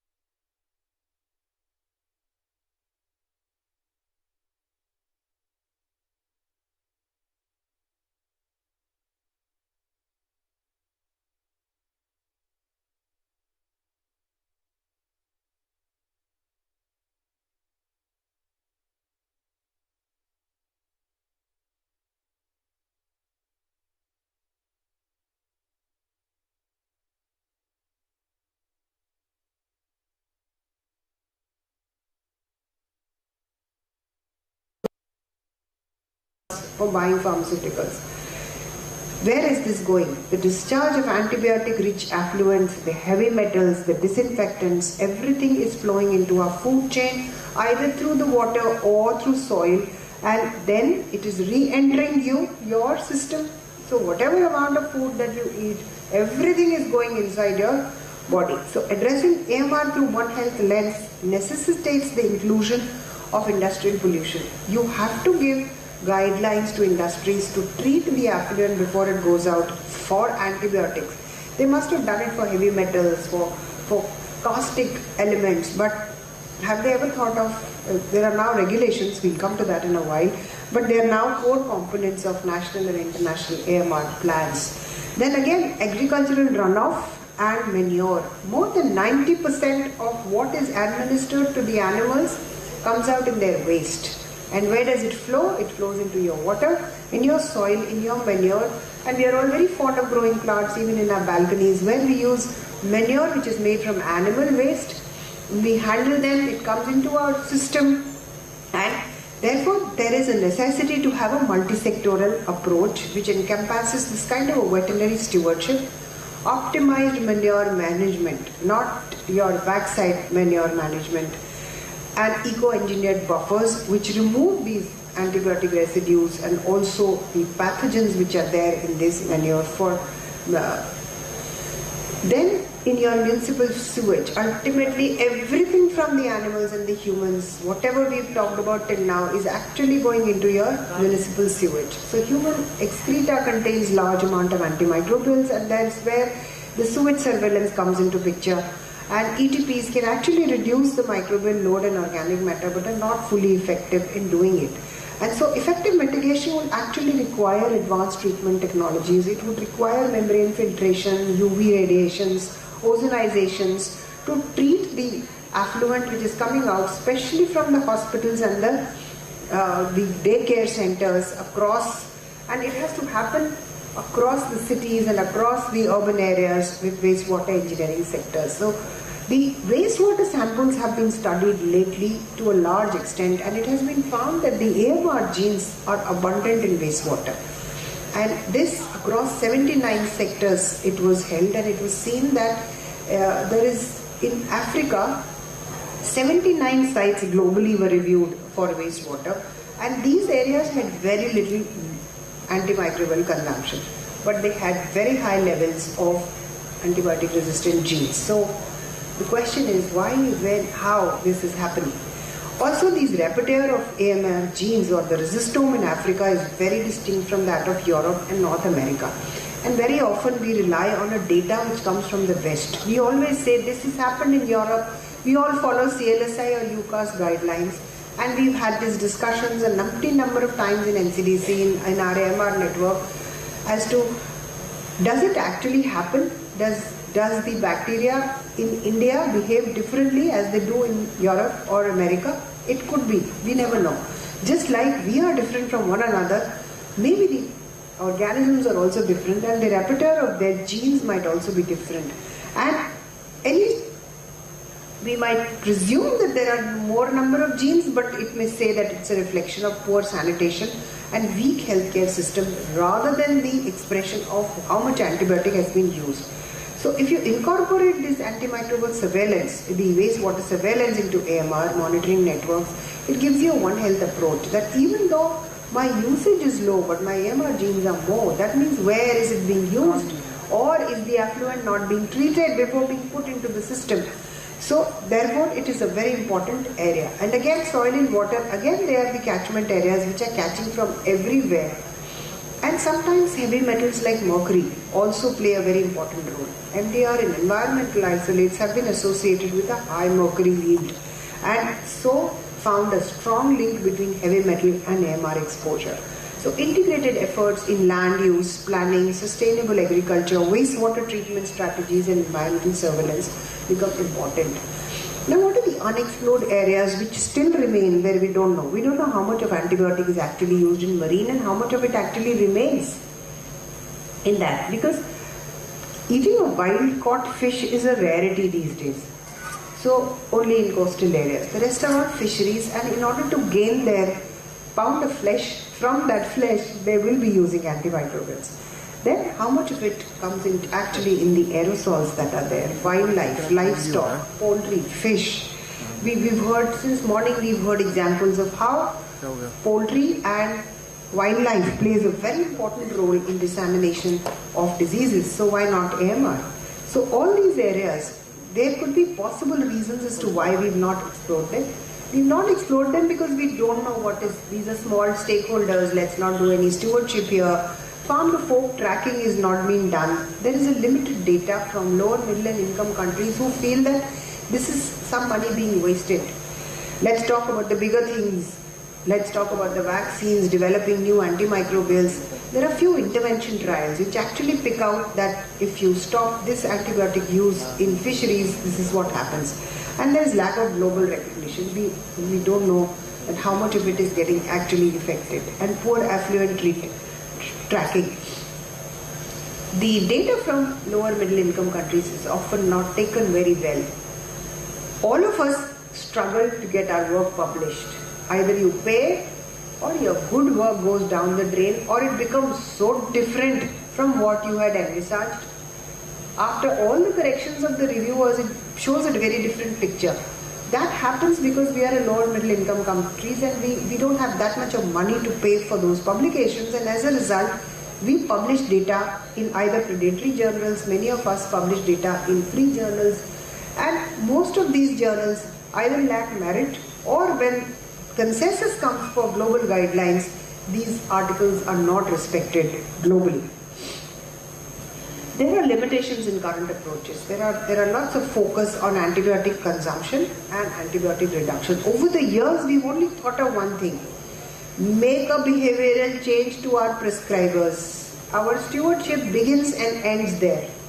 Let's get our house in order and then we'll talk about the other houses, and that's exactly what NAP-AMR 2.0 did. NAP 2.1 focused entirely on the human sector, but 2.0 includes 20 sectors for this purpose only, and it involves 20 different ministries.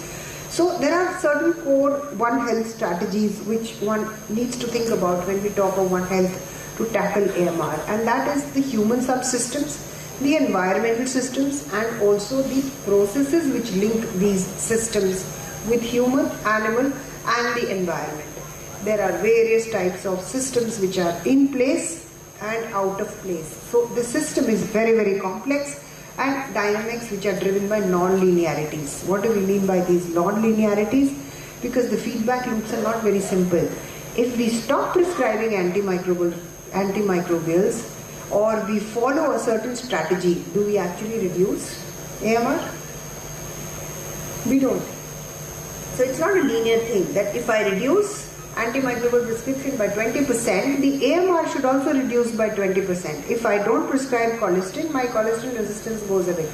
It will not translate directly, or there is no linear equations. But what actually works is that first we need to find the problem. Only then you have to see the elephant in the room in order to believe that it's an elephant. We have to reduce the demand of antimicrobials, not just in one sector but also in the other sectors. And then you have to bring in regulation. What we can't control by behavior, we control by law, guidelines, rules. So in surveillance, what is the first challenge? The challenge is most of the surveillance is laboratory based. We all sit in our labs, we all make Punnett diagrams, beautiful antibiograms. We give them to our clinicians who never open those antibiograms. We take them a dissemination session and they say, oh ma'am, very sad situation, only 10% carbapenem sensitivity, and then nod their head, have their samosa and go away.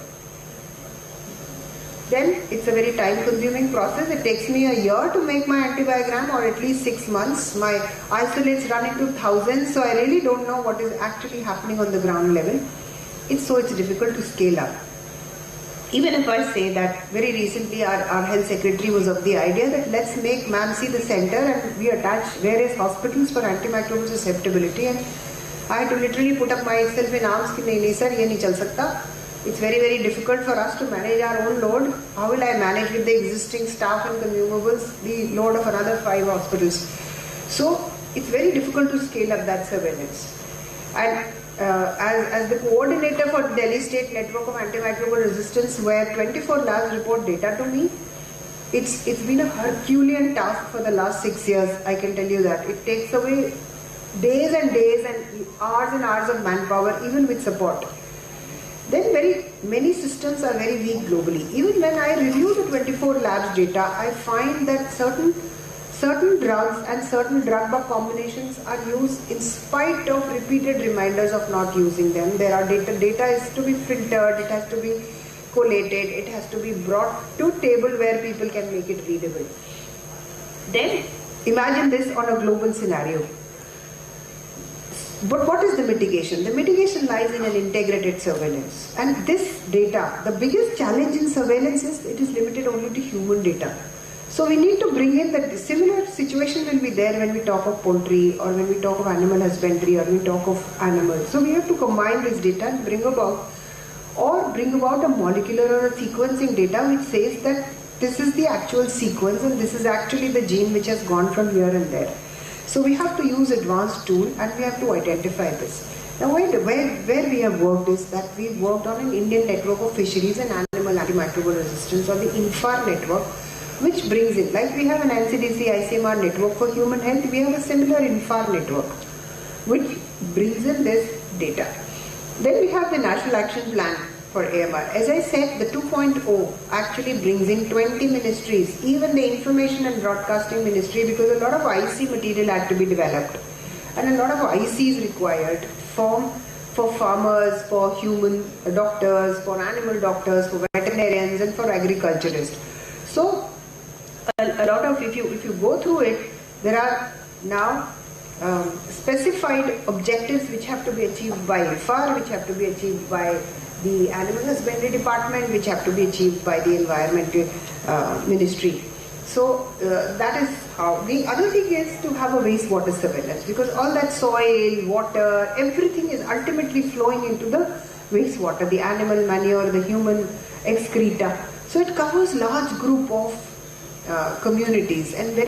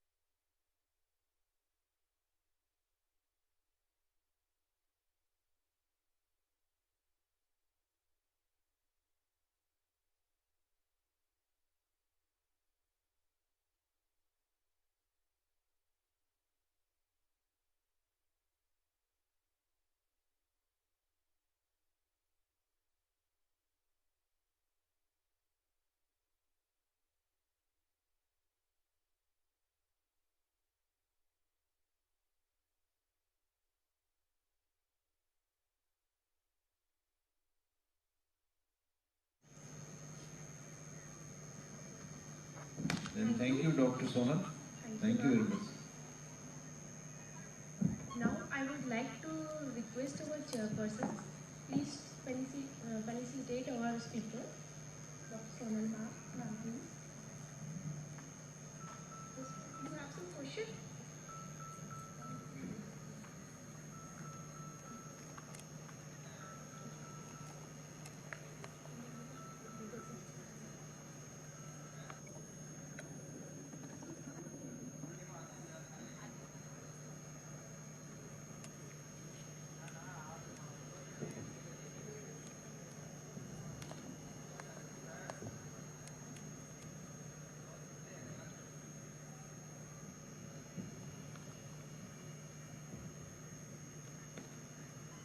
Now I request Sonal ma'am to please felicitate all chairpersons.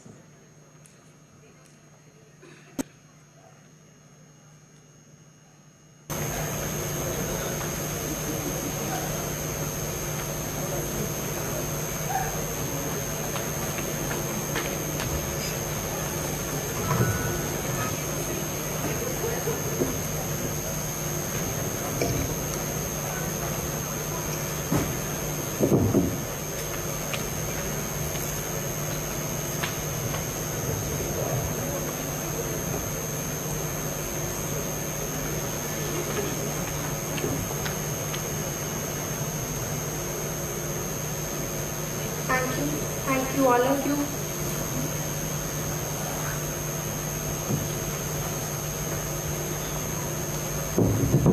Now I would like to invite the chairperson of our poster presentation.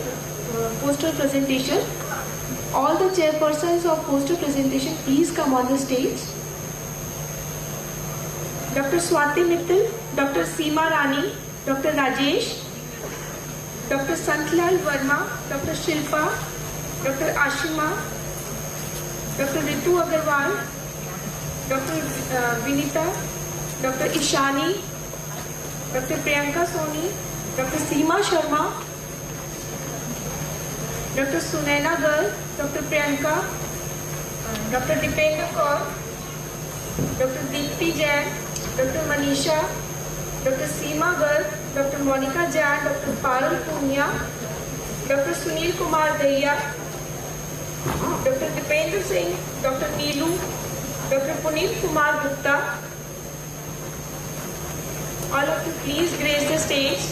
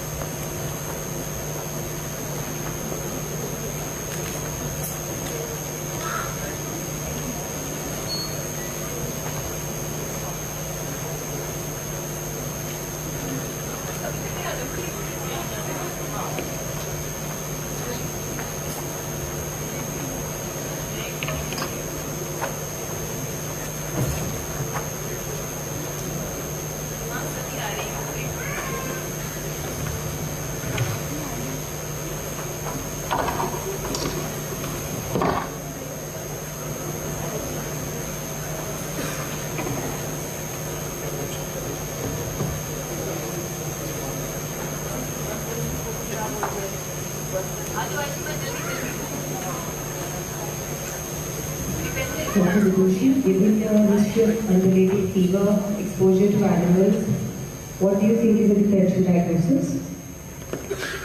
Ma'am, it could be tuberculosis. Zoonotic disease.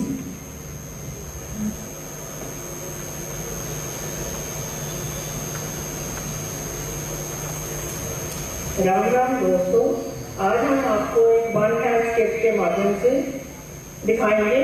Myself, Dr. Veenu Gupta, Microbiology, will be acting as a narrator or will be narrating the event. With me, Mr. Pradeep Kumar, patient, laboratory technician, microbiology, the physician role, Dr. Shani Sivan, Dr. Vidushi, Dr. Prabhi. As microbiologists, we are having Dr. Raman Gupta, Dr. Manisha Agarwal, and Dr. Amarpreet. For the veterinary role, we are having Dr. Neha Mittal, and as environment protectivist, we are having Dr. Neela.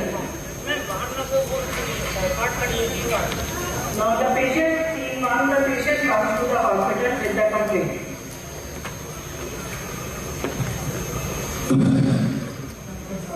This is a skit on One Health by DMCH, Ludhiana. कई दिनों से दवाई ली पर कोई फर्क ना पड़ा। राम राम भाई, बड़ा बुरा हाल हो रहा है तेरा तो, इसलिए बता पशुओं के संपर्क में तो ना रहा तुम।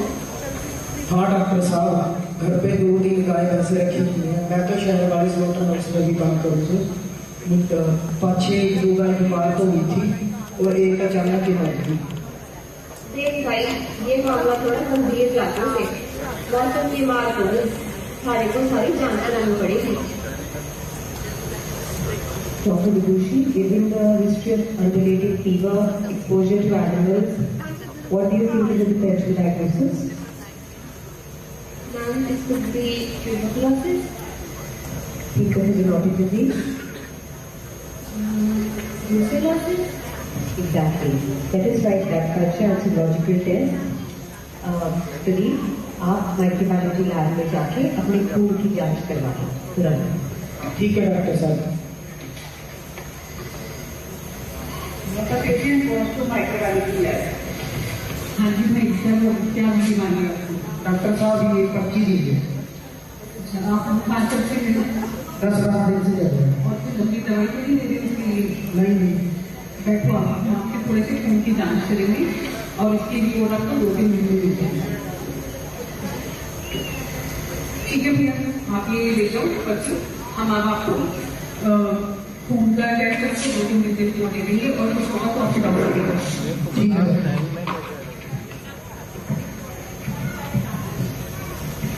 मैं ना जिस पेशेंट का सैंपल आया था इसका एक कार्ड टेस्ट किया और ये पॉजिटिव आ रहा है और इसकी ब्लड प्रेशर के लिए ये तो पहला पॉजिटिव आ गया है, जानवरों से चलता है।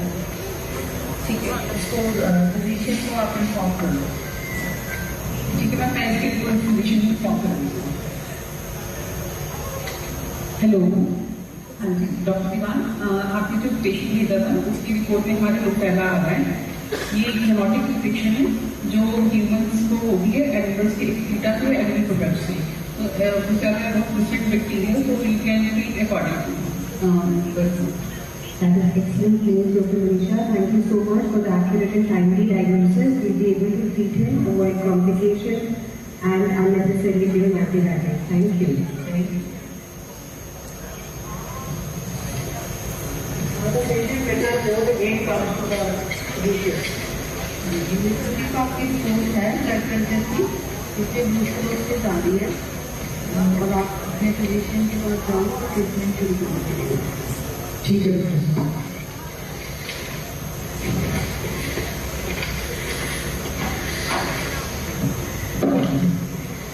हाँ जी दीदी, मेरी लैब वाले डॉक्टर से भी बात हो गई थी तो मेरा बचाव हो गया है। मेरे को बहुत जानवरों से बीमारी हुई थी बट अब हमने डायग्नोसिस कर लिया है, टाइम से दवाई लेगा तो बिल्कुल ठीक हो जाएगा। साथ में अपनी गाय भैंस जो है उसको भी वेटनरी डॉक्टर को दिखाना और उसका भी इलाज करवाना बहुत जरूरी है।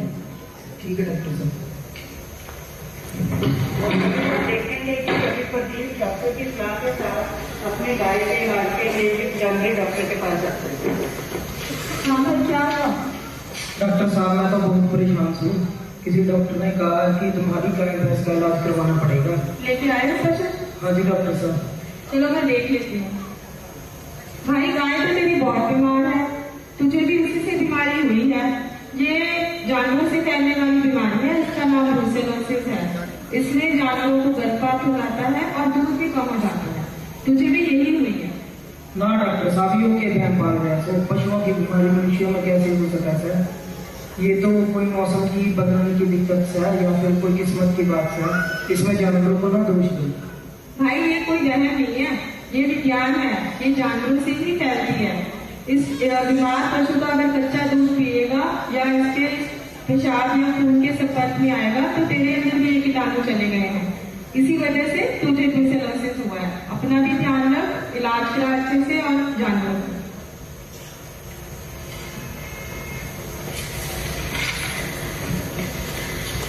हम इसका अगला इसमें आज तक देखते हैं कि ह्यूमन और एनिमल के बाद एनवायरमेंट का क्या रोल है। ब्रुसेलोसिस से संक्रमित जानवरों का वेस्ट मिट्टी, पानी और दूध को दूषित करता है और इससे बीमारियां फैलती हैं।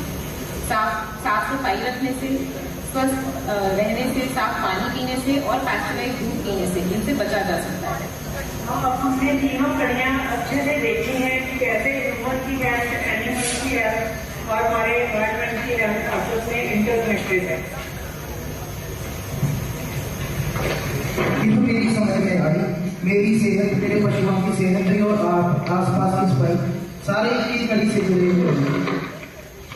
अब हम सभी आज टेस्ट करते हैं। वन हेल्थ अपनाओ, सबको बचाओ। वन हेल्थ अपनाओ, सबको बचाओ। Thank you.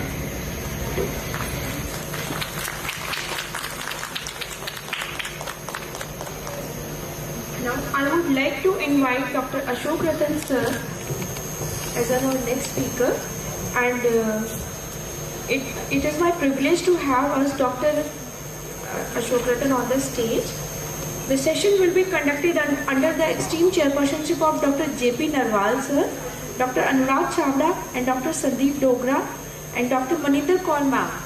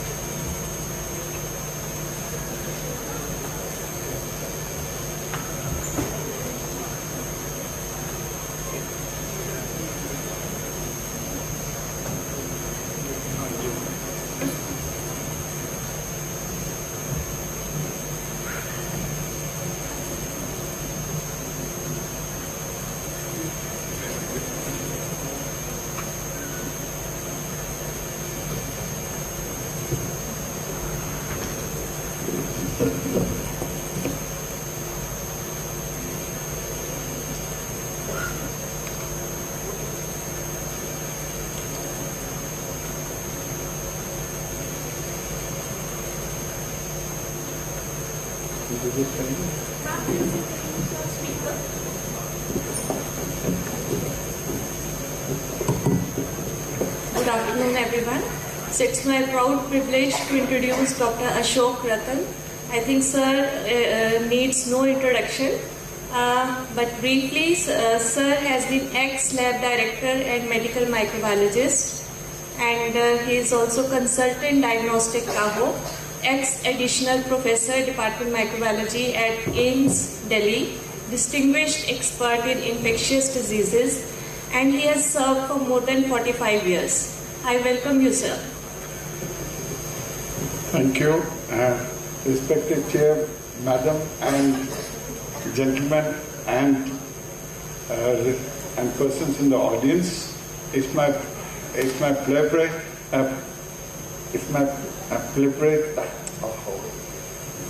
I'm grateful to talk about integrated human, animal, environment, intelligence to reduce disease burden in. You would know that global burden of Leptospira is underreported, but it's still been suggested that 1.3 million persons are affected every year. There's about 58,000 deaths, and climate plays a big role in amplifying and being as a catalyst in transmission of the disease. In India, the burden has been reported as being about case fatality of 11%, and in the south, the positive percentage is about 25%. In the north, it's been underappreciated. partly because we don't seem to do the diagnostic tests and the clinicians don't seem to suspect that it is there. It's not only animals, not only human beings who suffer, but animals are equally affected. And because the animals are affected, there is an economical loss to the farmers. And this is a disease, this is said to be a disease of poverty. But is it as a consequence of poverty, or does this cause poverty? There is estimated that globally there may be 4.6 billion productivity lost, and livestock, once they are infected, they would suffer, and then they become carriers. Leptospira, of course, as a microbiologist we know, is a thin coiled spirochete. It belongs to the phylum Spirocheta. It has rapid rotational motility, which helps them in identifying in dark ground microscopy. If we use traditional phenotypic characteristics, then there are two species. One, biflexa, which is in the environment, and interrogans, which is pathogenic. On the basis of serology, they have been grouped into 24 serogroups or 300 serovars. Subsequently, when genotypic methods came into use, then on DNA hybridization and 16S ribosomal RNA, they could divide this into 21 different species, one group being pathogenic, second group being opportunistic pathogen, and the third being saprophytic. On the basis of phylogenetic characterization, now there seem to be 74 different species, 74 different clades, and 4 different clades. 2 clades are pathogenic and 2 clades are non-pathogenic. There is an animal cycle, a zoonotic cycle, a sylvatic cycle, and a domestic animal cycle, and then human being gets infected as accidental host. The spillover occurs from maintenance host to environment, and in environment shedding, when it is complicated by flooding, then the spirochetes, these leptospira, which are deep inside the soil, come to the surface. And that is the time when we wait to work or wait to go home, we get infected. But this infection is a dead-end infection, and human to human transmission has not been documented. Animals, as I said, some of them suffer from clinical features. Many of them become chronic carriers and shed leptospira in large number in the urine. In India, the prevalence of infection which has been reported is in buffaloes 45%, in rodents 40%, and in pet dogs 26%. Cows 24%, goats 19%, and pigs 15%. And the drivers, climate change, which is the driver for spread, has been listed. These drivers will have mechanisms, and the outcome is that the disease is more prevalent than we give it credit to. One of the reasons explained is that leptospira, when it is shed, it burrows deep into the soil. When there is flooding, and flooding is normally the trigger, when it's flooding, then leptospira will come to the surface, and when we walk through the floods, then we get infection. Occupations have been identified, environmental conditions have been identified, and behavioral changes have been identified. It's also been complicated by clinical features which vary from asymptomatic to severe, rapid deterioration and multi-organ failure and death. So it could be just a small flu-like symptom, or it can lead to severe death. The cause of death is because of acute kidney failure and pulmonary hemorrhages, which leads to mortality. The situation is complicated by not having good diagnostic tests. MAT is the gold standard, but MAT requires maintenance of a large number of serotypes of Leptospira, which very rarely is possible. PCR and culture has become more common, but it is restricted to central labs. IgM, ELISA, and rapid test. Rapid test, I have noticed that NCDC does not encourage rapid tests, and because of non-specificity, and ELISA is useful, but is too late for really being able to do anything for decreasing the morbidity and mortality. So it's more for epidemiology than for any curative purpose. So what is required is a test which can democratize diagnostics. And I'm happy to report that there are reports from IIT Madras that they have developed a CRISPR test which can be done in the periphery with lateral flow readouts, so that you don't need fluorescent readers, and it can be done in 20 minutes time. It has high sensitivity and specificity. There was a report from Thailand about using LPS IgM, and they compared this with MAT, and they found that LPS becomes positive, anti-LPS becomes positive in 5 days time, and it remains positive for long period, while MAT will become negative. They also noticed that this is a lateral flow which is stable at room temperature for 2 years.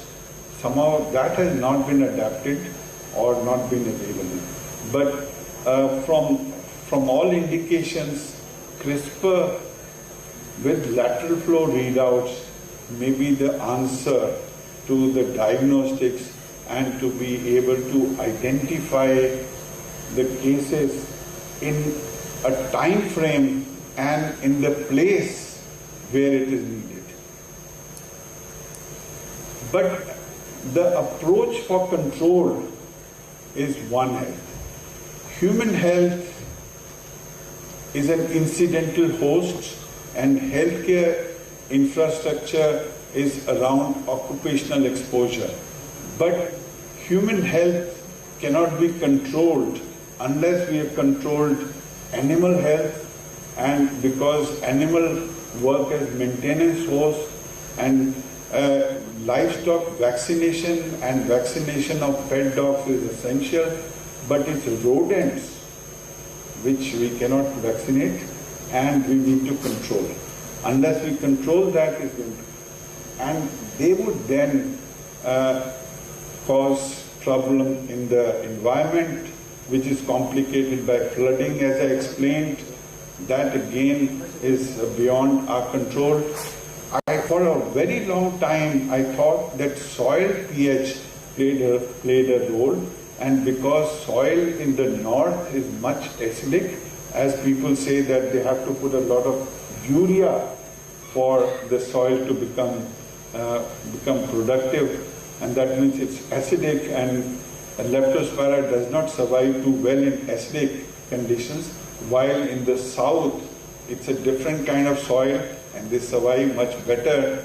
But it appears that Leptospira can survive in the soil for a long period. It burrows deep inside, and as I explained, when it rains and there's flooding, it comes up to the surface. And so it is only when all three of them are simultaneously attended to that Leptospira would be able to be controlled. And so an integrated interventions at the interface is what is required. Key insight is breaking the chain of transmission requires targeted disruption at the boundaries between the ecosystems, and just addressing human health, animal health or environment health will not work. There are factors that need to be taken care of. That means the human beings, as Dr. Mala had explained, PPE is essential and it must be implemented. If they don't wear PPEs, then they are putting themselves at increased risk. The water quality needs to be addressed. The rodent control must take place. Vaccination of animals must be there, and it's the integration of all these three activities. Any one of these activities is bound to fail. But if you get all three of them together, along with rapid diagnosis, then there's chances that we'll be able to control Leptospira. Whenever I've attended any meeting, I've heard people talk the right things, that One Health approach is essential for effective Leptospira control, recognizing the interconnectedness of human, animal and environment. Cross-sectoral combination is required, and they list out all this.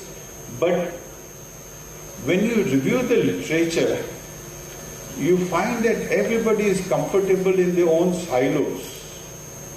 So there was a paper which indicated that, and this was written by a veterinarian, so he said that there are 661 papers on animal Leptospira.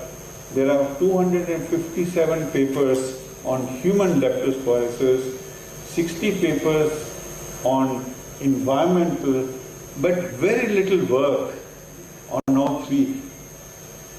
So what we say, we don't seem to be able to do. At the same time, it's clear that One Health is the winning approach for controlling Leptospira. And an example I can quote is from a case study from Australia, where there were outbreaks in 2018 and 2019, and then they worked out and they found the problem and they addressed in a One Health approach. So One Health will succeed if we work One Health. If we talk One Health and don't change our methods, then it's not going to succeed. So I would like to conclude by saying that the synthesis of using a rapid test at the point of need is essential, and then we should think of One Health triad to be able to control the problem. We all know various facts, the mind map of Leptospira, how it is transmitted, how it is done, and we may remember everything. But I'm not questioning the knowledge. I'm questioning that it's not only knowing, but doing One Health which is essential. And it's only when we do what we say we should be doing, we would succeed. And I hope that this will happen. I thank you for your attention.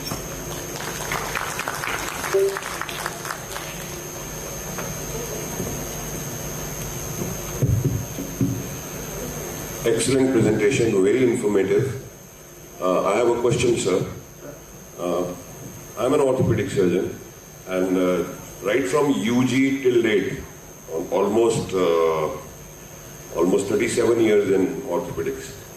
So during my UG time or now also, I haven't seen or heard a case of lepto. This is just a statement. And even in UG, we were never asked to have a differential diagnosis of leptospirosis. I saw the incidence in north being 11 and in south being 25%.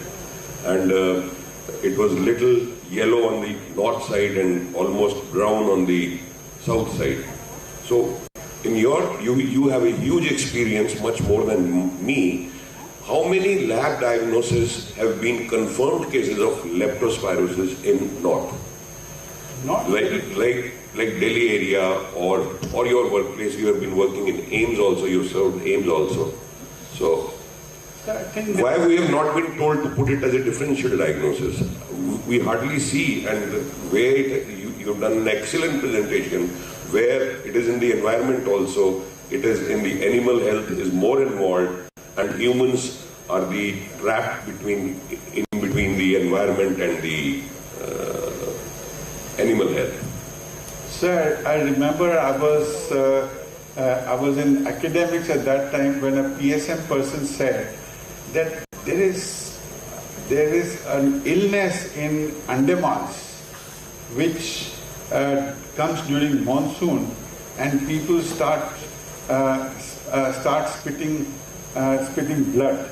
So hemoptysis, and initially I thought tuberculosis, but then they said no, they've looked at everything.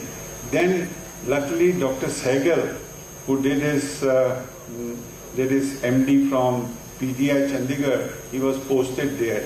He collected the samples, sent it to CDC, and they found that it was leptospira. Then we realized that before independence, they used to call that as Andaman fever, and Andaman fever is leptospira. So ultimately it comes that if you do the right tests, you would get the right. Otherwise, in the differential diagnosis, if I tell you I have a person who has fever and he has hemoptysis, you will never think of leptospira straight away. But I think in the north we have underreported, partly because the labs are not tuned to testing it. I think the tuning has to start with the clinician, because unless you suspect, we will not get the sample.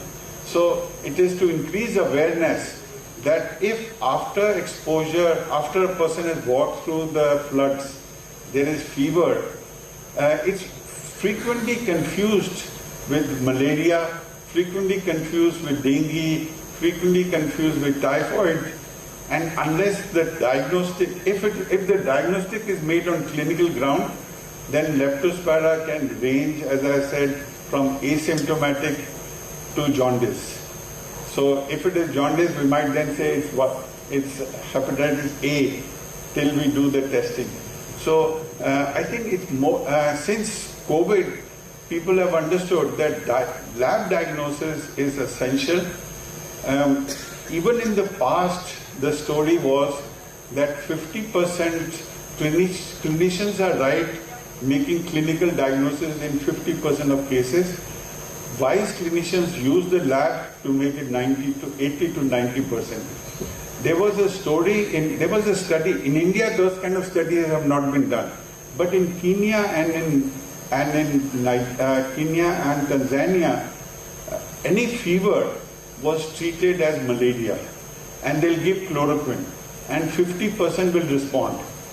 50% when they don't respond, then they started saying that this is because of resistance.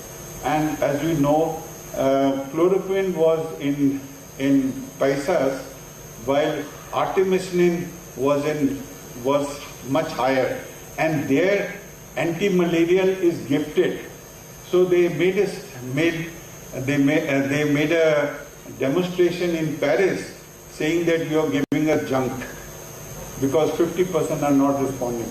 That's the time when they started doing PCR, taking the sample to Paris, and then they reported that not every case was not malaria. And I think now WHO says that you must first define that yes, it is malaria, then give anti-malaria. So similarly, I think I would request that more clinicians should suspect that whenever there's fever, non-specific signs, leptospira is one of them. We have made a test which is known for a tropical fever test, which looks at dengue, chikungunya, malaria, typhoid, scrub typhus and leptospira. Unfortunately, because there are 6 of them, it becomes too costly. So unless it is CRISPR based, which you can do and get results in 20 minutes time, people will continue to avoid this. One last question regarding the same. Sir. CRISPR test is available now throughout the country? No, sir, it's still to be developed. And when did MAT come into India? Oh, MAT has been there since the cultures of leptospira occurred. So it's been there for 50 years. But if you ask the microbiologist which lab does MAT, you won't find any from North. So that is why there is, because only lab, as you suggested, only lab diagnosis would confirm the diagnosis, and the labs are not doing it. And nobody is putting the differential diagnosis. So that is, thank you. Thank you for your answer. Dr. Nalva wants to say something.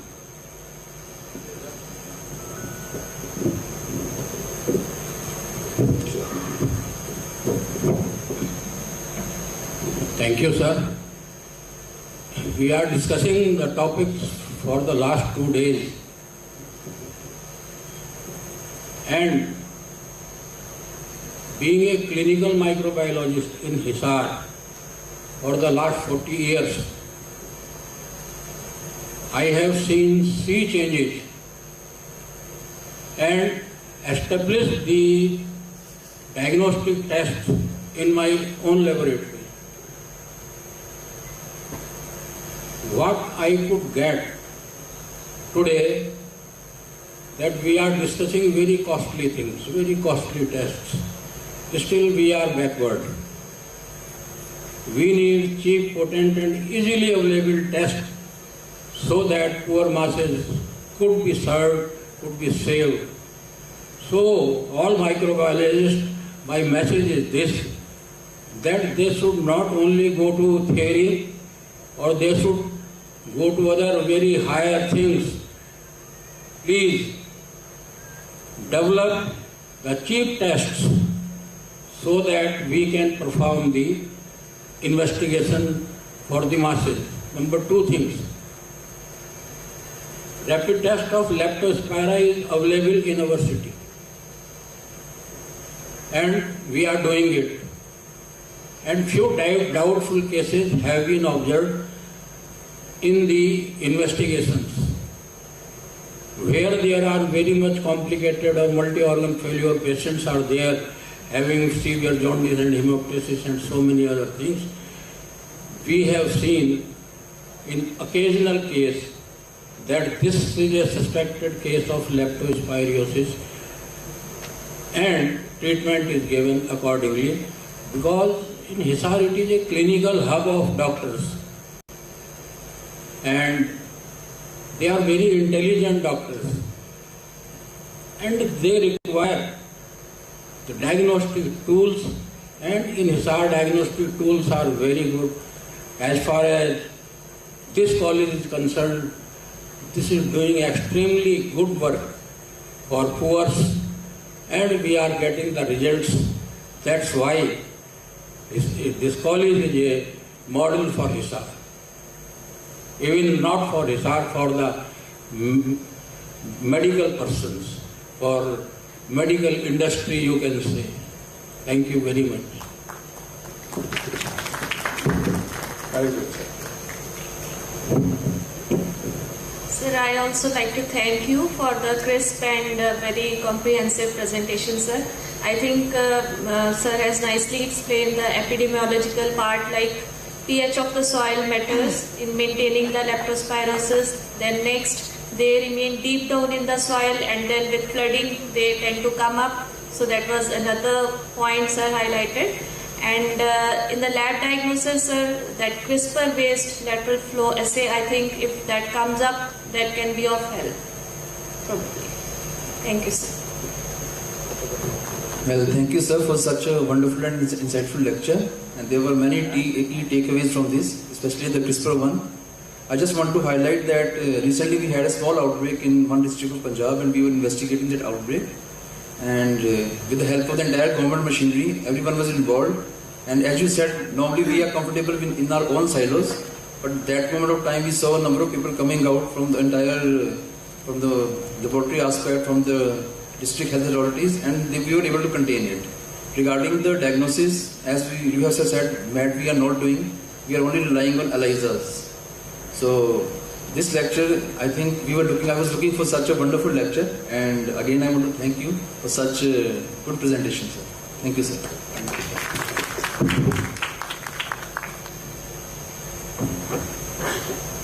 Thank you, sir. Now I would request our chairpersons to please felicitate our speaker, Dr. Ashok Ratan, sir.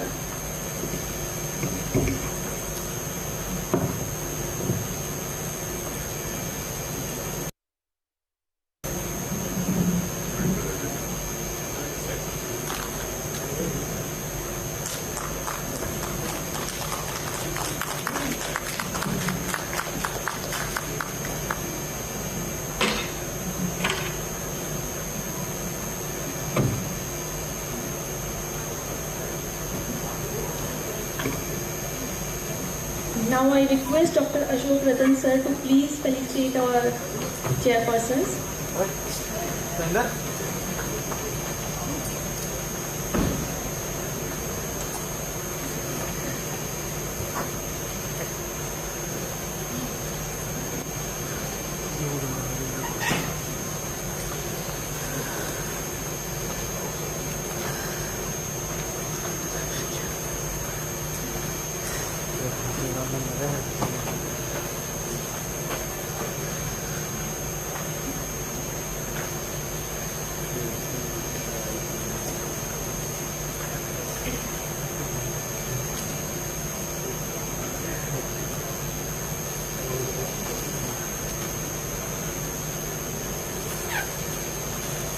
Moving to the next session, I would like to invite Dr. Ashwini Manhas, Professor and Head Department of Microbiology, Adesh Medical College, Kurukshetra.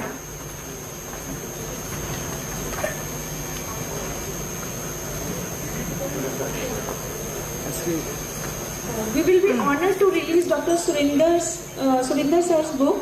All executive members are requested to grace the stage for the same. Dr. Surinder. All executive members, please join. Dr. Aparna, Dr. Surinder.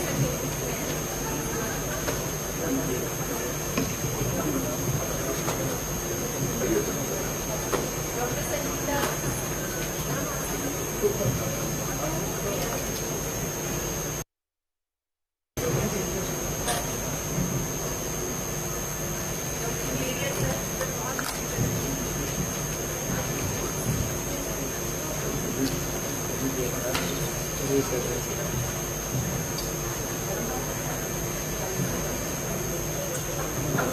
All executive members, please come on the stage.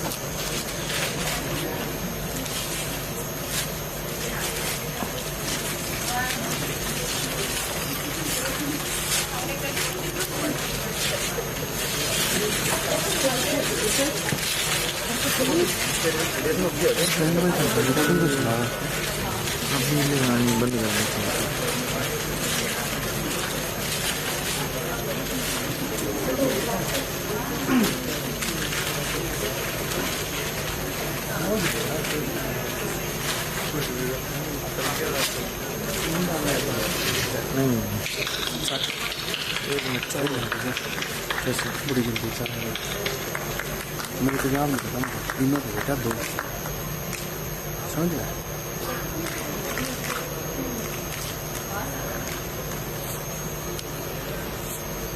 देखें दे पर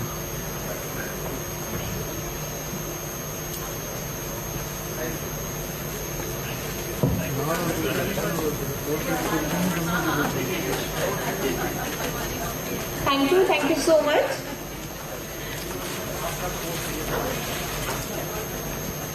Now it's my pleasure to have with us Dr. Ashwini Manhas, Professor and Head of Department of Microbiology, Adesh Medical College.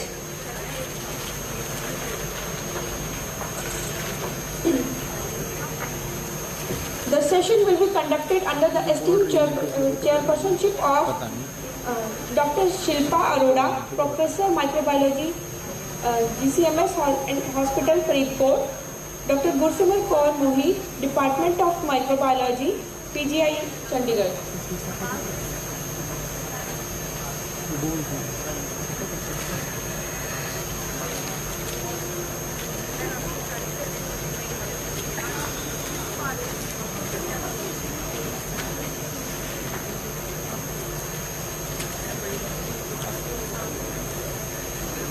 Ma'am, please come on the stage.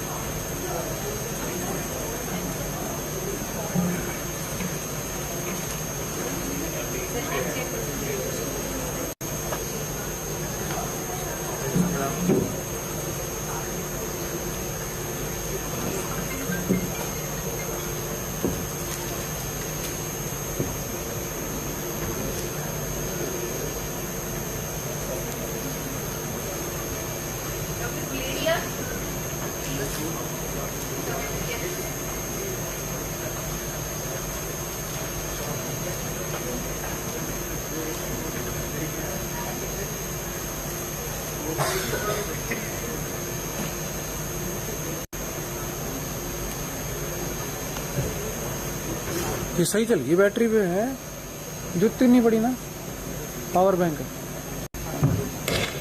कैसे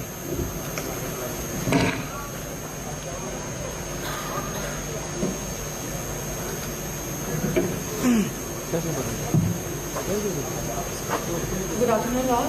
I welcome Dr. Ashwini sir, Professor and Head Department of Microbiology, Adesh Medical College. He has an experience of 15 years of teaching and he is a good friend of mine. So most welcome. Thank you, Dr. Gursimran. And at the very outset, I would like to thank Dr. Bharti especially for having invited me for this lecture today. Well, it was a very tricky bit indeed when we initially decided what to speak about and how, and it was even more difficult further on to prepare. Still, after having heard so many stalwarts today since morning, I'll be able to do some justice, I believe so, and there'll be some angle which you would probably appreciate on the line. So, the topic that I've been assigned is climate change, a bad omen for emerging and re-emerging zoonotic viral infections. Well, as of today, we are hearing a lot about climate change, and if it's the entire human race which is concerned about it, why shouldn't it be the viruses? They would be, and because they will have a far-reaching effect. Well, I'll begin with a quote. The gravest danger to humanity is no longer the wild, but the world we have engineered ourselves. Truly speaking, in reshaping the earth to our needs, we have overlooked a lot. We have been driven by capitalism, we have been driven by so many needs, but at the same time we have become so vulnerable as an entire race, and more so from the perspective of infections. Climate change is altering the host, vector and environment interactions because every disease has to have environment as its necessary component. It's believed that almost 75% of emerging infectious diseases today are actually zoonotic. Now this is the classic zoonotic triad. We always go through this talking about how the zoonosis emerged.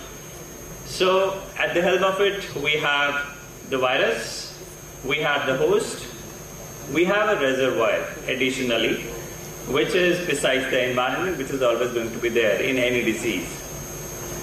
One change which we believe has occurred over the past some time is probably the environment has significantly been given an important role, and as we go ahead, since the morning we have been discussing, environment is playing a key role in further sustenance of the disease and more so the emergence of newer ones which we haven't seen so far. So today we will talk a little bit about weather science. We'll deviate a little from the classic virology or microbiology to begin with. So let's first of all hear and try to understand what is climate change is basically being referred to. The climate change is a long-term change in the average weather patterns that characterize Earth's local, regional and global climates. And this is one of the key terminologies because when we talk about emerging infections, we are actually talking about diseases which are not there at a particular location, and then at certain point of time, due to certain reasons, they start happening there. The most important aspects of these changes are the temperature, increased temperature, precipitation, well, so to say, it's rainfall that we are referring to, and then put together, there is a series of extreme weather events which actually construe as a sequence of all this that goes on here. So, climate change in itself is a natural thing to occur, but what has been observed since the past whatever century that we have been too much involved with industrialization, there is a significant drive which is being given by the human activities. I'll touch few aspects of the weather aspects that are likely to be affecting, and the first one is the global warming. We are constantly talking about it, and the major contributor of that is the greenhouse effect. We all understand what the greenhouse effect is actually, and to be very precise, the greenhouse effect is actually a natural phenomenon. Since morning I have been sitting in this hall and somehow the temperature is a bit low. At least on 3 occasions I had to go out to warm myself. If the natural greenhouse effect was not there, which would have been contributed by some of the carbon dioxide, some of the methane, some of the gases being produced naturally, the Earth's temperature would have been minus 33 of whatever we are living right now in. So to say, if the temperature outside today is 31, in this weather we would have been at sub-zero. And that would have made our lives really very difficult. So a natural greenhouse effect is always there, and it is mandatorily there. But what has happened is our anthropogenic activities have added to it. Greenhouse effect is actually measured by what is called as radiative forcing. I'm sorry for the change in the slide because somehow some formatting issues have occurred because of the transfer. So radiative forcing is measured as 150 watts per meter square as a natural phenomenon on Earth, but human activities have increased it to another 2.7 to 3.3 watts per meter square. To be precise, this is a very, very small amount of change, but think about the Earth, it's a huge thing. If you were to say you put a bucket of water in sea and it will change something, it will not. But think about the Earth raising a millimeter, oceans raising a millimeter of level. That will require a huge ice to melt someplace. So the changes might be small, but the impact will really be huge. Similarly, we talk about another temperature aspect which has to do with sea.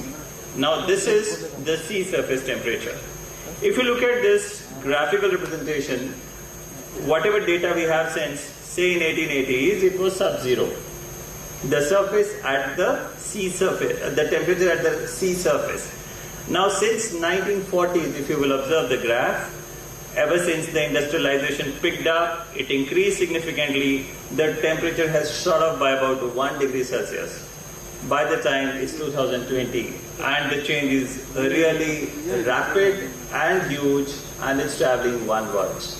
So this increase in temperature has led to glaciers melting. This has increased the sea levels by about maybe 8 to 9 inches. And add to it, certain new viruses could emerge from these places. We don't know what, when, how, because whatever was lying hidden under the ice is now going to emerge someplace. Add to it, there is going to be significant shift in ecosystems once this thing happens. Another important thing, the sea surface temperature is also having underground volcanoes. There are eruptions going on there as well. So it isn't so easy a thing to understand, but it's far too complex. But a change of 1 degree Celsius in about, say, quarter of a century is really huge for us to handle. The third phenomena which I will touch about is the El Nino Southern Oscillation. Now this is an interesting phenomenon which has been driving a couple of scenarios when it comes to emergence of viruses. This is a graph. This is a picture wherein you see the Pacific Ocean. Now it's the biggest one, and since it is the biggest one, therefore this ocean has the maximum tendency to influence the weather. Now in this, if you see, on one hand, on the American side, it's blue, which means it's a colder area, and on the Australian and Southeast Asian side, you see it's red, which is the warmer part of it. Under normal situations, the wind on the sea surface blows from American side to the Southeast Asian side. This is what is the normal phenomena which is supposed to happen.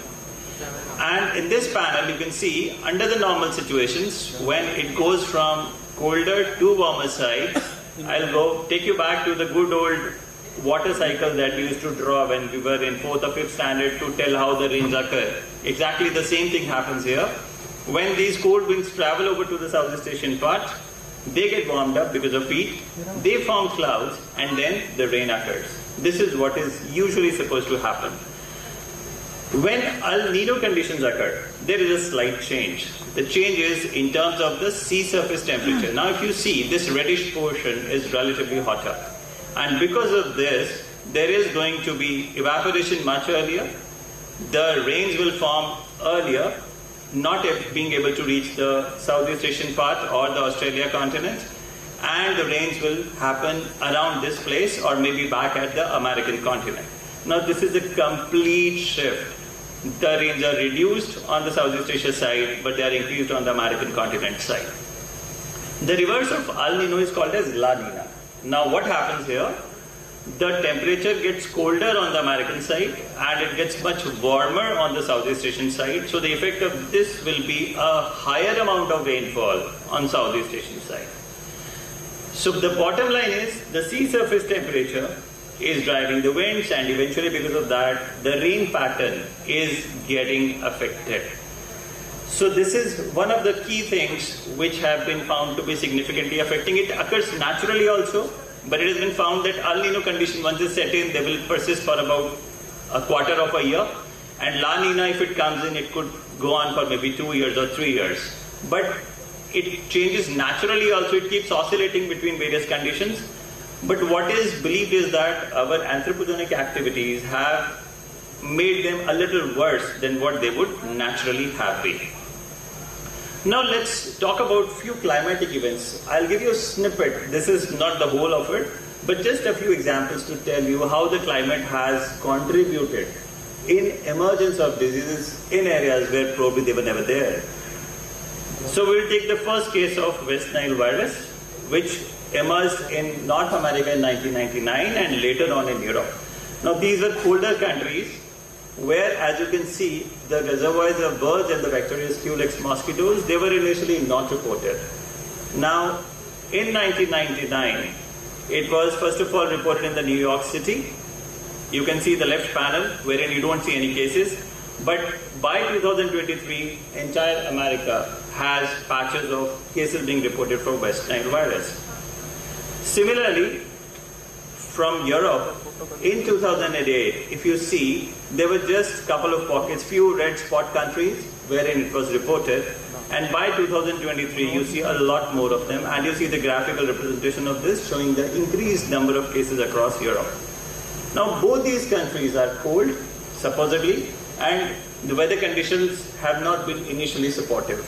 But the reason why these emerged is linked to the rising temperatures and altered rainfall. So in this situation, since it's the vector, which is a QLX mosquito, the vector has increased survival conditions. The vector habitat also shifted because the colder parts of the world, once they get a little warmer, they are more congenial for the mosquito to survive, and that promotes the mosquito survival in these areas. Add to it, one more thing happens. Every time a mosquito bites us and it picks up a virus, it needs an extrinsic incubation period to be able to multiply and be ready for next infection to the next human beings. It will be a couple of days. Now that duration is brought down because of increasing temperature, and the mosquito is ready for an effective bite and transfer of disease to the next person in a much shorter period. The other case is that of tick-borne encephalitis, which is reported from Northern Europe. It was initially not commonly reported from there. Here the vector is Ixodus, a hard tick, and it is commonly associated with the small wood rodents, which are the reservoirs. Now in 2000, you can see there were very few pockets here, as you can see, and in 2024 you see many more pockets of these, and the disease has been constantly increasing. So what happens to the tick once the temperature of Europe increased? Well, it was driven by the climatic conditions wherein the winters were shortened, they were relatively warmer, and both these conditions supported increased tick survival. Once the tick life increased, survival increased, biting increased, transmission increased. And that's how the vulnerability of human beings increased. And the cases were relatively linked to increased tick survival in these conditions. Another case is that of Crimean Congo hemorrhagic fever. Now this is also transmitted by Hyaloma ticks. You can see that in Europe, initially it was reported in 2008 from particular parts, but now in 2024 it has moved westwards, including Portugal and Spain. So you can see there is increased number of cases here, and it's there, it's persisting. When it has gone in, it is very difficult to get rid of it.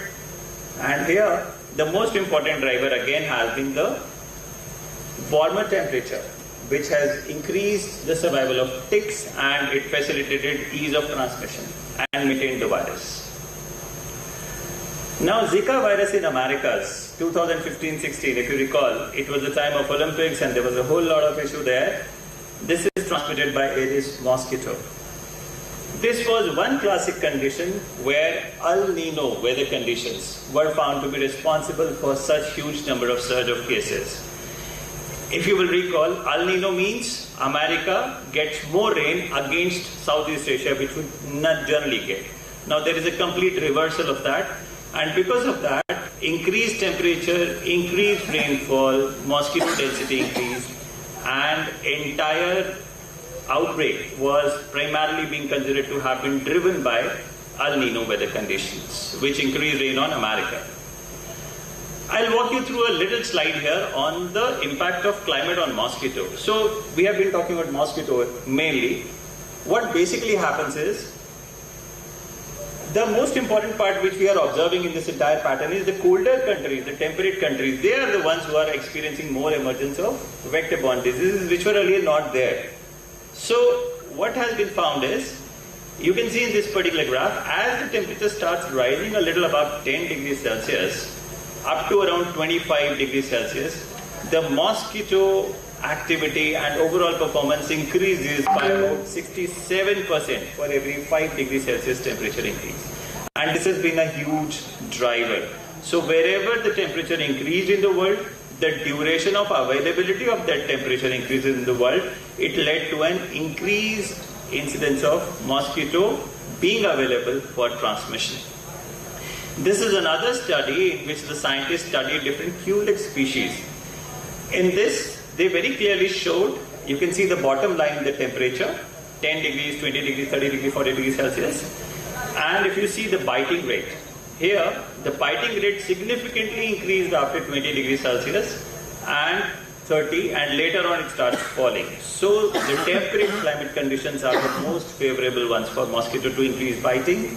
Similarly, the mosquito development rate, the development also increase significantly once it reaches beyond 20 to 25 degrees Celsius.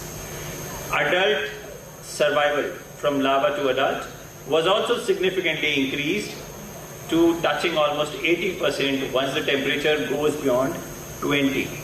So these are the basic drivers.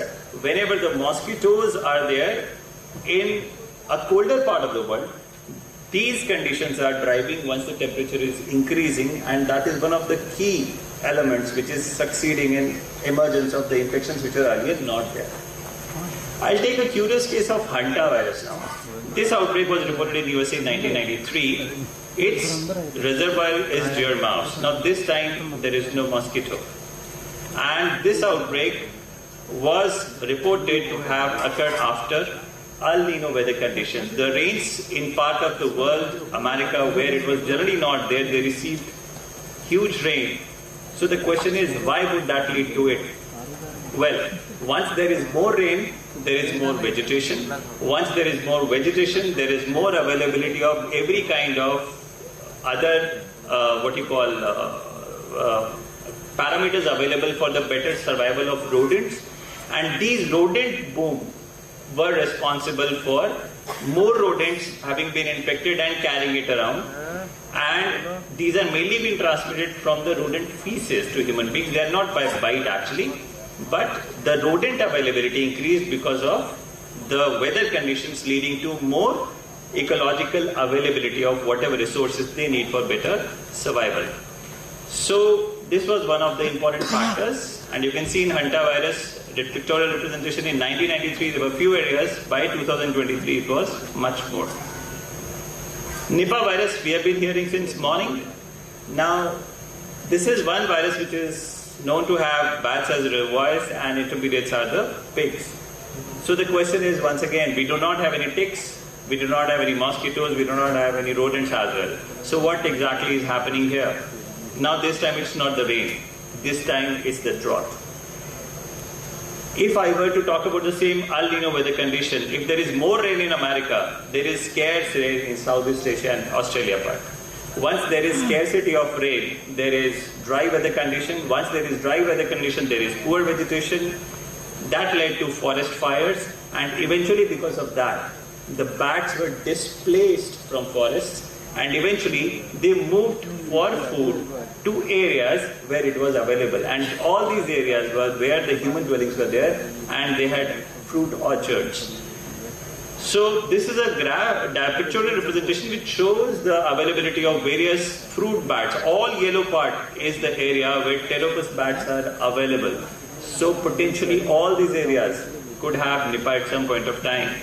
But still, what are the factors which still do not know, despite being available? So there are other drivers, missing pieces to it, but they are there. On the same line, we have Ebola virus, which was reported from West Africa in 2014-16. Again, it was believed to have been initiated by fruit bats and further linked to, forest fragmentation and human-animal contact. So all these things have been the major drivers. Now in this entire story, I'll touch one small part, bats. We are constantly talking about bats as doing something in entire series of so many infections, be it Hendra, Nipah, SARS, MERS, Ebola, COVID. So the question is, what makes bats so notorious? Now there are few key reasons why these bats are notorious. One, they are known to have a unique immune tolerance. They have good TNF-alpha activity, which is antiviral, and that prevents the ease of viral infections in them. Two, bats are mammals, and we are also mammals. They have exceptional species diversity, and they have almost 1400 species. And bats constitute about 20% of all mammals. And in all these viruses, it's believed that they have a huge viral library carrying within them.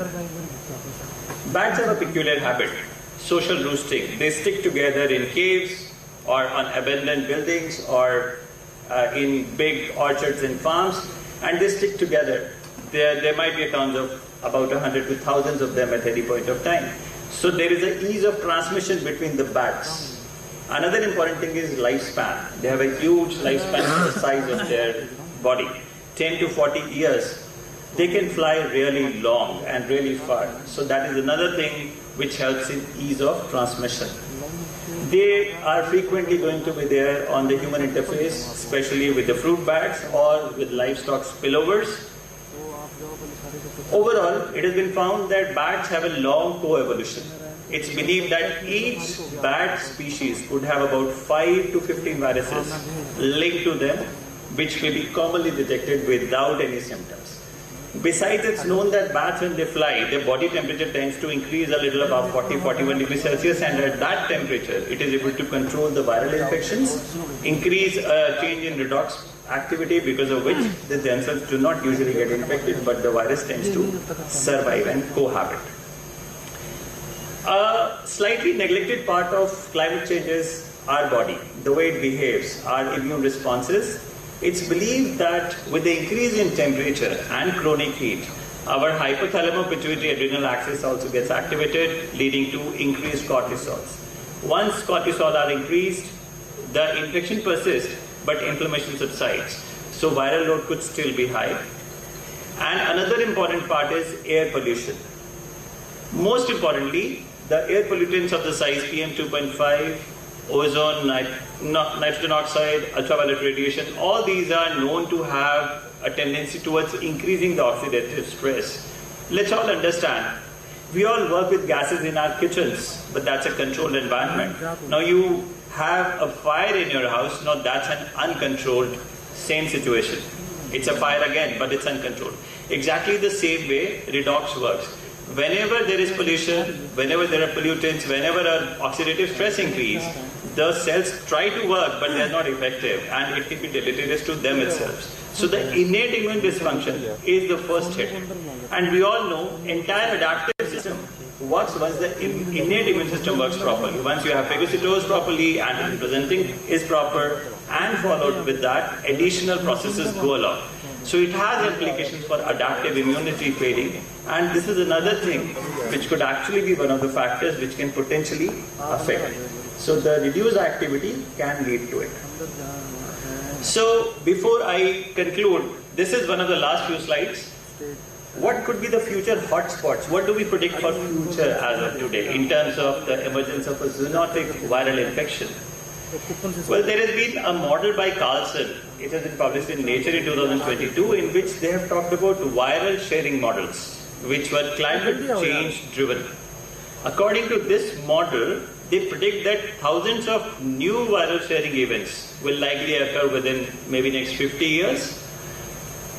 And almost 4,000 of these will occur among mammals. The high-risk regions, well, all of them probably will not transfer into a spillover or an infection, but they have linked certain high-risk regions to certain high-risk infections. They say Central Africa will be vulnerable to Ebola-like filoviruses, South Asia will be vulnerable to Nipah-like paramyxoviruses, Southeast Asia to bats coronaviruses, and Amazon basin to arboviruses. So this is a very broad prediction, but it does talk about the climate change driven spillovers which could eventually happen in next 50 years or so. So to conclude, the emergence of zoonotic viral infections in the 21st century is actually not random. It reflects predictable ecological consequences of climate change interacting with human activity. Addressing emerging zoonotic viral infections in the era of climate change requires one health approach, and that is one thing we really need. Although we have barely been able to manage health, adding one to it is another Herculean task, and how far we'll be able to really pull it will be for us in time to see. Is it the time to add another term, a climate-sensitive infectious diseases? Could that be something which might be relevant in context, because we do find climate may have an influence there. So with that, I'll conclude. Thank you.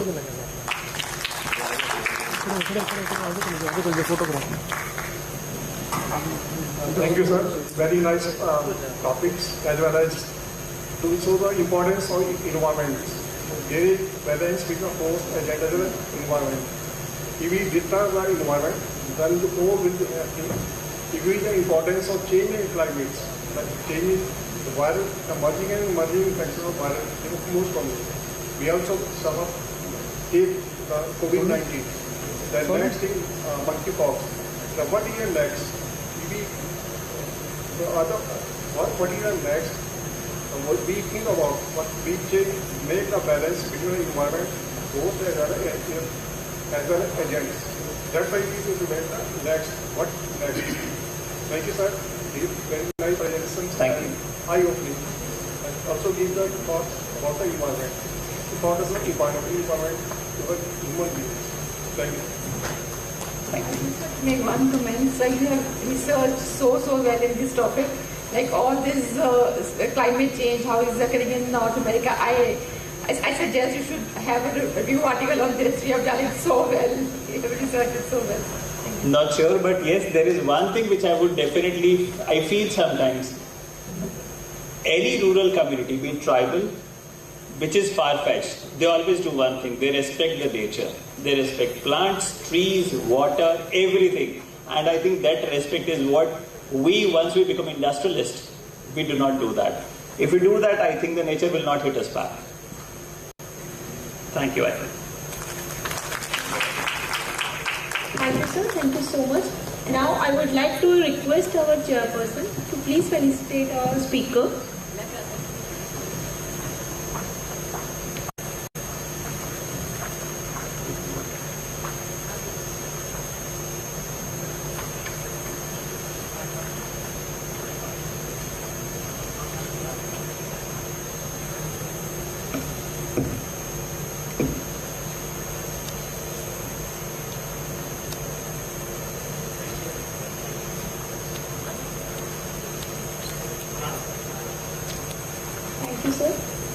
Now I request Dr. Ashwini sir to please felicitate our chairperson.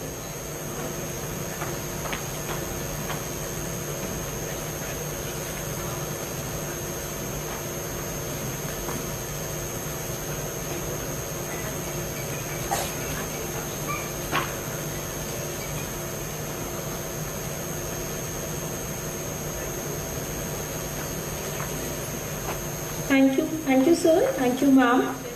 Now it's my pleasure to invite Dr. Santwana Verma, Professor and Head Microbiology Department, IGMS Shimla.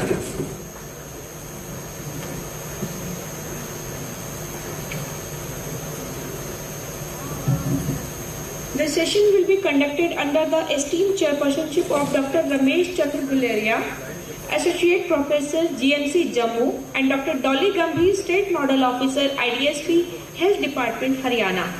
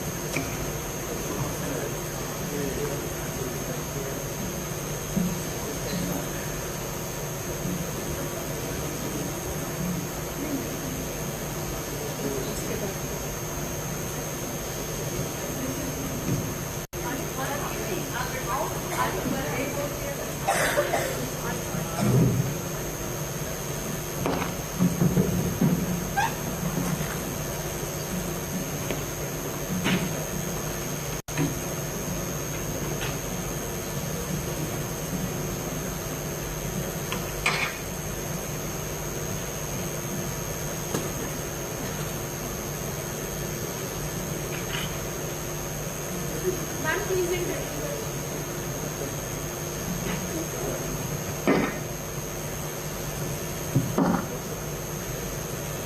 Dr. Santana Verma, she is working as HOD at GMC Shimla, Professor at the Head Department of Microbiology MAMC Shimla. She is very talented and very, actually last time we went to Kufri, she arranged very nice Northwest chapter conference and we are proud of her. Let us start. Thank you, Dr. Kiran, for the nice introduction. And first of all, I thank Dr. Bharti for giving me this opportunity.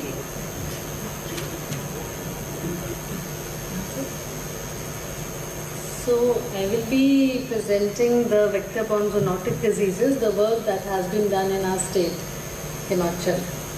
We have been talking about One Health and the drivers of the zoonotic diseases since morning. And I will focus mainly on the work that have been done in my state, that is in Himachal, which is a mountainous state and with the varying ecology and with the different agroclimatic conditions. So why the studies from Himachal matter? Because we have a dense forest cover, we have people rearing the cattle, orchardists, the human habitation. These create a close contact between people, the insect vector, and the domestic animals and the wild animals. And these studies, they have linked patient presentations with altitude, seasonality, with occupational exposure and the local ecology. And further, the investigations, they have also looked beyond the human cases to vectors and animals. The reservoirs have been studied and diagnosis has been improved and surveillance has also been carried out. So this framing of the studies in an integrated manner, it is directly aligned with One Health and mission-oriented zoonotic control. So first I'll be taking up the Lyme disease, which is a rare disease that is not much known. And this was a news recently that doctors confirmed presence of Lyme disease in HP. So this was a project that we did with the All India Institute of Medical Sciences, New Delhi, and studied more than 500 samples and established the diagnosis of Lyme disease. The patients who presented with the skin manifestations, the neurological manifestations, and the cardiac features, and also with the musculoskeletal manifestations, they were studied using the screening with the ELISA and then confirmation with the immunoblotting techniques. And at the same time, the vector, that is the tick, which is causing the infection, that is also, these were collected. There were about 1 meter white cloth that was used as drags, and it was dragged along the forest cover at the appropriate time of the year, and then these ticks were collected and they were also studied in detail.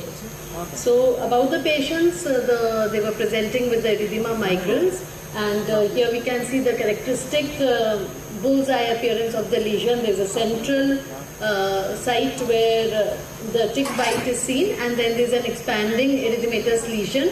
In the second picture, we can better visualize the expanding lesion with the clearing in the center, and some of the cases they also presented with arthritis.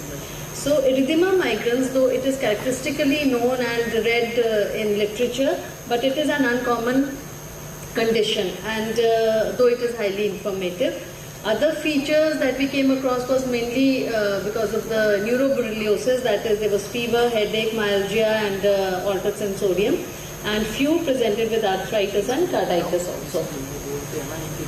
So here we can see the spectrum of the clinical manifestations. It was the neurological and the systemic features that were most common. Altered sensorium was very frequently seen, fever was common obviously, and meningitis. So the features of meningitis were seen.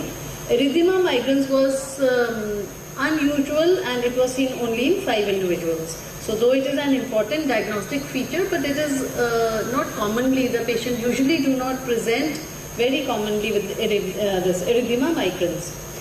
These are the radiological findings that we observed. Now, as the disease progresses, the initial presentation is with the erythema migrans, but at that time the patient usually does not seek the medical advice. and disease progresses to the neuroborreliosis and then to the musculoskeletal disease, and may have the late manifestations also. IgM and IgG antibodies, they start appearing usually when the skin condition that has phased off. So patient does not seek medical advice, and if they come, then the serology would be negative. This is the scheme that is used for testing for the Lyme disease, that is a 2-tier testing. We can use ELISA or we can use the IFID. In our study, ELISA was a screening test used, and all the positive samples as well as the equivocal samples, they were subjected to confirmation. The samples were sent to AIIMS New Delhi for confirmation by Western blot, and that depends either IgM or IgG antibodies, they are tested by Western blotting. So if it is a history of more than 30 days, only IgG is required to be tested as per the study protocol and as per the CDC guidelines. Apart from the serum samples, the CSF samples were also collected, and they were subjected to IgG and IgM testing, screening by ELISA, and then subsequently the Western blotting was done. And biopsies were also collected from the erythema migrans cases. PCR was performed, and the synovial fluid from the arthritis cases was also subjected to PCR. Even the tick samples, the PCR was done on these samples also. So IgM and IgG antibodies, here we can see that they were identified in 17% and 14% of the cases, and there were a large number of the equivocal tests, almost 14 and 10 in the IgG. CSF, only 3 samples were positive, the rest were not confirmed. So after screening of more than 500 samples, 161 samples that were positive or they were equivocal, they were submitted to All India Institute of Medical Sciences, New Delhi, and 17 were confirmed to be of Lyme disease. Now, it is not just this study. If we go back into history, the first case of Lyme disease in India was reported from Shimla. That is more than 36 years back, and that was a 14-year-old boy who presented with meningitis, carditis and arthritis. So that is the historical importance of the studies from our side.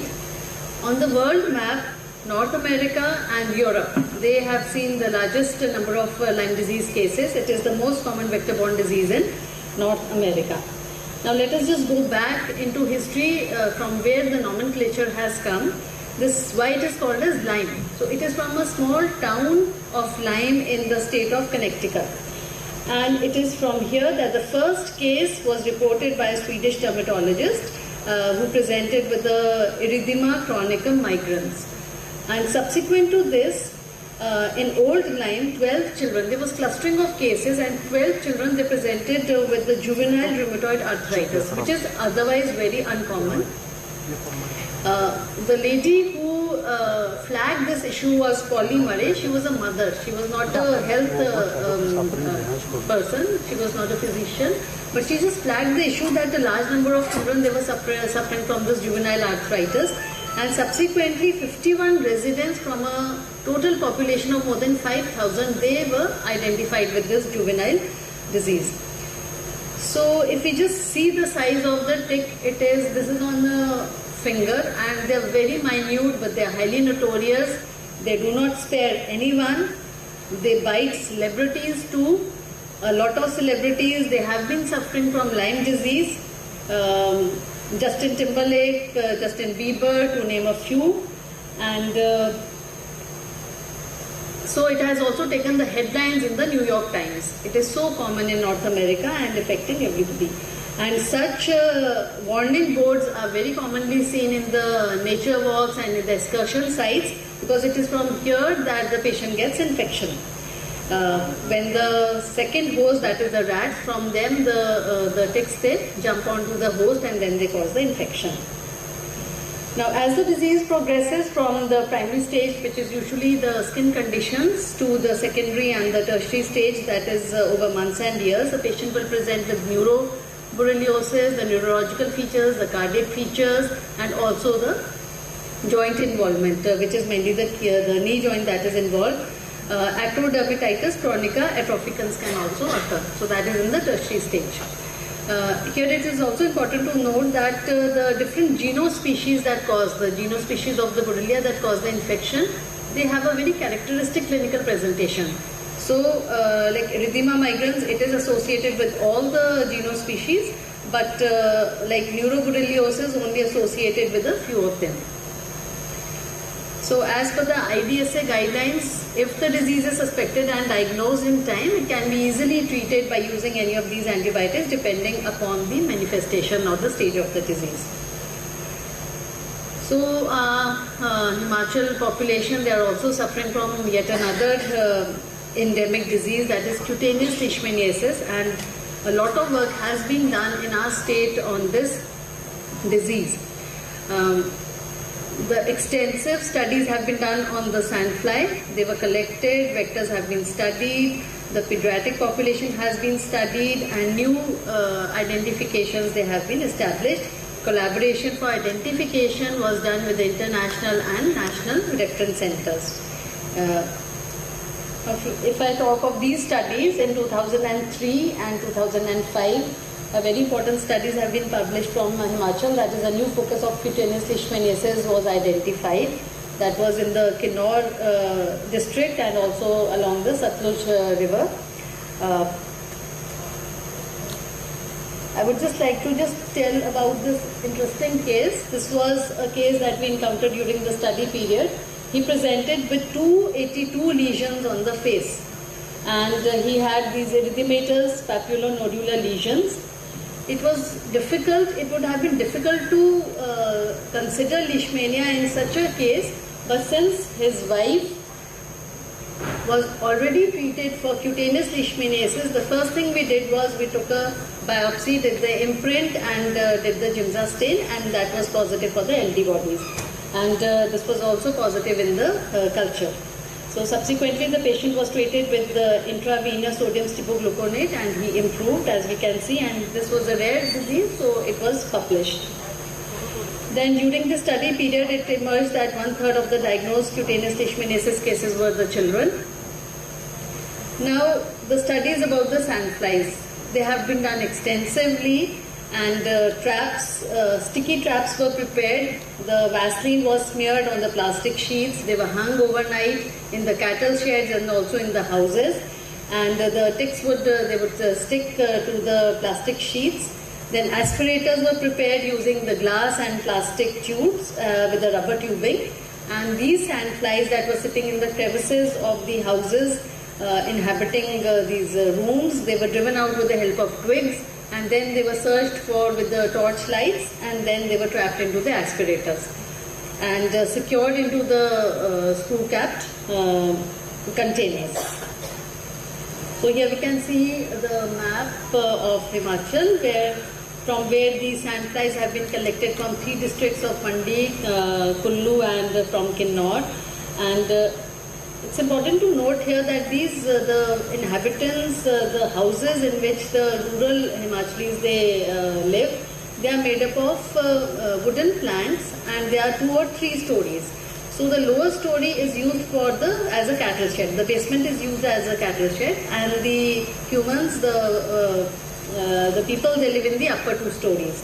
And these stories, they are separated with the wooden planks. So there are spaces between the wooden planks, and these ticks, these sandflies, they can travel from the basement to the living rooms. So they bite at night, and then the people, they get infected. Now these are the findings of the sandflies.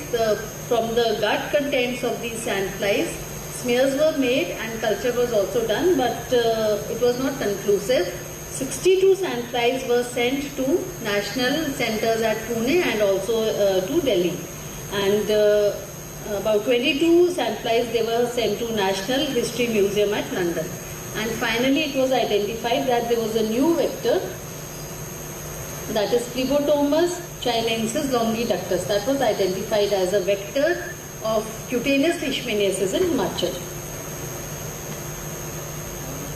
Then further studies were also done on dogs. stray dogs and pet dogs were assessed by using the RK39 immunochromatographic dipstick test, and 6.5% of them were identified to be positive.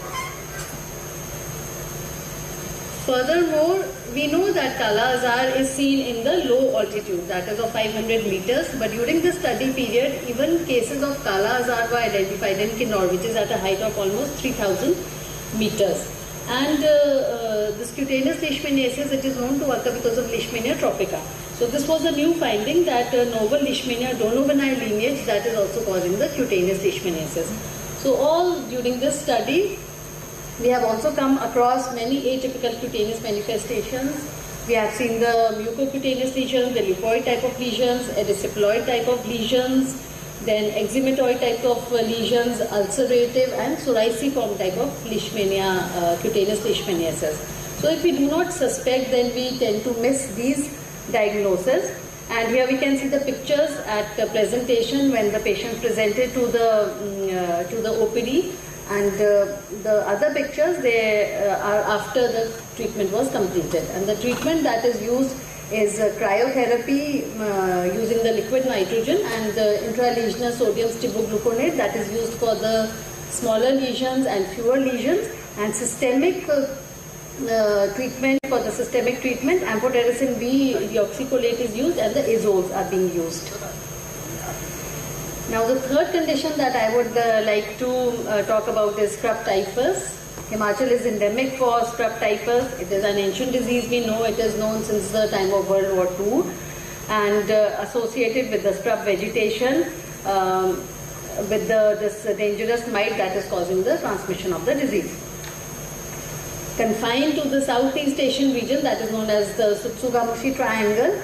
On the map of India, we see that it is mainly confined to the southern region of India, and in the north it is mainly in Uttarakhand and Himachal. And in 1993, scrub typhus was identified as a disease causing significant acute febrile illnesses. So this is a paper that was published after an outbreak occurred in a hilly region, and 150 cases were reported. At that time, wheat Felix test was being used, and during this outbreak, 15 deaths also occurred. The diagnosis was confirmed at NICD, Delhi. So subsequent to this, it was established that it is endemic in our region and that it is a main threat and it needs to be controlled. So we also planned a study, sero-epidemiological study was done in Himachal, and during this study the seasonal trends were studied, the correlation of ELISA with IFA and PCR was done, and the state level burden was also assessed, and the clinical spectrum was studied. So patients who were presenting with exposure to scrub vegetation and field activity as a case of PUO, they were identified, they were then subjected to these investigations, and especially if they were presenting with HR. But again, we have seen that this HR is not very commonly presenting feature in the patients. This is how the patients usually present, that is with the respiratory manifestations or with a rash or with the lymphadenopathy, and this rash may not be an HR, it may be a generalized mucocutaneous rash. Then it is a multi-system disease in our setup, and there is severe organ involvement, there is hepatosplenic involvement in most of the patients. So these are the findings that almost 5,000 cases were studied during this 2-year study period, and here we can see the positivity of ELISA versus IFA and the PCR.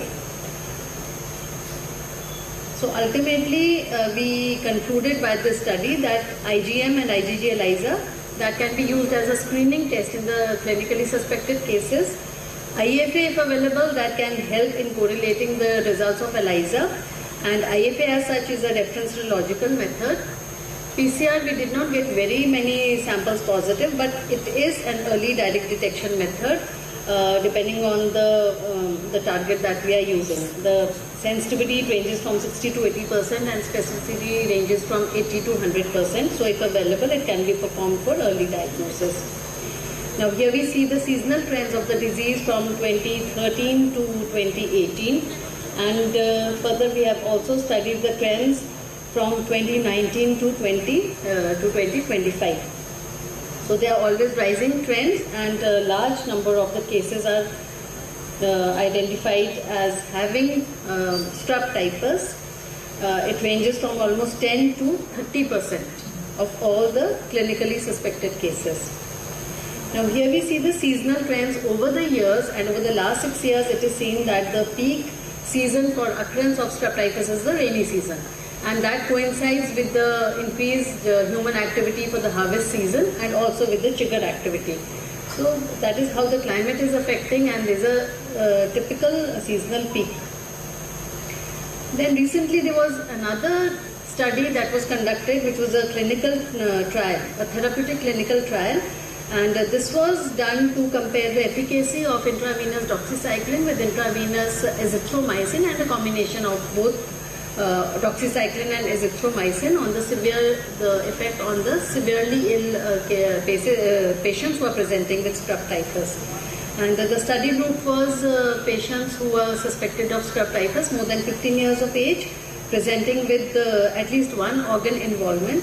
And a 7-day course of intravenous antibiotics was given to these patients, and outcome was assessed whether the death occurs or whether there is persistent complication at 7 days or the fever persists for more than 5 days.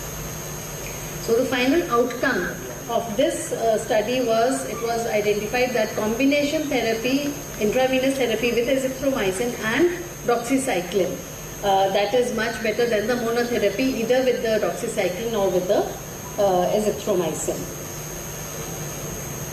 So now a few words about plague, because we have there was an epidemic, minor epidemic in 2002, and it is usually believed that plague is now non-existent. So that is a false belief. It is a disease of ancient times known as the Black Death, and there are still foci. If you see on the map of India, there are 4 or 5 foci, and Himachal is one of the plague focus. Though the mortality has decreased over the years, with only 61 cases seen from 1987 to 2015, but still we have to keep doing the surveillance activities, because this is a re-emerging disease. And let us just know how this outbreak occurred in 2002. The index case, he was a 35-year-old male. He was from Harkoti village, and he went for hunting with his brother-in-law, and they found a sick wild cub in the forest. They brought the cub home, and it was this index case. He himself skinned the animal, and probably they consumed the meat, that is not clear, but he did the skinning of the animal. And within a few days he developed high-grade fever. There were chills and rigors. He had chest pain, and then he had hemoptysis. So he was taken to the local hospital, and there he was diagnosed as a case of pneumonia. Within 2 days his condition deteriorated. He started having hematemesis and hematuria, and he was shifted to the civil hospital where this outbreak occurred, and he progressed to shock, and then he died. So during these 4-5 days, within an incubation period of 1 to 4 days, a large number of his relatives got infected. Almost 13 they got infected. All these yellow circles, they represent the infected cases. The red ones are the deaths, and the white ones are the ones who came in contact of this index case, but they did not get infection. So 13 of his relatives, they got infected in the first wave, and 2 more contacts in the local hospital, they got infected. And then one of the contacts, the patient, he was admitted at PGI Chandigarh, and there also 3 more cases, they got infected. So that was the second wave of the epidemic. So within a span of a week, this large number of the patients, they got infected, but because the disease was suspected very rapidly and it was contained, and secondary attack rate was 75%, and the case fatality was 25%. So if we suspect a condition like plague in time, a very simple test like microscopy can also help in the diagnosis. Like in this case, the gram staining and basin stain were done, and the characteristic morphology was visualized in the gram staining itself, and a provisional diagnosis was established, and followed by a culture in the ghee broth and seeing the characteristic stalactite growth. So that itself helped in containment of this outbreak. Even in the 21st century, a few sporadic cases have been seen in China and also in Madagascar. And so it is false to believe that it is now eradicated. Any disease can re-emerge at any point of time. So we need to take precautions, surveillance activities need to be done, and plague itself, it is primarily a surveillance and infectious disease preparedness lesson.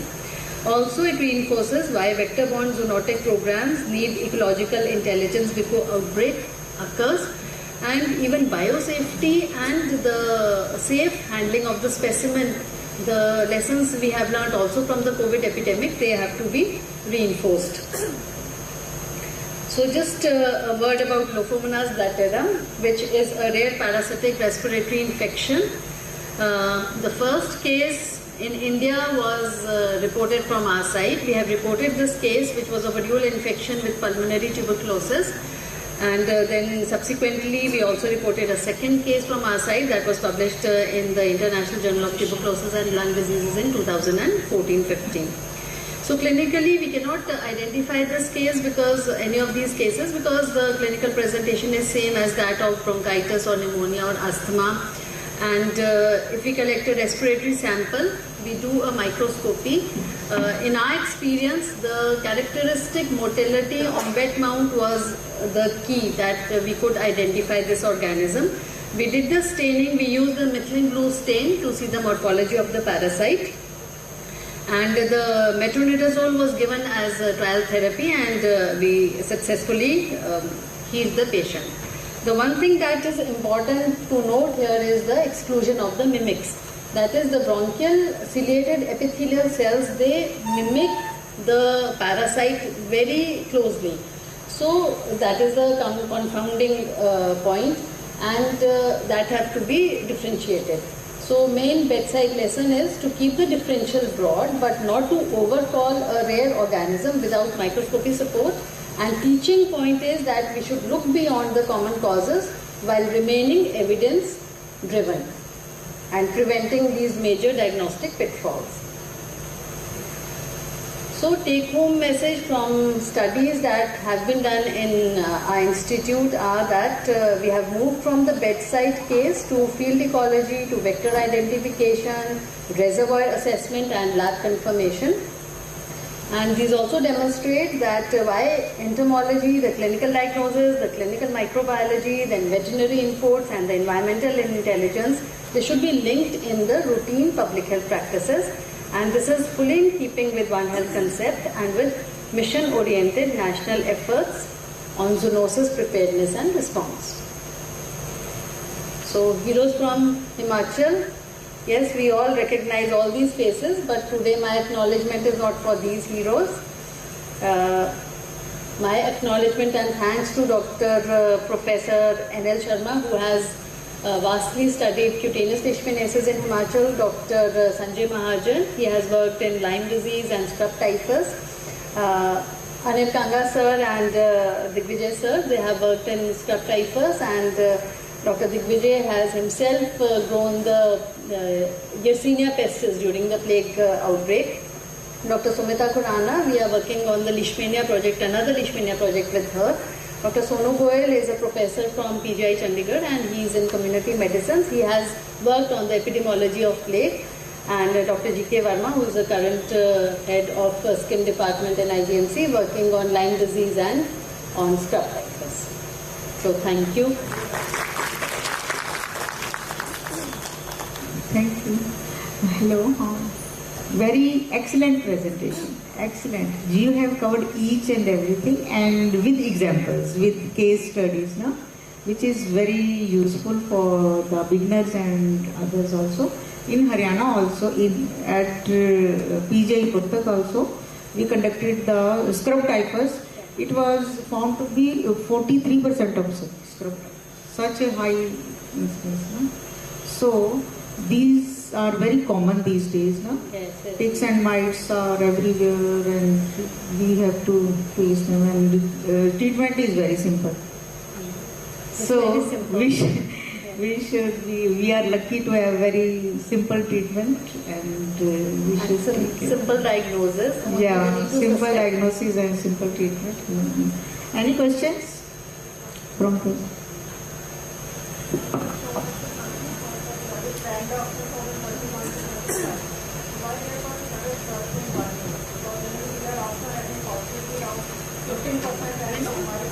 Ma'am, it is correlating with the rains. In that year, ma'am, in that year there were a lot of rain.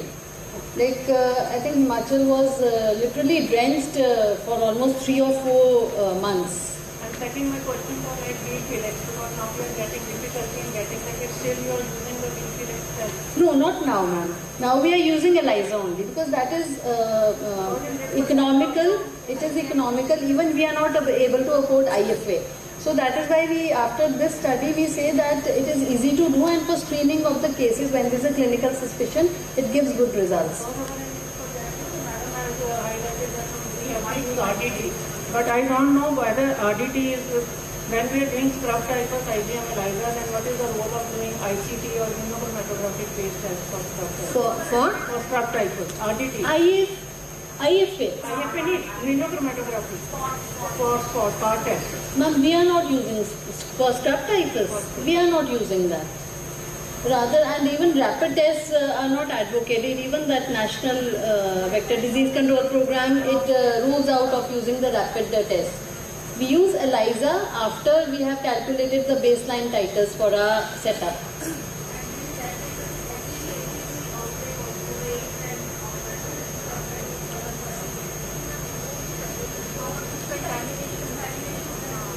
So it is directly coinciding with the rainy season. Very typical correlation. Because activities in the farms increase, and that is also the harvest time for the apple season also.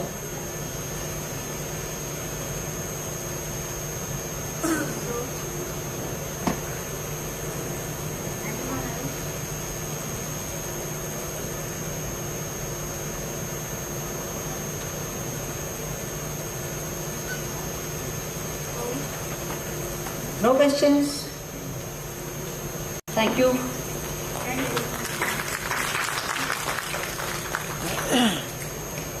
Thank you so much, ma'am. Now I request our chairpersons, please felicitate our speaker.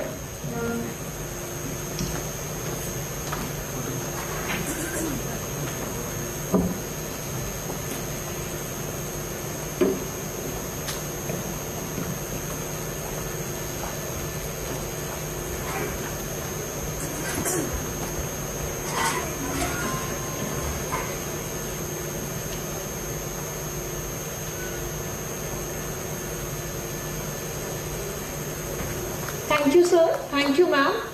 Now I request ma'am to please felicitate our chairpersons.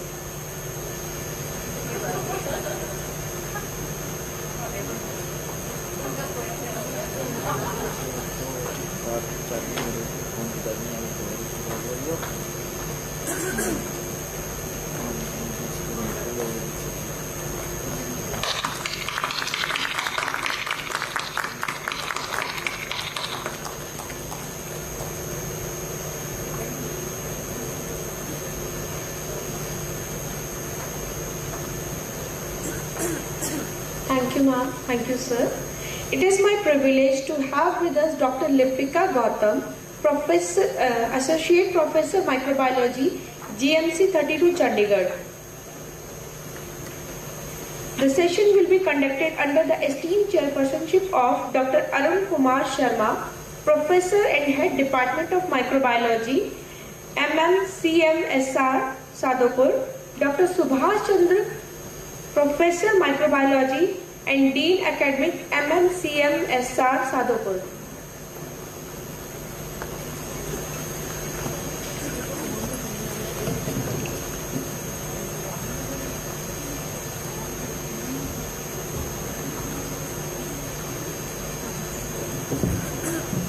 I would like to invite Dr. Veenu Gupta ma'am, Professor and Head Microbiology, DMC Ludhiana.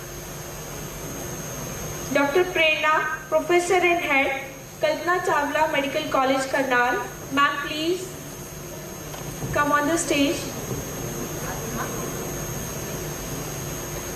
You are the chairperson for this session, ma'am. Please come on the stage. Dr. Prerna.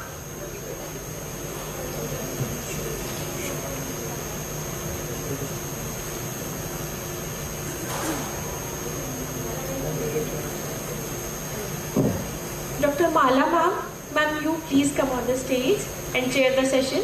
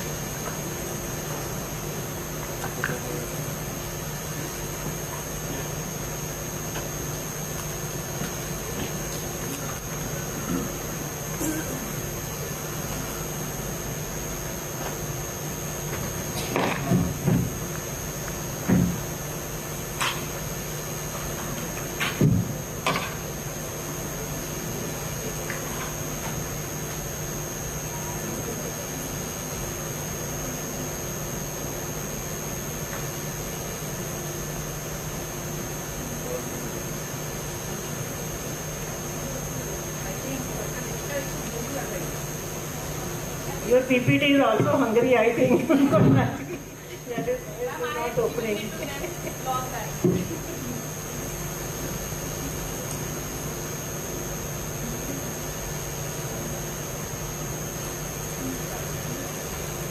It's our privilege to introduce Dr. Lipta Singhal. She is Associate Professor, Department of Microbiology, Government Medical College, Chandigarh.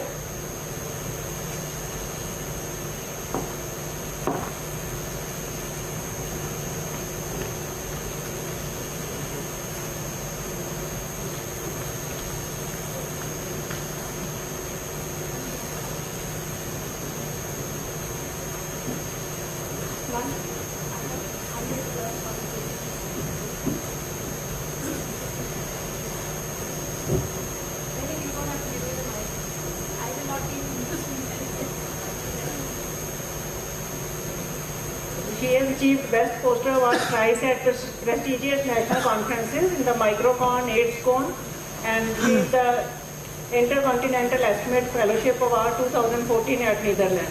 So over to Dr. Lipita for a grateful talk. Thank you, ma'am. Good afternoon, everyone. This lecture was originally scheduled to be taken by Dr. Varsha Gupta, but due to some urgent work, she couldn't be here, and so it was assigned to me just yesterday.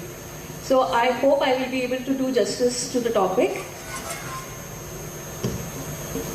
I also thank Dr. Bharti and her wonderful team for accommodating.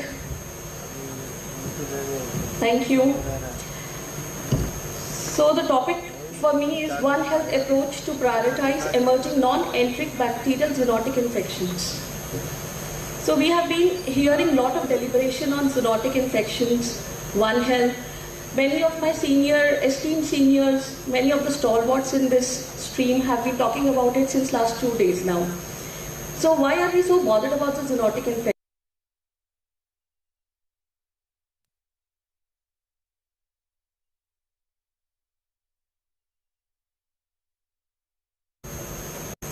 How frequent are the zoonotic outbreaks in India? So if you go by the data, IDSP has submitted data from 2018 to 23, 583 out of 6,948 outbreaks have been of zoonotic origin, 8.3%, and that means around 7 outbreaks per month. Now this is the data that has been documented. The actual rates may still be higher. Where are the hotspots? India being such a vast country, we do experience sporadic cases now and then. However, the hotspots in India are the northeastern states and the southern region, especially Kerala and Karnataka. Non-enteric bacterial zoonotic infections, they are the bacterial infections that are transmitted from animals to humans, but they do not primarily involve the gastrointestinal tract. So the presentation is not like enteric or foodborne illnesses, but it may be some organ system or it may be systemic. The list is very long under this. However, I will be talking about melioidosis and anthrax. Now these two diseases, they are very significant and very vast, but they are not very frequently encountered. Especially for North India, these infections are not very, very common, and as microbiologists, we do not come across these. Coming to melioidosis, it is also called as pseudoglanders because it is very closely related to Burkholderia malayi, which causes glanders in animals. It is also called as Whitmore's disease because of its discoverer after its discoverer. It is a life-threatening disease. It is caused by a non-fermenting gram-negative bacilli called as Burkholderia pseudomalayi. It is very common. This bacilli is very common in it is a saprophyte in soil and water in the tropical regions. And the countries which are endemic for it mostly belong to Southeast Asian region, India being one of them, and then Australia. So 44% cases come from Southeast Asia. In India, it is reported mostly from South India, mainly Tamil Nadu, Karnataka, Puducherry and Kerala. It is mainly an opportunistic infection, and when I say it is opportunistic, there has to be some risk factors involved. And so diabetes mellitus, in literature, it is one of the most common risk factors. Chronic renal disease, patients on immunosuppressive therapy, traumatic inoculation in children while playing, weather, that is rainy season. We have seen in a couple of previous lectures that whenever it is rainy season, the number of infections do increase, which are soil related. And occupation, it is very commonly seen as rice farmers. Now, if you understand rice farmers, paddy fields, lot of stagnant water, and when they spend a lot of time in that, due to small abrasions or cuts that are present, the organism may penetrate and it may enter the bloodstream.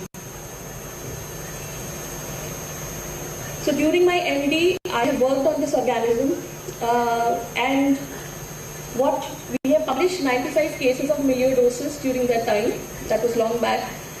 And the major findings that we found was it can affect any system in the body, any organ. It has a very protean manifestation that ways. Melioidosis is a disease that can mimic anything, any of the infections we already know. Most commonly, it is a respiratory tract which is affected, closely followed by cardiovascular system. But it can have an acute presentation, it can present as abscesses in various organs.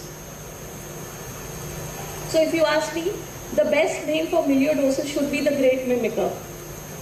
And India being endemic for tuberculosis, we also published a paper where we found that 22 cases which were presumed to be tuberculosis and were put on presumptive ATT, they were not responding. And this is from the western coastal area only. And later we could find melioidosis to be the cause of illness, and definitive diagnosis was made through culture. After that, the drug of choice for melioidosis is ceftazidime, which was given to these patients and most of them recovered. So presumptive, when it is respiratory tract that is involved, it is just like fever, weight loss, night sweats, cough, very, very similar to what we know as tuberculosis. So it is very important that this is kept as a differential diagnosis when we talk about tuberculosis, where both the diseases are endemic. So the conclusion reached through this paper was fever in a diabetic patient with high ESR and neutrophilic leukocytosis should raise suspicion of melioidosis while instituting presumptive ATT in areas where both the diseases are prevalent. So as I told you, it is a very apt name that it is called as a great mimicker because it can mimic any infection, even arthritis it can cause. But it is still a very underreported and underdiagnosed entity, just like many other zoonotic infections. If you look here, this is again the IDSP report from 2018 to 23, where it is said that of all the bacterial zoonotic infections, melioidosis is really very high on mortality, around 50% mortality even when the patient is treated. And it is also a weapon of bioterrorism. Now I would like to have your attention on this slide. Incubation period for Burkholderia pseudomallei infection is from 2 days to many years. And melioidosis has been described as Vietnamese time bomb. So there is a story to it which I would like to share with you. What happened is during the Vietnam War, it was fought between North Vietnam and South Vietnam, and South Vietnam was supported by US. So what happened is US soldiers used to patrol throughout the country, and what the Vietnamese soldiers did is they adopted the punji sticks. This technique is they will have bamboo sticks which are pointed from the top and they are smeared with either a toxin or some organism. So mostly they used to smear it with Burkholderia pseudomallei.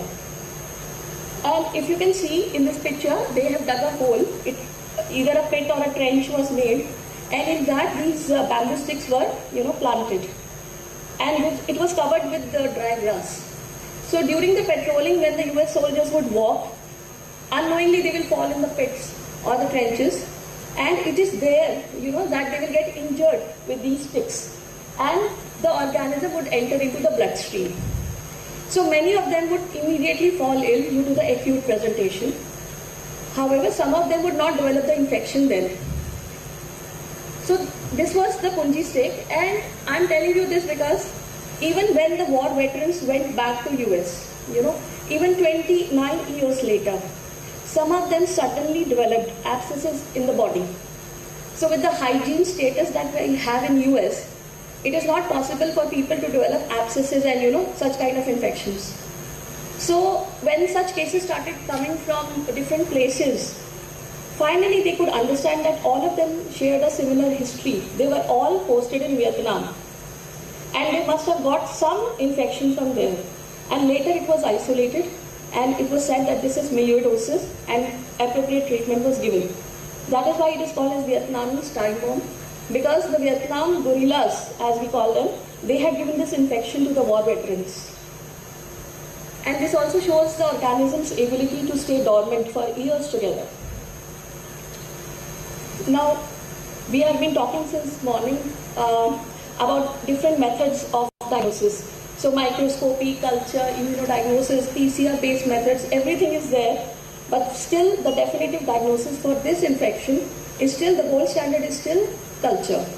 And it has to be done on blood agar, McConkey agar, and Ashdown medium, which is a crystal violet agar, 0.1%. It forms wrinkled colonies.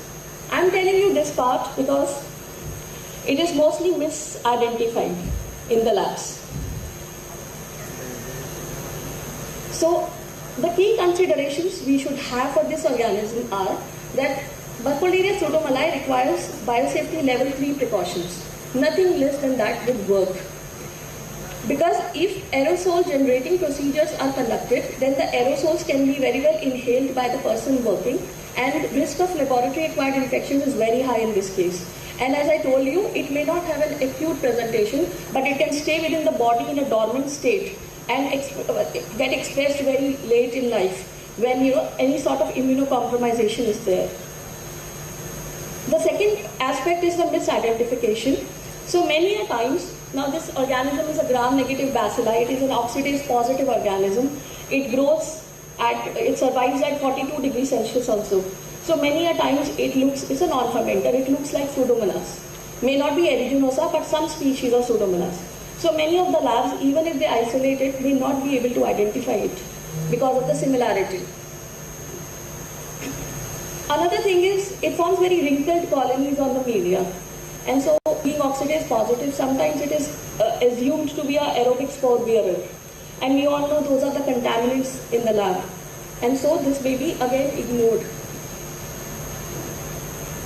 While reading, I came across a very simple test that has been introduced. It's a screening method for this organism. Labs which are not very well equipped can very well perform this test. This organism is intrinsically resistant to polymyxins and aminoglycosides. So, gentamicin, colistin and amoxiclav can be used, put on a plate of Muller-Hinton agar. They will be resistant, the organism is resistant to colistin and gentamicin but susceptible to amoxiclav. So in this way, it is a very easy method to screen out that yes, we may be dealing with Burkholderia pseudomallei in the lab. The take-home message that I would like to convey is both the physicians and the microbiologists need to be very vigilant about this organism and should keep it as a differential diagnosis for most of the infections. Now, though I told you that in North India, this infection is not very prevalent, and most of the cases that have been reported, very few are there, around 12. The cases that have been reported mostly are either, they are migrants, or they have a travel history from south or the coastal regions, or adventure sports bahut karte hain.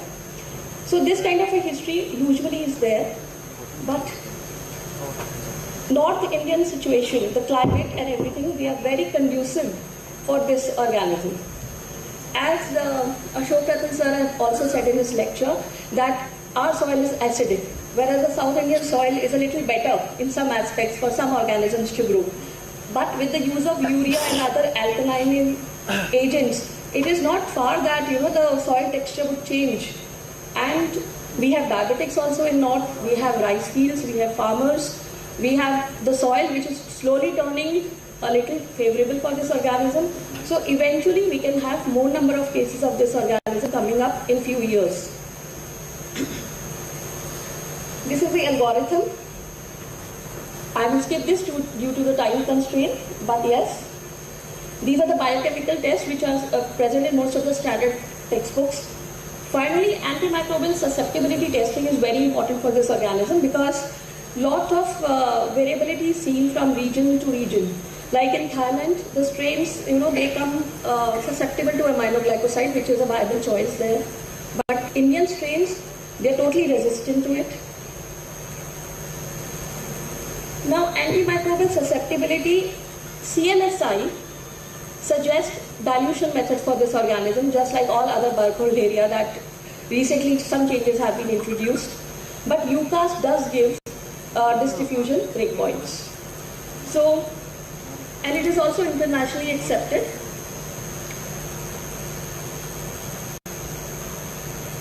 Okay, with this, I would like to now go on to anthrax.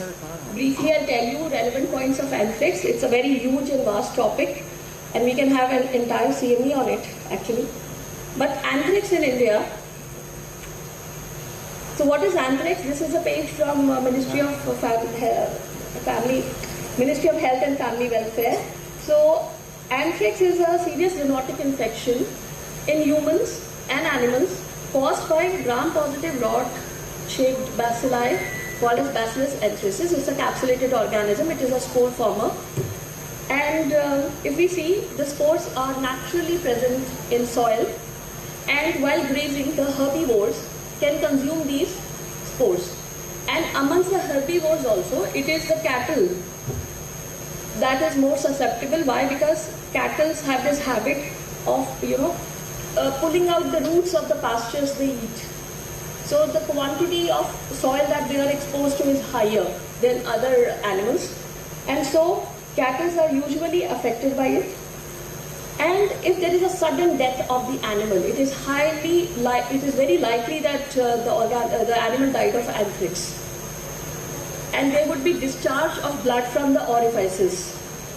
Now, after the death of this animal, if the body is not incinerated or it is not deep buried, then humans can acquire the infection either by direct contact with infected animals or animal products, or by consumption of raw meat, or through inhalation of spores itself. So there are three forms. Inhalational anthrax, which is a wound sorter's disease. It has a very high mortality rate, up to 75%. Cutaneous anthrax, which is a hide porter's disease, because they used to carry the hides on their back, so this is a typical position over the shoulder that you will find this, and the mortality is around 20% if not treated, but if it is treated, it reduces down to just 2%. The third is the intestinal anthrax, which is a little rare entity, but can lead to 25 to 60% mortality. Now, if we look at the signs and symptoms in animals, as I was sharing, if there is a sudden death in the animal, actually the guidelines say that such an animal should never be autopsied. No autopsy should be performed, because if it is anthrax, then the vegetative bacteria, when they come in contact, they fall out of the body. They may just convert to the spore forms, and the infection would spread. And oozing of blood from natural orifices is another thing.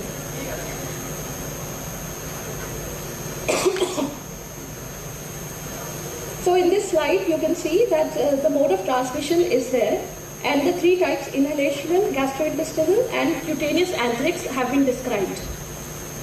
Meningitis anthrax is another very serious infection which occurs in 50% of cases who have inhalational anthrax. And a newer form of anthrax has come into existence, which is called as injectional anthrax. Now, this has been reported from a few northern European countries where drug abuse is very high and the needle sharing is there. So in addition to blood-borne viruses, even anthrax has been reported. And when they take this with the spores, which germinate, the dissemination is very quick in the body, and myositis is additional. When we talk about diagnosis of anthrax, most of the labs here, it is not a diagnosis that can be made at state labs, medical colleges or private labs. It is a very difficult one. It's a BSL-3 laboratory that is required to establish its diagnosis, yes. But you can always refer in case there is high suspicion. And we require very well-trained laboratory person to handle it. Clinical diagnostic tests are based on clinical symptoms and history of exposure, bacteriological identification like gram stain. Now, if you open your books, you will see Bacillus anthracis has a very characteristic and lot many features, right from bamboo stick appearance, medusa head colonies. We have all read those, and I'm assuming all of us must be knowing it. So then comes the immunodiagnosis. ELISAs are present, and PCRs, and also CRISPR-based tests, LFAs, are being made for diagnosis of this pathogen too. Anthrax is a potential bioterrorism organism, and adequate biosafety and biosecurity measures must be taken at all levels. So when we talk about biosafety, what we mean are the containment level, that we should be protected from the pathogen. And when we talk about biosecurity, we mean that the pathogen itself has to be protected from unauthorized access. Nobody should have access to a pathogen of this level, because this may be used as a bioterrorism weapon. So if you see, anthrax as a weapon has been used since the First World War. It is nothing new. It was 2001 that the attack was done on US. But before that also there have been many incidences when anthrax was used as a bioterrorism weapon. In 2001, we all know that letters, envelopes with spores of the ME strain of Bacillus anthracis were sent to US, were posted to US. And around 300 people were exposed to this infection, but 22 cases were documented, 11 inhalational and 11 cutaneous. And out of the 11 inhalational, there were 5 deaths. So then, that time it was a very sensational thing, because this was a documented bioterrorism attack. Now this is a flow chart showing how the identification for Bacillus anthracis is made in the laboratories. If you suspect it, it shows no hemolysis, it does not grow on McConkey agar, and it is a catalase positive organism. But it has to be referred to a referral lab. As I've been saying, it requires BSL 3 facilities. So confirming anthrax is a 3-tier system. We require a laboratory response network to perform this. So if you see at the base of the pyramid are the sentinel labs. They are there to recognize, rule out and refer. Then there are the reference labs in between, which are there for confirmatory testing. So they will confirm, yes, it is a strain of Bacillus anthracis. But after that, the proper characterization of the strain can be only performed at the national laboratories, which are well equipped. And for transport at each of these levels, what do we require? We require a triple packaging system. We all know it's a primary packaging, secondary, and then an outer hard box. That method has to be adopted for transfer at each level. Now coming to another very interesting thing is why anthrax is such a dreadful disease. It is because if once a person gets just exposed to the spores, then antibiotics have to be taken for 60 days.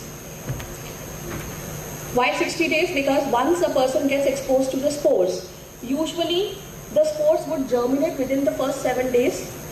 But even if few spores are left, they may germinate in the course of time, and at least 60 days of antibiotics have to be given. And the antibiotics given have to be a bactericidal agent and a protein synthesis inhibitor. So mostly doxycycline or ciprofloxacin, these are the drugs of choice. In combination, multi-drug regimens are given for that longer period. Coming to prevention and control, I'll briefly tell you.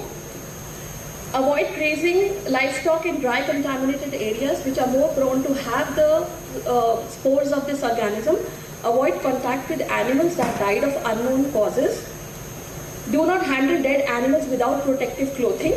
Avoid consuming meat from animals that died unexpectedly. Do not open carapaces suspected of anthrax. That means no autopsy to be performed. And routine vaccination of animals in endemic areas, as has been instituted by all the esteemed speakers, that vaccination of animals is important in this case. It's very important to carry out ring vaccination if a case of anthrax is suspected. Ring vaccination would mean one animal dies, and in an area of 20 to 30 kilometers, whichever animal is there, they have to be vaccinated, creating a vaccination buffer zone. Another thing is public health education, which is very important for this organism, and surveillance and reporting. Now, much of this has been covered in the previous lectures and during the panel discussion. Surveillance is a very, very essential part. So, surveillance is investigate all unexplained livestock deaths, and reporting should be mandatory to some national agencies.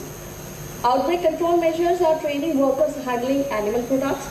Burn or bury the carcasses, quarantine infected premises, disinfect with 5% formaldehyde or 10% hypochlorite, establish 20 to 30 kilometer buffer vaccination zone, vaccinate animals in affected and neighboring areas, and as was told during the panel discussion, it is very important that intersectorial coordination and communication should be very strong if we want to really detect these outbreaks and control them. As far as vaccination is concerned, we also have a human vaccine for anthrax, but it is not recommended for everybody, only for the high risk, people who are at high risk, people who handle animals. And for animals also, it is available. It is an anthrax spore vaccine, 34F2 strain, which is available for animals, and it is very, it's not expensive vaccine, and it is easily available. And for humans also, it is AVA anthrax vaccine absorbed by Biothrax, which is a vaccine, 2,000 to 3,000 per dose, and 3 doses have to be taken at an interval of 15 days each. Now, One Health has been spoken since morning, but I will just say the 4C model of One Health is very important. Communication, coordination, collaboration, and capacity building. And whereas the rest 3 have been discussed at length. When it comes to capacity building, if you look at this is a tight laboratory network mapped to available tests at each level. I think in India, it should be a practice for all labs to show which all tests are there. So existing diagnostic facilities are known, they are in the public domain, and from there, further increase in number of diagnostic tests available can be performed looking at the sensitivity and specificity. These are the labs which are working. NCDC, we have Center for Arboviral and Zoonotic Disease Division in Delhi, and CETD is Center for Emerging and Tropical Diseases at Kasturba Medical College, Manipal, which deals with melioidosis. And these are the veterinary reference laboratories in India, which are, there are many others also, but these are the ones which are close to us. So one is in Bareilly, one is in Bangalore. Thank you very much for the patient hearing. Thank you. Thank you so much, Dr. Lipika. It was a wonderful presentation, and you touched upon 2 very important organisms, melioidosis and anthrax. And amazing to see your experience in melioidosis, because we don't see that much. And anthrax, of course, at NCDC we work on it, so we know that lab diagnosis is extremely difficult despite high clinical suspicion, especially when we get inputs from veterinary friends that there was a suspicion of anthrax. So very, very difficult to isolate and do it. However, PCR works in that. So thank you for that wonderful presentation and covering it very comprehensively.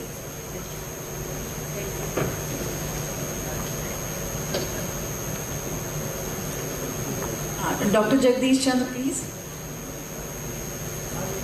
Till he gets the mic, I would also like to say that post 9/11, even we received the envelopes, and we processed about 500 envelopes. And we standardized the tests here first, and subsequently there was a training at Thailand where they standardized the protocol for testing. So we followed that protocol after that. Sir, please. Actually, my comment was about this topic only. After 9/11, the envelopes were sent to the member of parliament. They call it as Congress, senator of the Congress. And when they opened, and it was found as a powdery substance. And the culture was grown as anthrax. When sequencing was done, it was found to be a CDC strain. That is why they kept mum after that. That is the design. I think you have mentioned this 9/11. I missed it, I think. But sir, I've mentioned the 2001 episode where, not the 9/11 one. It is same thing. It is same thing. Yes. But So, sir, that is why we say the biosecurity has become so important. That who has access to your strains? Now they are the people who are releasing it. They are the people who are suffering from it. And when they discover that, they keep mum. Yes. Yes. They are the people they are releasing, who are supposed to control it. Control it. Thank you. Thank you. Any other questions? Any other question, please? For Dr. Lipika? Your presentation was wonderful. Acha, there's another question, please. Not a question. I can't dare to question her, even in the open forum, despite this thing. And just an addition, we started isolating when initially, some 2008-9, so some organisms which are showing these kind of dry colonies, and when we were trying the biochemicals, so it was falling in the line of with the dry colony appearance, the barcode area only. But it was difficult for us to label Pseudomonas because this is, as she has shown, that it is in the coastal areas. So coincidentally, she joined the lab at that time, did the PCR for the Pseudomonas that turned out to be negative. So that is the learning for the audience, that we do get, and that was labeled as CDC type 3B. If you look at the iceberg, there it is described, that this can be the other type of colonies, and yes, not Pseudomonas, but you have to look for the repeat isolation of these organisms to prove them as clinically significant. Yes, ma'am, as I was saying that this should be included as a differential diagnosis for most of the infections. So long back, around 15 years back, we started to include this pathogen when we were screening for non-fermenting infections. And so we put PCR for hundreds of non-fermenters that we could not categorize properly. But none of them turned out to be pseudomyelin. But then the conditions were different. But because of so much of migration of population and the changing climatic conditions and the soil conditions, it is very much conducive for Burkholderia pseudomyelin to be there in this region of India also. So we should be aware of it. Correct. That is the thing. Thank you for that comment. Thank you for the comment. It is very, very pertinent to mention that. Thank you, ma'am. Now I would like to request our chairperson to please felicitate our speaker.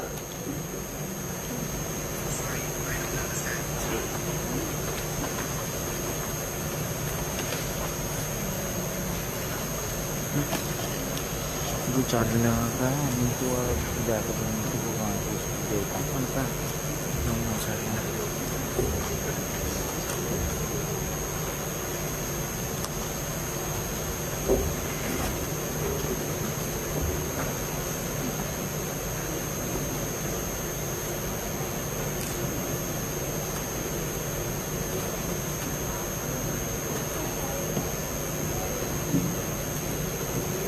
Now I request Lipika ma'am to please felicitate our chairperson.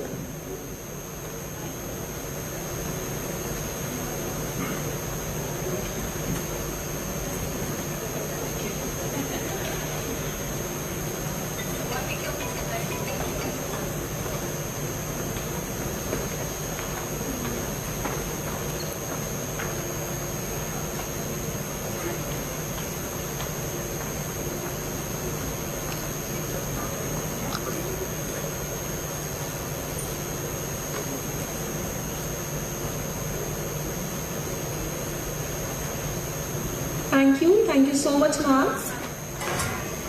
Now we have much waited moment, that is awards for oral and poster presentation. I would like to invite Dr. Harsiman, Dr. Harinder sir, to please announce the result.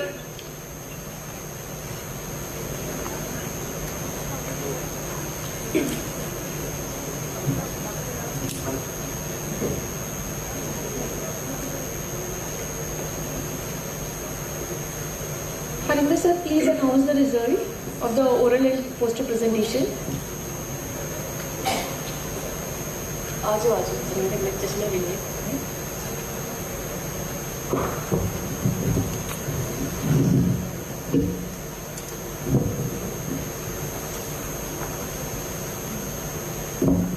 Good afternoon, everyone.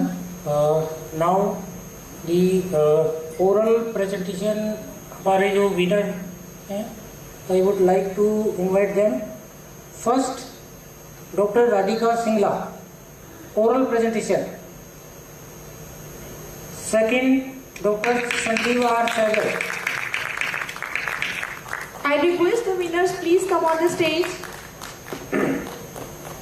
I think they have not reached right now.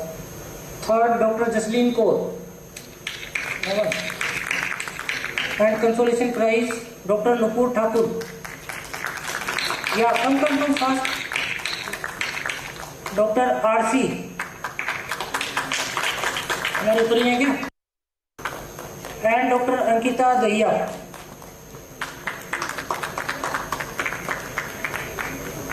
Please join us.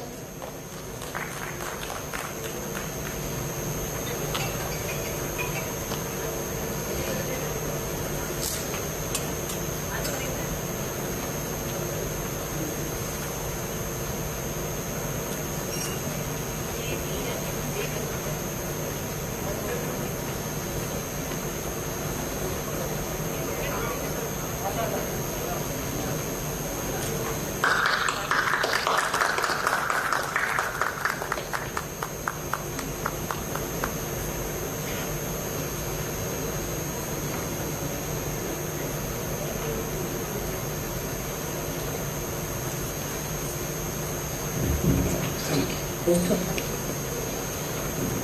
the next poster winner, Dr. Rajesh Kumar Mina. Poster winner, Dr. Rajesh Kumar Mina. Second, Dr. Shivani Kanwar. Yeah, please.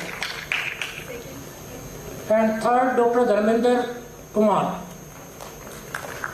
Dr. Dharmender Kumar. Great. Consolation prizes, Dr. Vardhaman Jain. And second consolation, Dr. Garima Mehta. And third, Dr. Kapil Yadav. Dr. Kapil Yadav, Dr. Garima Mehta, Dr. Vardhaman Jain, Dr. Dharmender Kumar, Dr. Shivani Kumar, and Dr. Rajesh Kumar Mina. Many congratulations to you all. Yeah, please.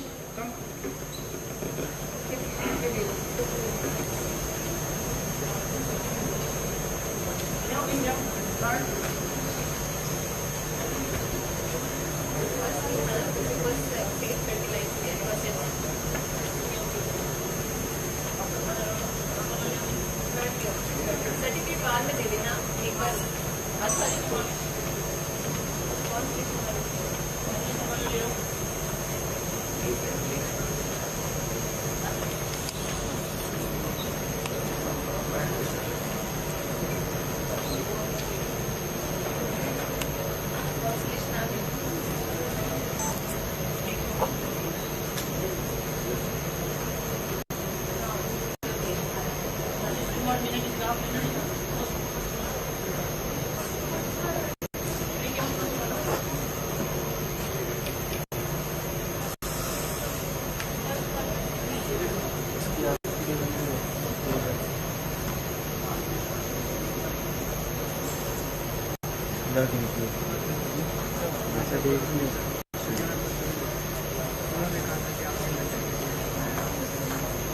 वो आ नहीं पाया actually, तो उनके अंदर ही मैं काम कर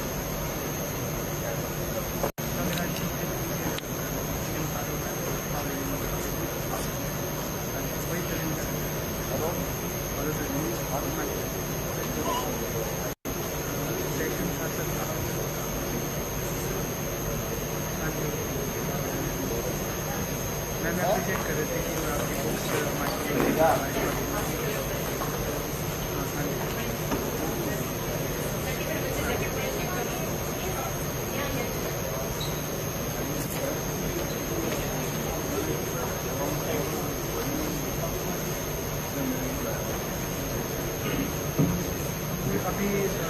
Thank you, sir. Thank you, ma'am. Now I would like to invite Dr. Vikas Gautam, sir, Professor Medical Bacteriology, PGI, Chandigarh. And I would like to invite Dr. Mala, ma'am, and Dr. Rajesh Chavda, sir, to chair the session. Please, sir. Please, ma'am, come on the stage and take the stage.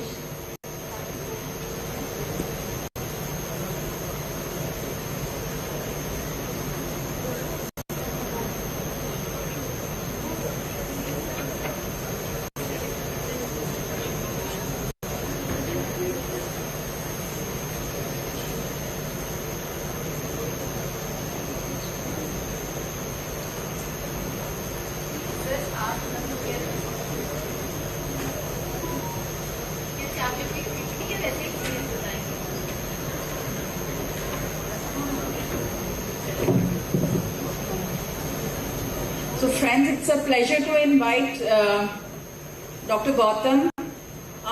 This was supposed to be a panel discussion, but some of the participants had to leave, the panelists had to leave.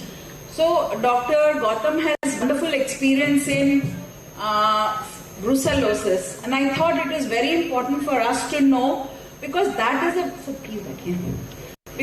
a weak area as far as human health is concerned.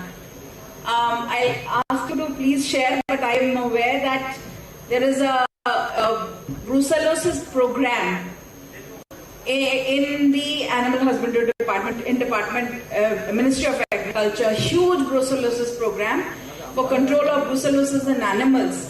But we want to hear from you as to what is your experience of brucellosis.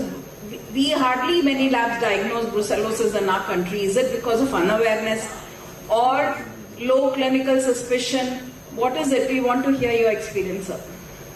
Well, thank you, madam, for giving this opportunity, and thanks to the organizers, Dr. Bharti, Dr. Simmer, and the team for giving this opportunity to be here.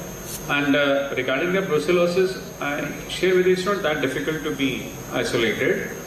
I tell you, I mean, in conventional we say that yes, you have to do the Castellana method. I'm directly coming to the diagnostics. So, but that doesn't let you have the yield of this organism. So what we observed, and we then published also, in 2009 we had the automated blood culture system in place. And I must say that this technology, automated blood culture system, that we call it CMBCS, Continuous Monitoring Blood Culture System, is really a revolution in microbiology. If we use it optimally, I mean, when my clinician colleagues, they are stuck with the diagnosis, this diagnostic technique has really helped us. And here for brucellosis also, we could pick up in 10 months that we published 9 cases of brucellosis, only after we had the automated blood culture system in place. Number one. Number two, the thing is that if you look at, you have for certain organisms that it is stated that yes, you have to incubate it for 7 days in automated blood culture system. But I tell you, there is a paper in JCM also that we've referred to in that article. There also all the brucella were picked up within 5 days. And in our experience, all these 9 cases were picked up within 3 days. So you had a beep in your system, and then you have to subculture it. But yes, you have to be careful. You should do it in the biosafety cabinet, 2A minimum, that you have to do. And otherwise, lab-acquired brucellosis is also a challenge. And because one of our senior technicians, he had suffered from lab-acquired brucellosis. So you should not do it like in our places. We are all doing on, most of us, on the open benches. So, but not this. So, just for the residents, that whenever you get the small tiny colonies in your blood agar plate, please go to the biosafety cabinet to handle them, number one, and the other, the dry edge colonies. So these two organisms, when you get on your blood agar, handle them in the biosafety cabinet. And sometimes we do sniff the plates. Now there is also a way to sniff the plate, because for some organisms you have a critical odor that helps you pick up, like for this Stenotrophomonas maltophilia. There you have typical ammoniacal smell. No other organism gives it. So how a resident has to hold the plate from the edge and then try to sniff rather than like this. From the edge, and then you can pick up the straight away Stenotrophomonas maltophilia, you can diagnose from there itself. So coming back to the brucellosis, then what we did, once we had these cases that we diagnosed, then we went back to the history. And that we have published in the form of the table, 7 of these patients had an exposure where we could pinpoint the unpasteurized milk.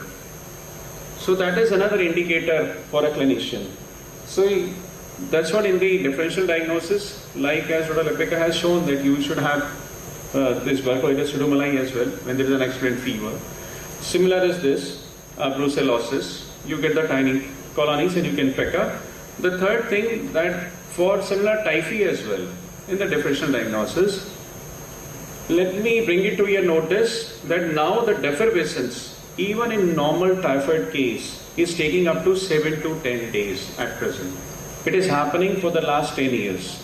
Otherwise, before that, generally our defervescence used to be there in our typhoid cases within 3 to 5 days, maximum.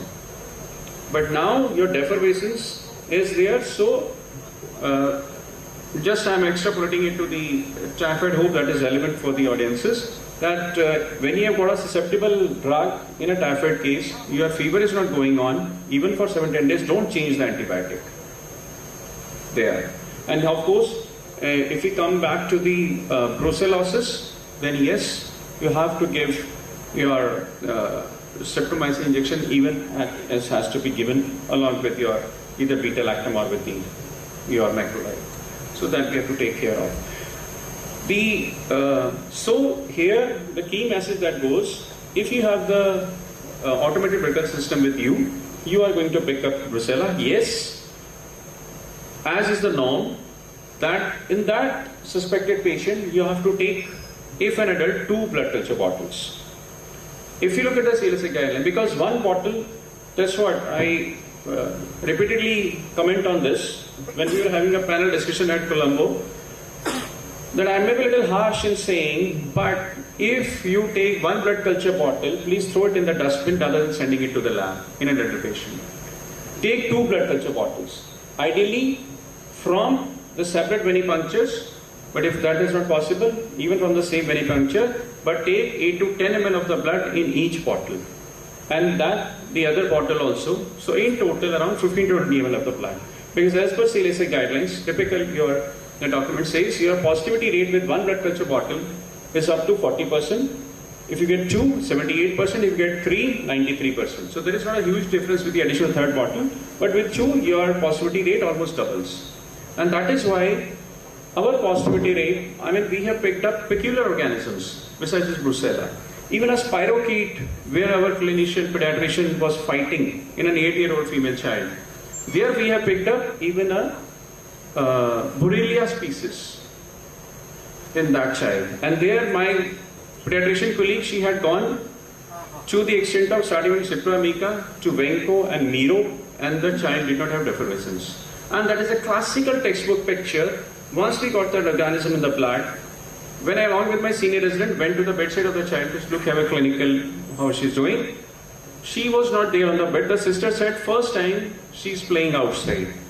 And the typical textbook, 1 single dose of doxycycline make her fever go off.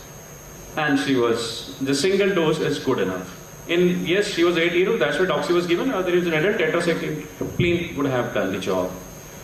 So this is all, madam. Thank you for the brucellosis. So do we have any questions for him on brucellosis? Yes, please. Yeah, thanks for reminding, as always. So here, now we had a case, one senior resident calls up.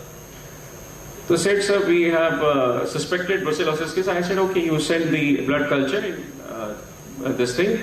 But then he said, again he calls back and says, we are suspecting meningitis also. Now, with this system, now brucellosis, if you see, in only 5% of the cases it invades meninges. I said, you send in a routine, in a plain tube, but at the same time, put CSF in the blood culture bottle as well. Pediatric blood culture bottle, pink colored cap of the BD. And that we have mentioned in the publication as well, that your sterile, the tube was sterile, but the blood culture bottle be for the brucella in the CSF. And so we could pick up the meningitis in this caused by the brucella. So in general, that's what we have re-emphasized at our institute in the faculty mail, that when you have suspicion of meningitis, do send all sterile body fluids. Please remember, your automated blood culture system is not only for the blood. It is for all sterile body fluids. Even if your knee aspirate, your CSF, ascitic fluid, if it is not purulent, send it in the pediatric blood culture bottle, which amounts only 1 to 3 ml of that sample to be there, and you will really see the positivity rate going very high. Thank you. I have a question for you. What is your experience with the standard agglutination tests of brucellosis? Because that almost forms the mainstay in diagnosis. So your comments on that? Ma'am, one thing we need to remember, that this serology has its own limitations. Yes, where you don't have the blood culture, you have to, SAT is there to help you. Similar is the scenario with your typhoid also, Vidal test. Now if you read Mandel's Principal Infectious Diseases, about the serological testing, it has been commented upon, that your serological test, yes, they have been found to support you in the diagnosis, but the gold standard remains the blood culture. So if we have the automated blood culture system, then let's go ahead with the blood culture. The other thing, if you ask me my personal comment, many times my clinicians say during the CPC, no, your blood culture hardly come positive. right, your positivity rate goes only up to 50. If we look at globally, it is 50 to 20% of the blood cultures will come for. But do you really have bacterial infection in rest of them? Look from that angle. If we do head-to-head comparison, then we have done blood culture versus PCR, and that is also published in the IAMM.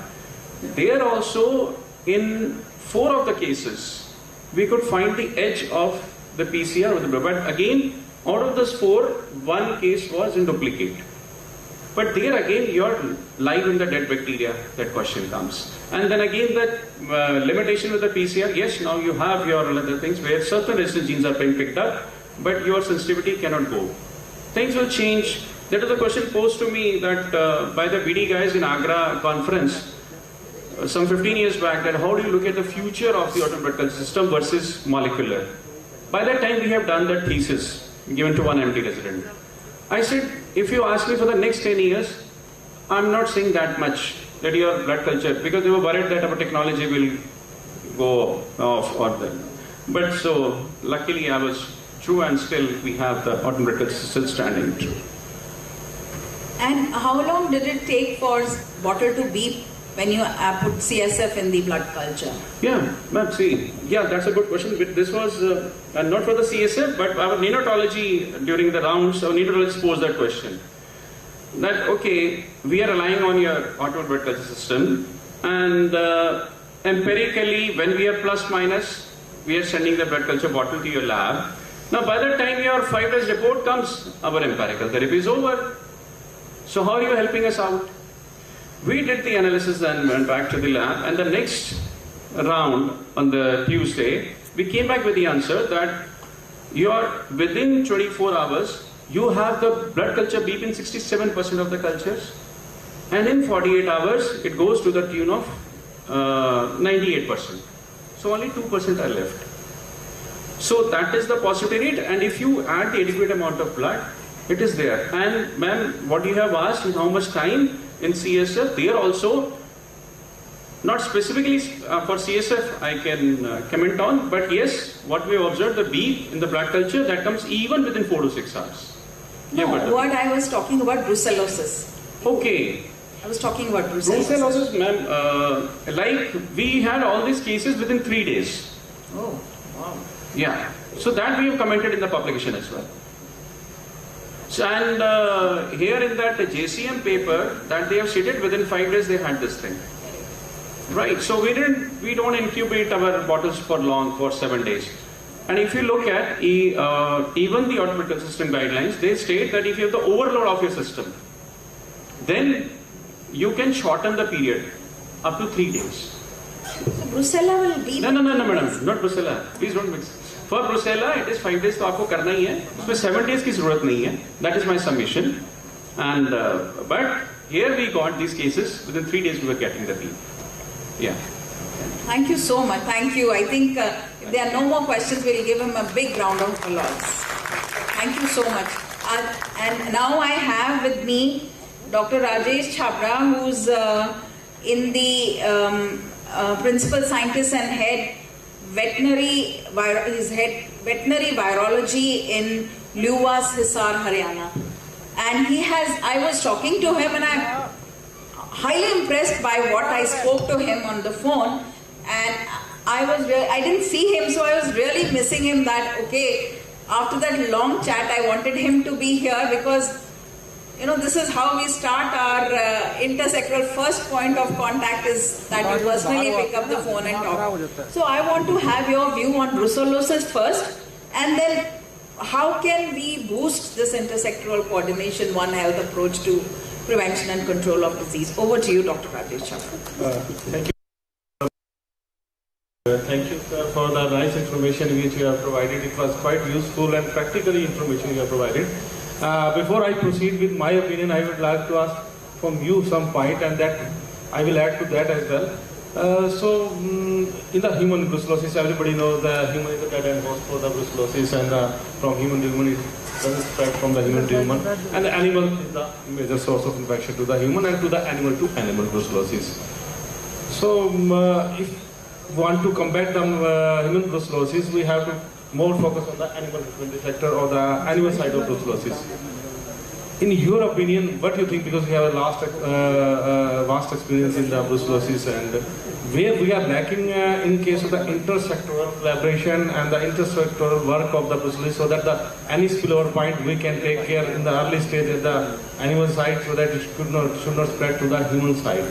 So can you give me your opinion, then I can add whatever you will say. Thank you. I mean, I can tell from the human end that in the lab we have to be careful, which is of course we have experienced that.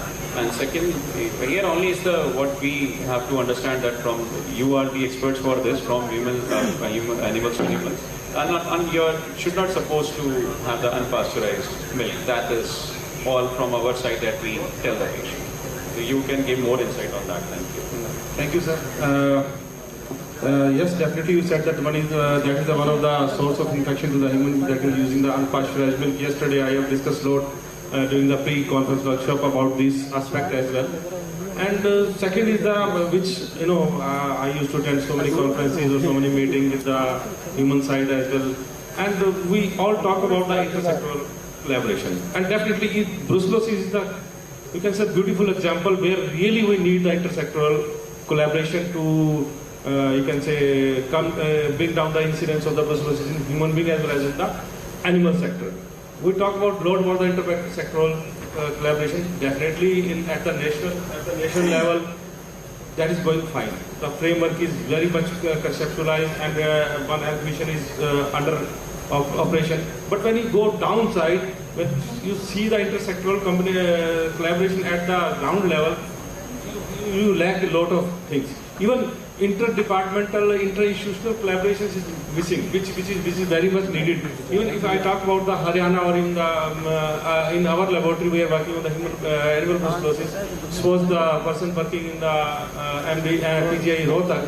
So even we are lacking collaboration at this stage, and that is very much needed, because what happened in the brucellosis in animal? What is the main you can say the critical point is that there is abortion, late-term abortion in the animals, retention of placenta. Main reproductive, you can say, the signs are there. So we have to be careful reproductive. If you take care of that reproductive signs early stages, so it will not spread to the human being. So at that point, definitely we need to take care of those, and intersectoral at every point is needed. And integration of data, that is the main thing which I emphasize on every stage, that we should have the integrated data.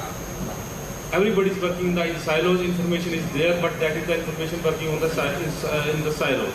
And that will not help to prevent any outbreak for the zoonotic disease, for even other zoonotic problem or the AMR problem. So we have to integrate the data. Suppose if from the data, any public health people, if they say in a particular region, oh definitely in that particular area there is reproductive problems are there, late stage abortions are reported, retention of placenta are reported, and when the bulk milk is reducing in a particular area, in a particular herd in that area, and then he or she, if say that in that particular region there is a incidence of the so many unknown fever of the unknown origin reported, then they can snap it together if they have the information from the both sides at one platform, and that you can access to everybody means who are stakeholders from the animal side, from the human health side.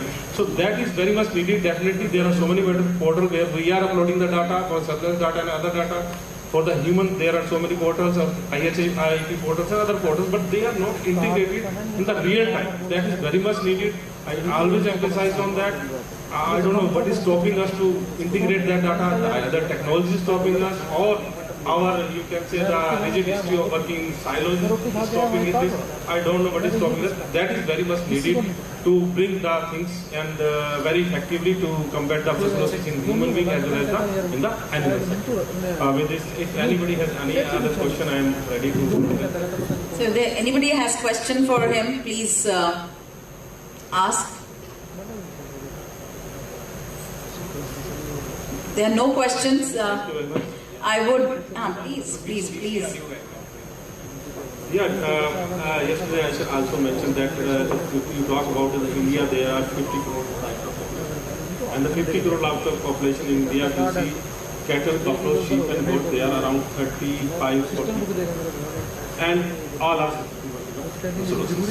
And if we see the serial surveillance we did for the sheep and goat, for the livestock, for cattle and buffalo, if we are getting high seroprevalence in both the animal, this sheep and goat and cattle buffalo, and in we are getting more cases in the cattle buffalo because that is the major population here in the Haryana as well as in the India, and people they are keeping it and they are aware of that brucellosis. In sheep, what is happening that they are nomad, they are keeping the brucellosis of the animal 10, 20 in the earth of 20. If there is any problem, even they don't notice it, and so they are not coming, they are not getting the you can say the healthcare access for that diagnosis of brucellosis, but that is present in that we are getting more and more cases for the cattle and buffalo.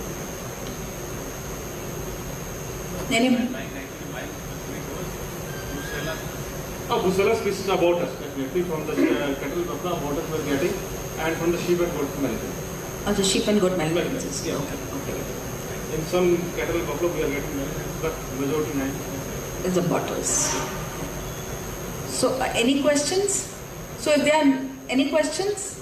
So if there are no more questions, I think we should give a huge round of applause to the panelists.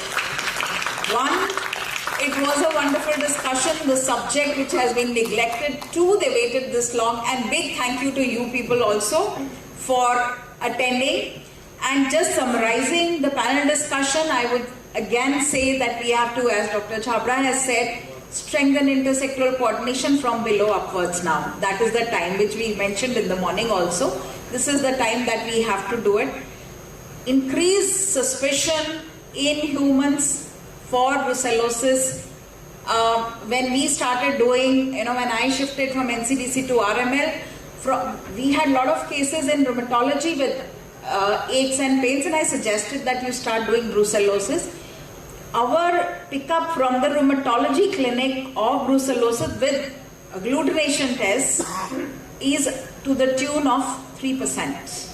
So 3% people will get treatment, and they are treated rheumatology, and if you don't treat, then you have a lifelong problem, right? So we have to increase suspicion and start testing. Serology remains the mainstay, of course, is good for screening. Culture is best. And so one should attempt, and I think we have good tertiary care laboratories.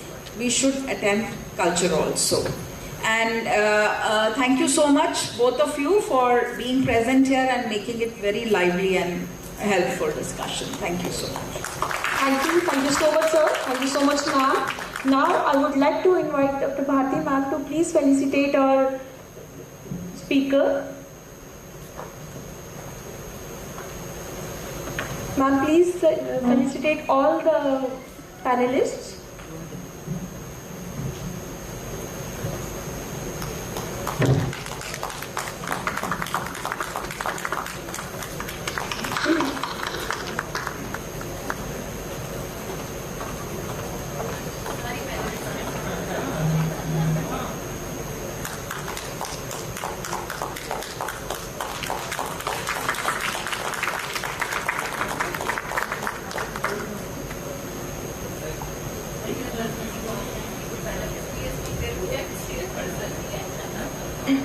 Today it seems that the scientific family, or we can say the microbiology family, is under one roof to share the knowledge.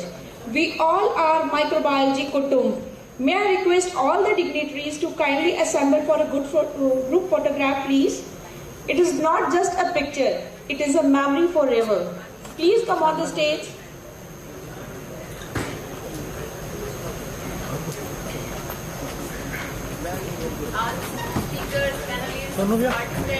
All of you, please come on the stage.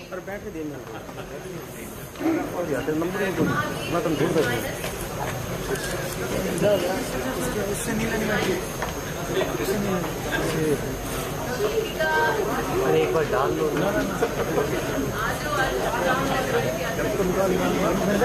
अरे group photo वो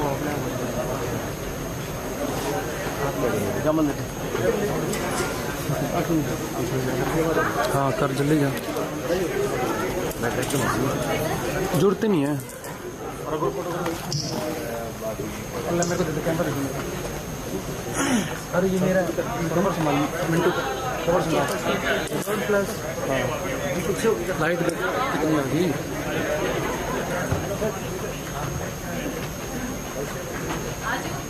कल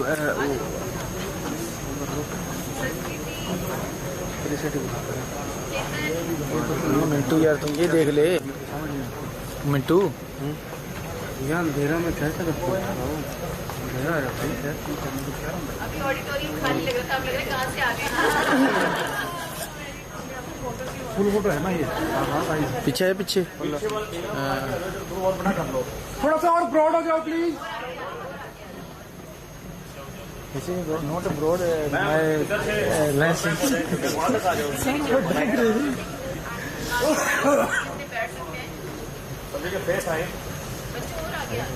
my lens is not 16 mm. This is 24 mm. So space is very. बैठ जाओ भैया। This is a wide lens and I am close. Ma'am आपको बोल रहा हूँ आपको फोटो नहीं आ रही आपकी। हाँ इनको आज आपकी फोटो नहीं आ रही है, थोड़ा और बैक हो जाए आप सभी आगे वाले और बैक हो जाए प्लीज, और बैक हो जाए आप ग्रुप और बड़ा करो। हाँ जी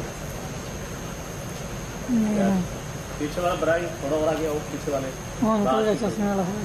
okay all of you last के अंदर आपकी फोटो नहीं आ रही है। हाँ जी आपकी नहीं आ रही है मैम, आप आगे आ जाओ। पीछे वाले दोस्त हैं आप आगे आ जाइए मैम। बाद में सब ग्रुप फोटो में अपना आपको देखेंगे मैं कहूँ थोड़ा और करो सर, और करो हल्के से। हाँ जी और जाए हल्के से बोला जाए। हाँ जी कोई मिस हो गया तो पैसे कट। हाँ भाई मैं करो। Okay all of you look at the camera please. Wait Dev आराम से। Okay thank you Mintu.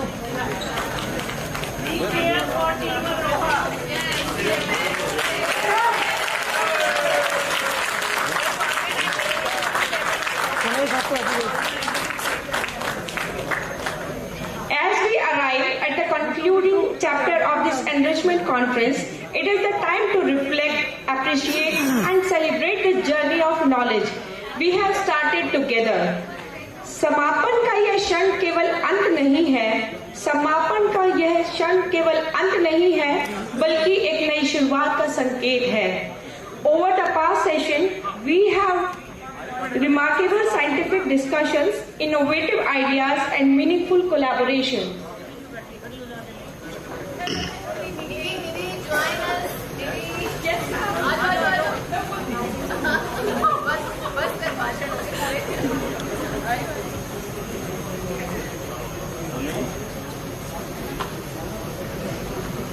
Wait.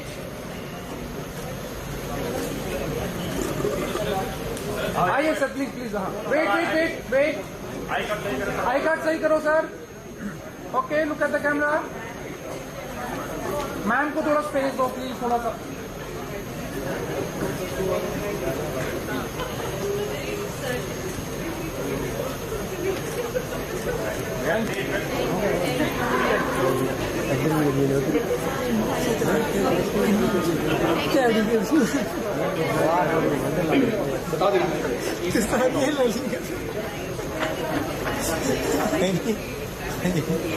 Now I request Dr. Harinder sir, organizing secretary, Dr. Harinder sir, to propose vote of thanks.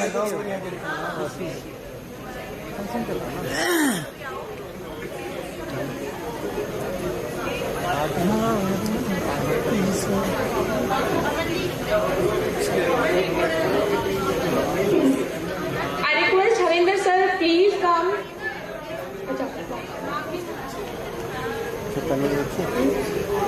Sonu वाली बंद कर दे। मैं करते इन्ना जंगे संग पता किन्ना सीखा के 1 मिनट बाद ओके Sir, please.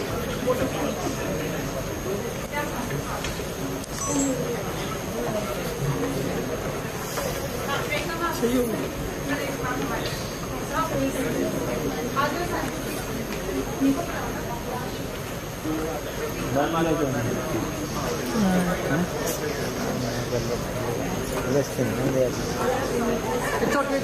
मिक्स सी दोनों ही कम बाहर दी होनी चाहिए। हाँ अच्छे आज चाहने नहीं जिन्ना मर्जी बंदा जोर लाइए।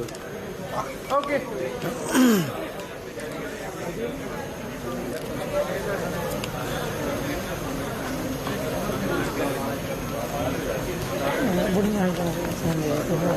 अच्छा ना पता ये ना मैच लेंस मिक्सर मैच ओ कैमरा सेंटर बनाओ प्लीज सेंटर ऑन ऑफ आप कुछ स्क्रीन है ना यार और मोर बन भी जाते स्क्रीन भी तो तंग करती है।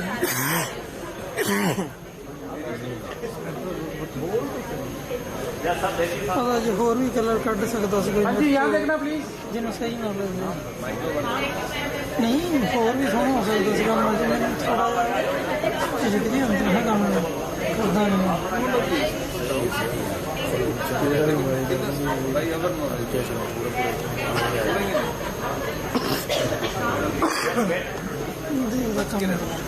थोड़ा सेंटर आओ प्लीज सेंटर में नहीं हो आप लोग थोड़ा और इधर मूव हो और मूव हो जाओ प्लीज थोड़ा सा और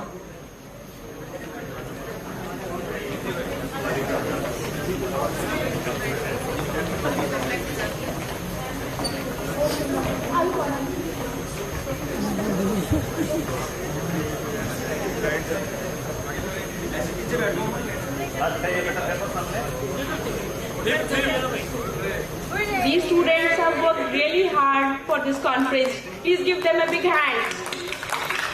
It's all your effort.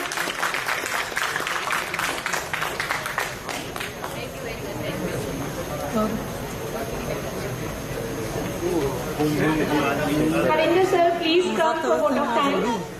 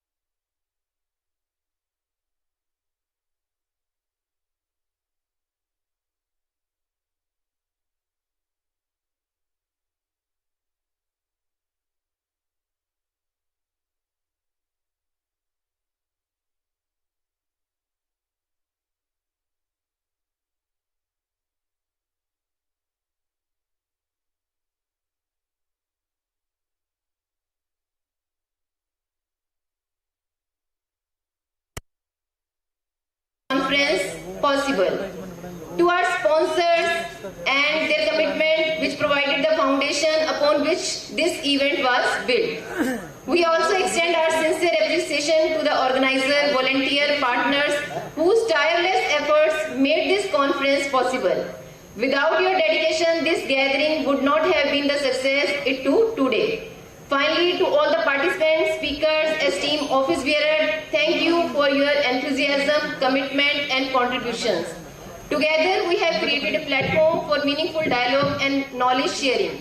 With this, I once again thank you everyone for your valuable presence and support. Finally, let us carry forward the spirit of MICROCON Northwest Chapter 2026, building bridges across communities, protecting ecosystem and ensuring well-being for all the living beings. Together, we affirm that healthy people, healthy animals, and a healthy planet are the foundation of a resilient future. Thank you very much. Tahe dil se shukriya. Thank you, ma'am. Thank you so much. Thank you all the dignitaries present here.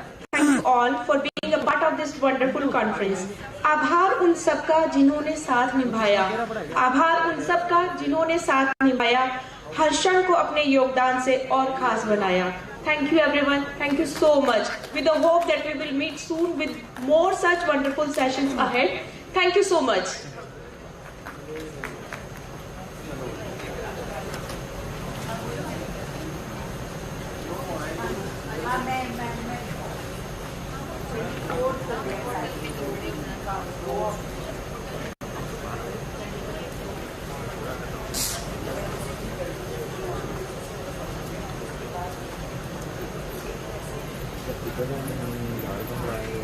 कौन कह रहा था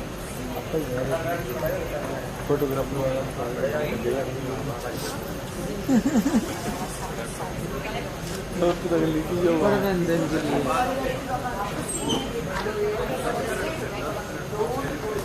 recording कर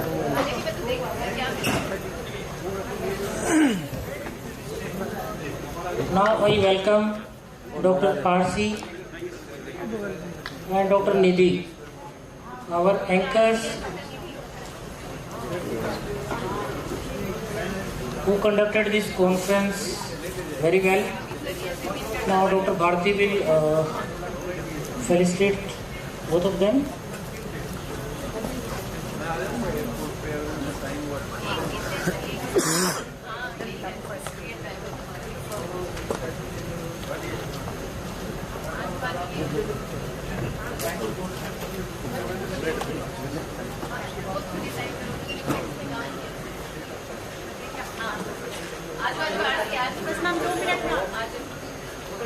Okay, sir. Thank you very much. Thank you very much. Thank you from Sunita. Thank you, sir. Thank you very much. थोड़ा आगे आओ sir please.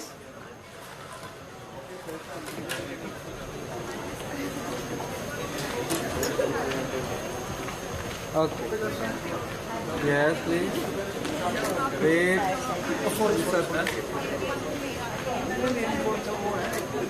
ठीक है. Okay.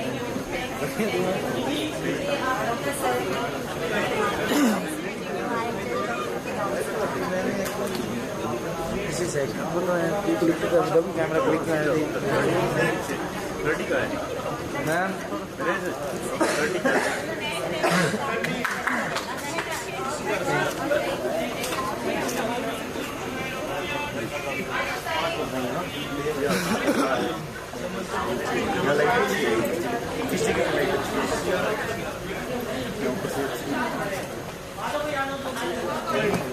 इसी गैलरी में कहीं इनटू एफएक्स पे कर ले. आगे हमारा स्मार्ट एफएक्स पे कर ले. एक स्टेप और नोट कर दे दूसरा. हाँ दूसरा फोन चल रहे हैं.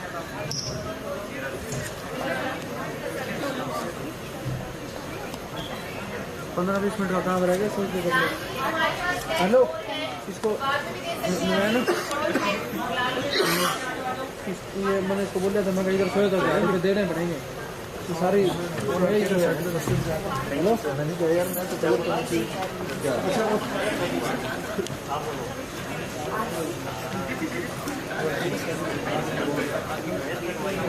बाकी साइड आ जाओ जी।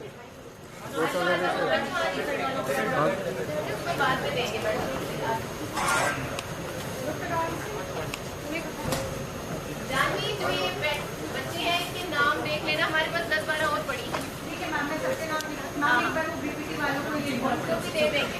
उनके नाम काम बहुत कर रहा है यार।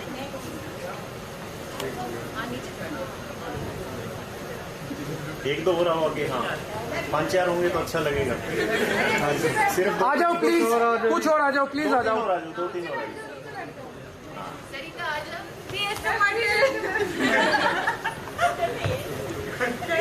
यस, अब अच्छी फोटो आएगी सामने।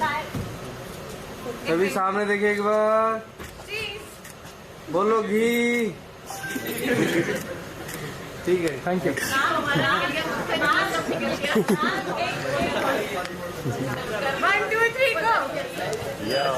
एक्सक्यूज मी, इधर सर, एक बार please please please be attention.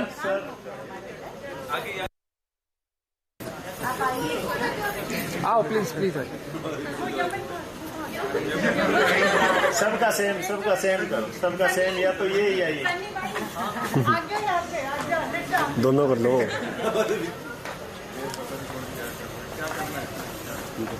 Sir उनको आने दीजिए प्लीज। हाँ जी, ओके ऑलरेडी।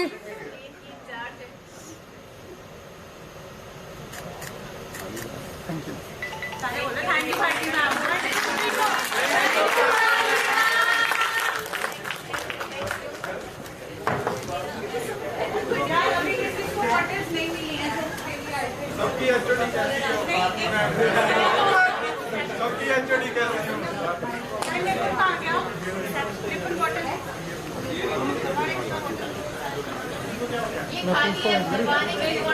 तैयारी करनी है, सारे स्टोरी पे चलेंगे, पहले सामान इकट्ठा करेंगे अपना। ठीक है दोनों भैया, क्या बोल रहे हो?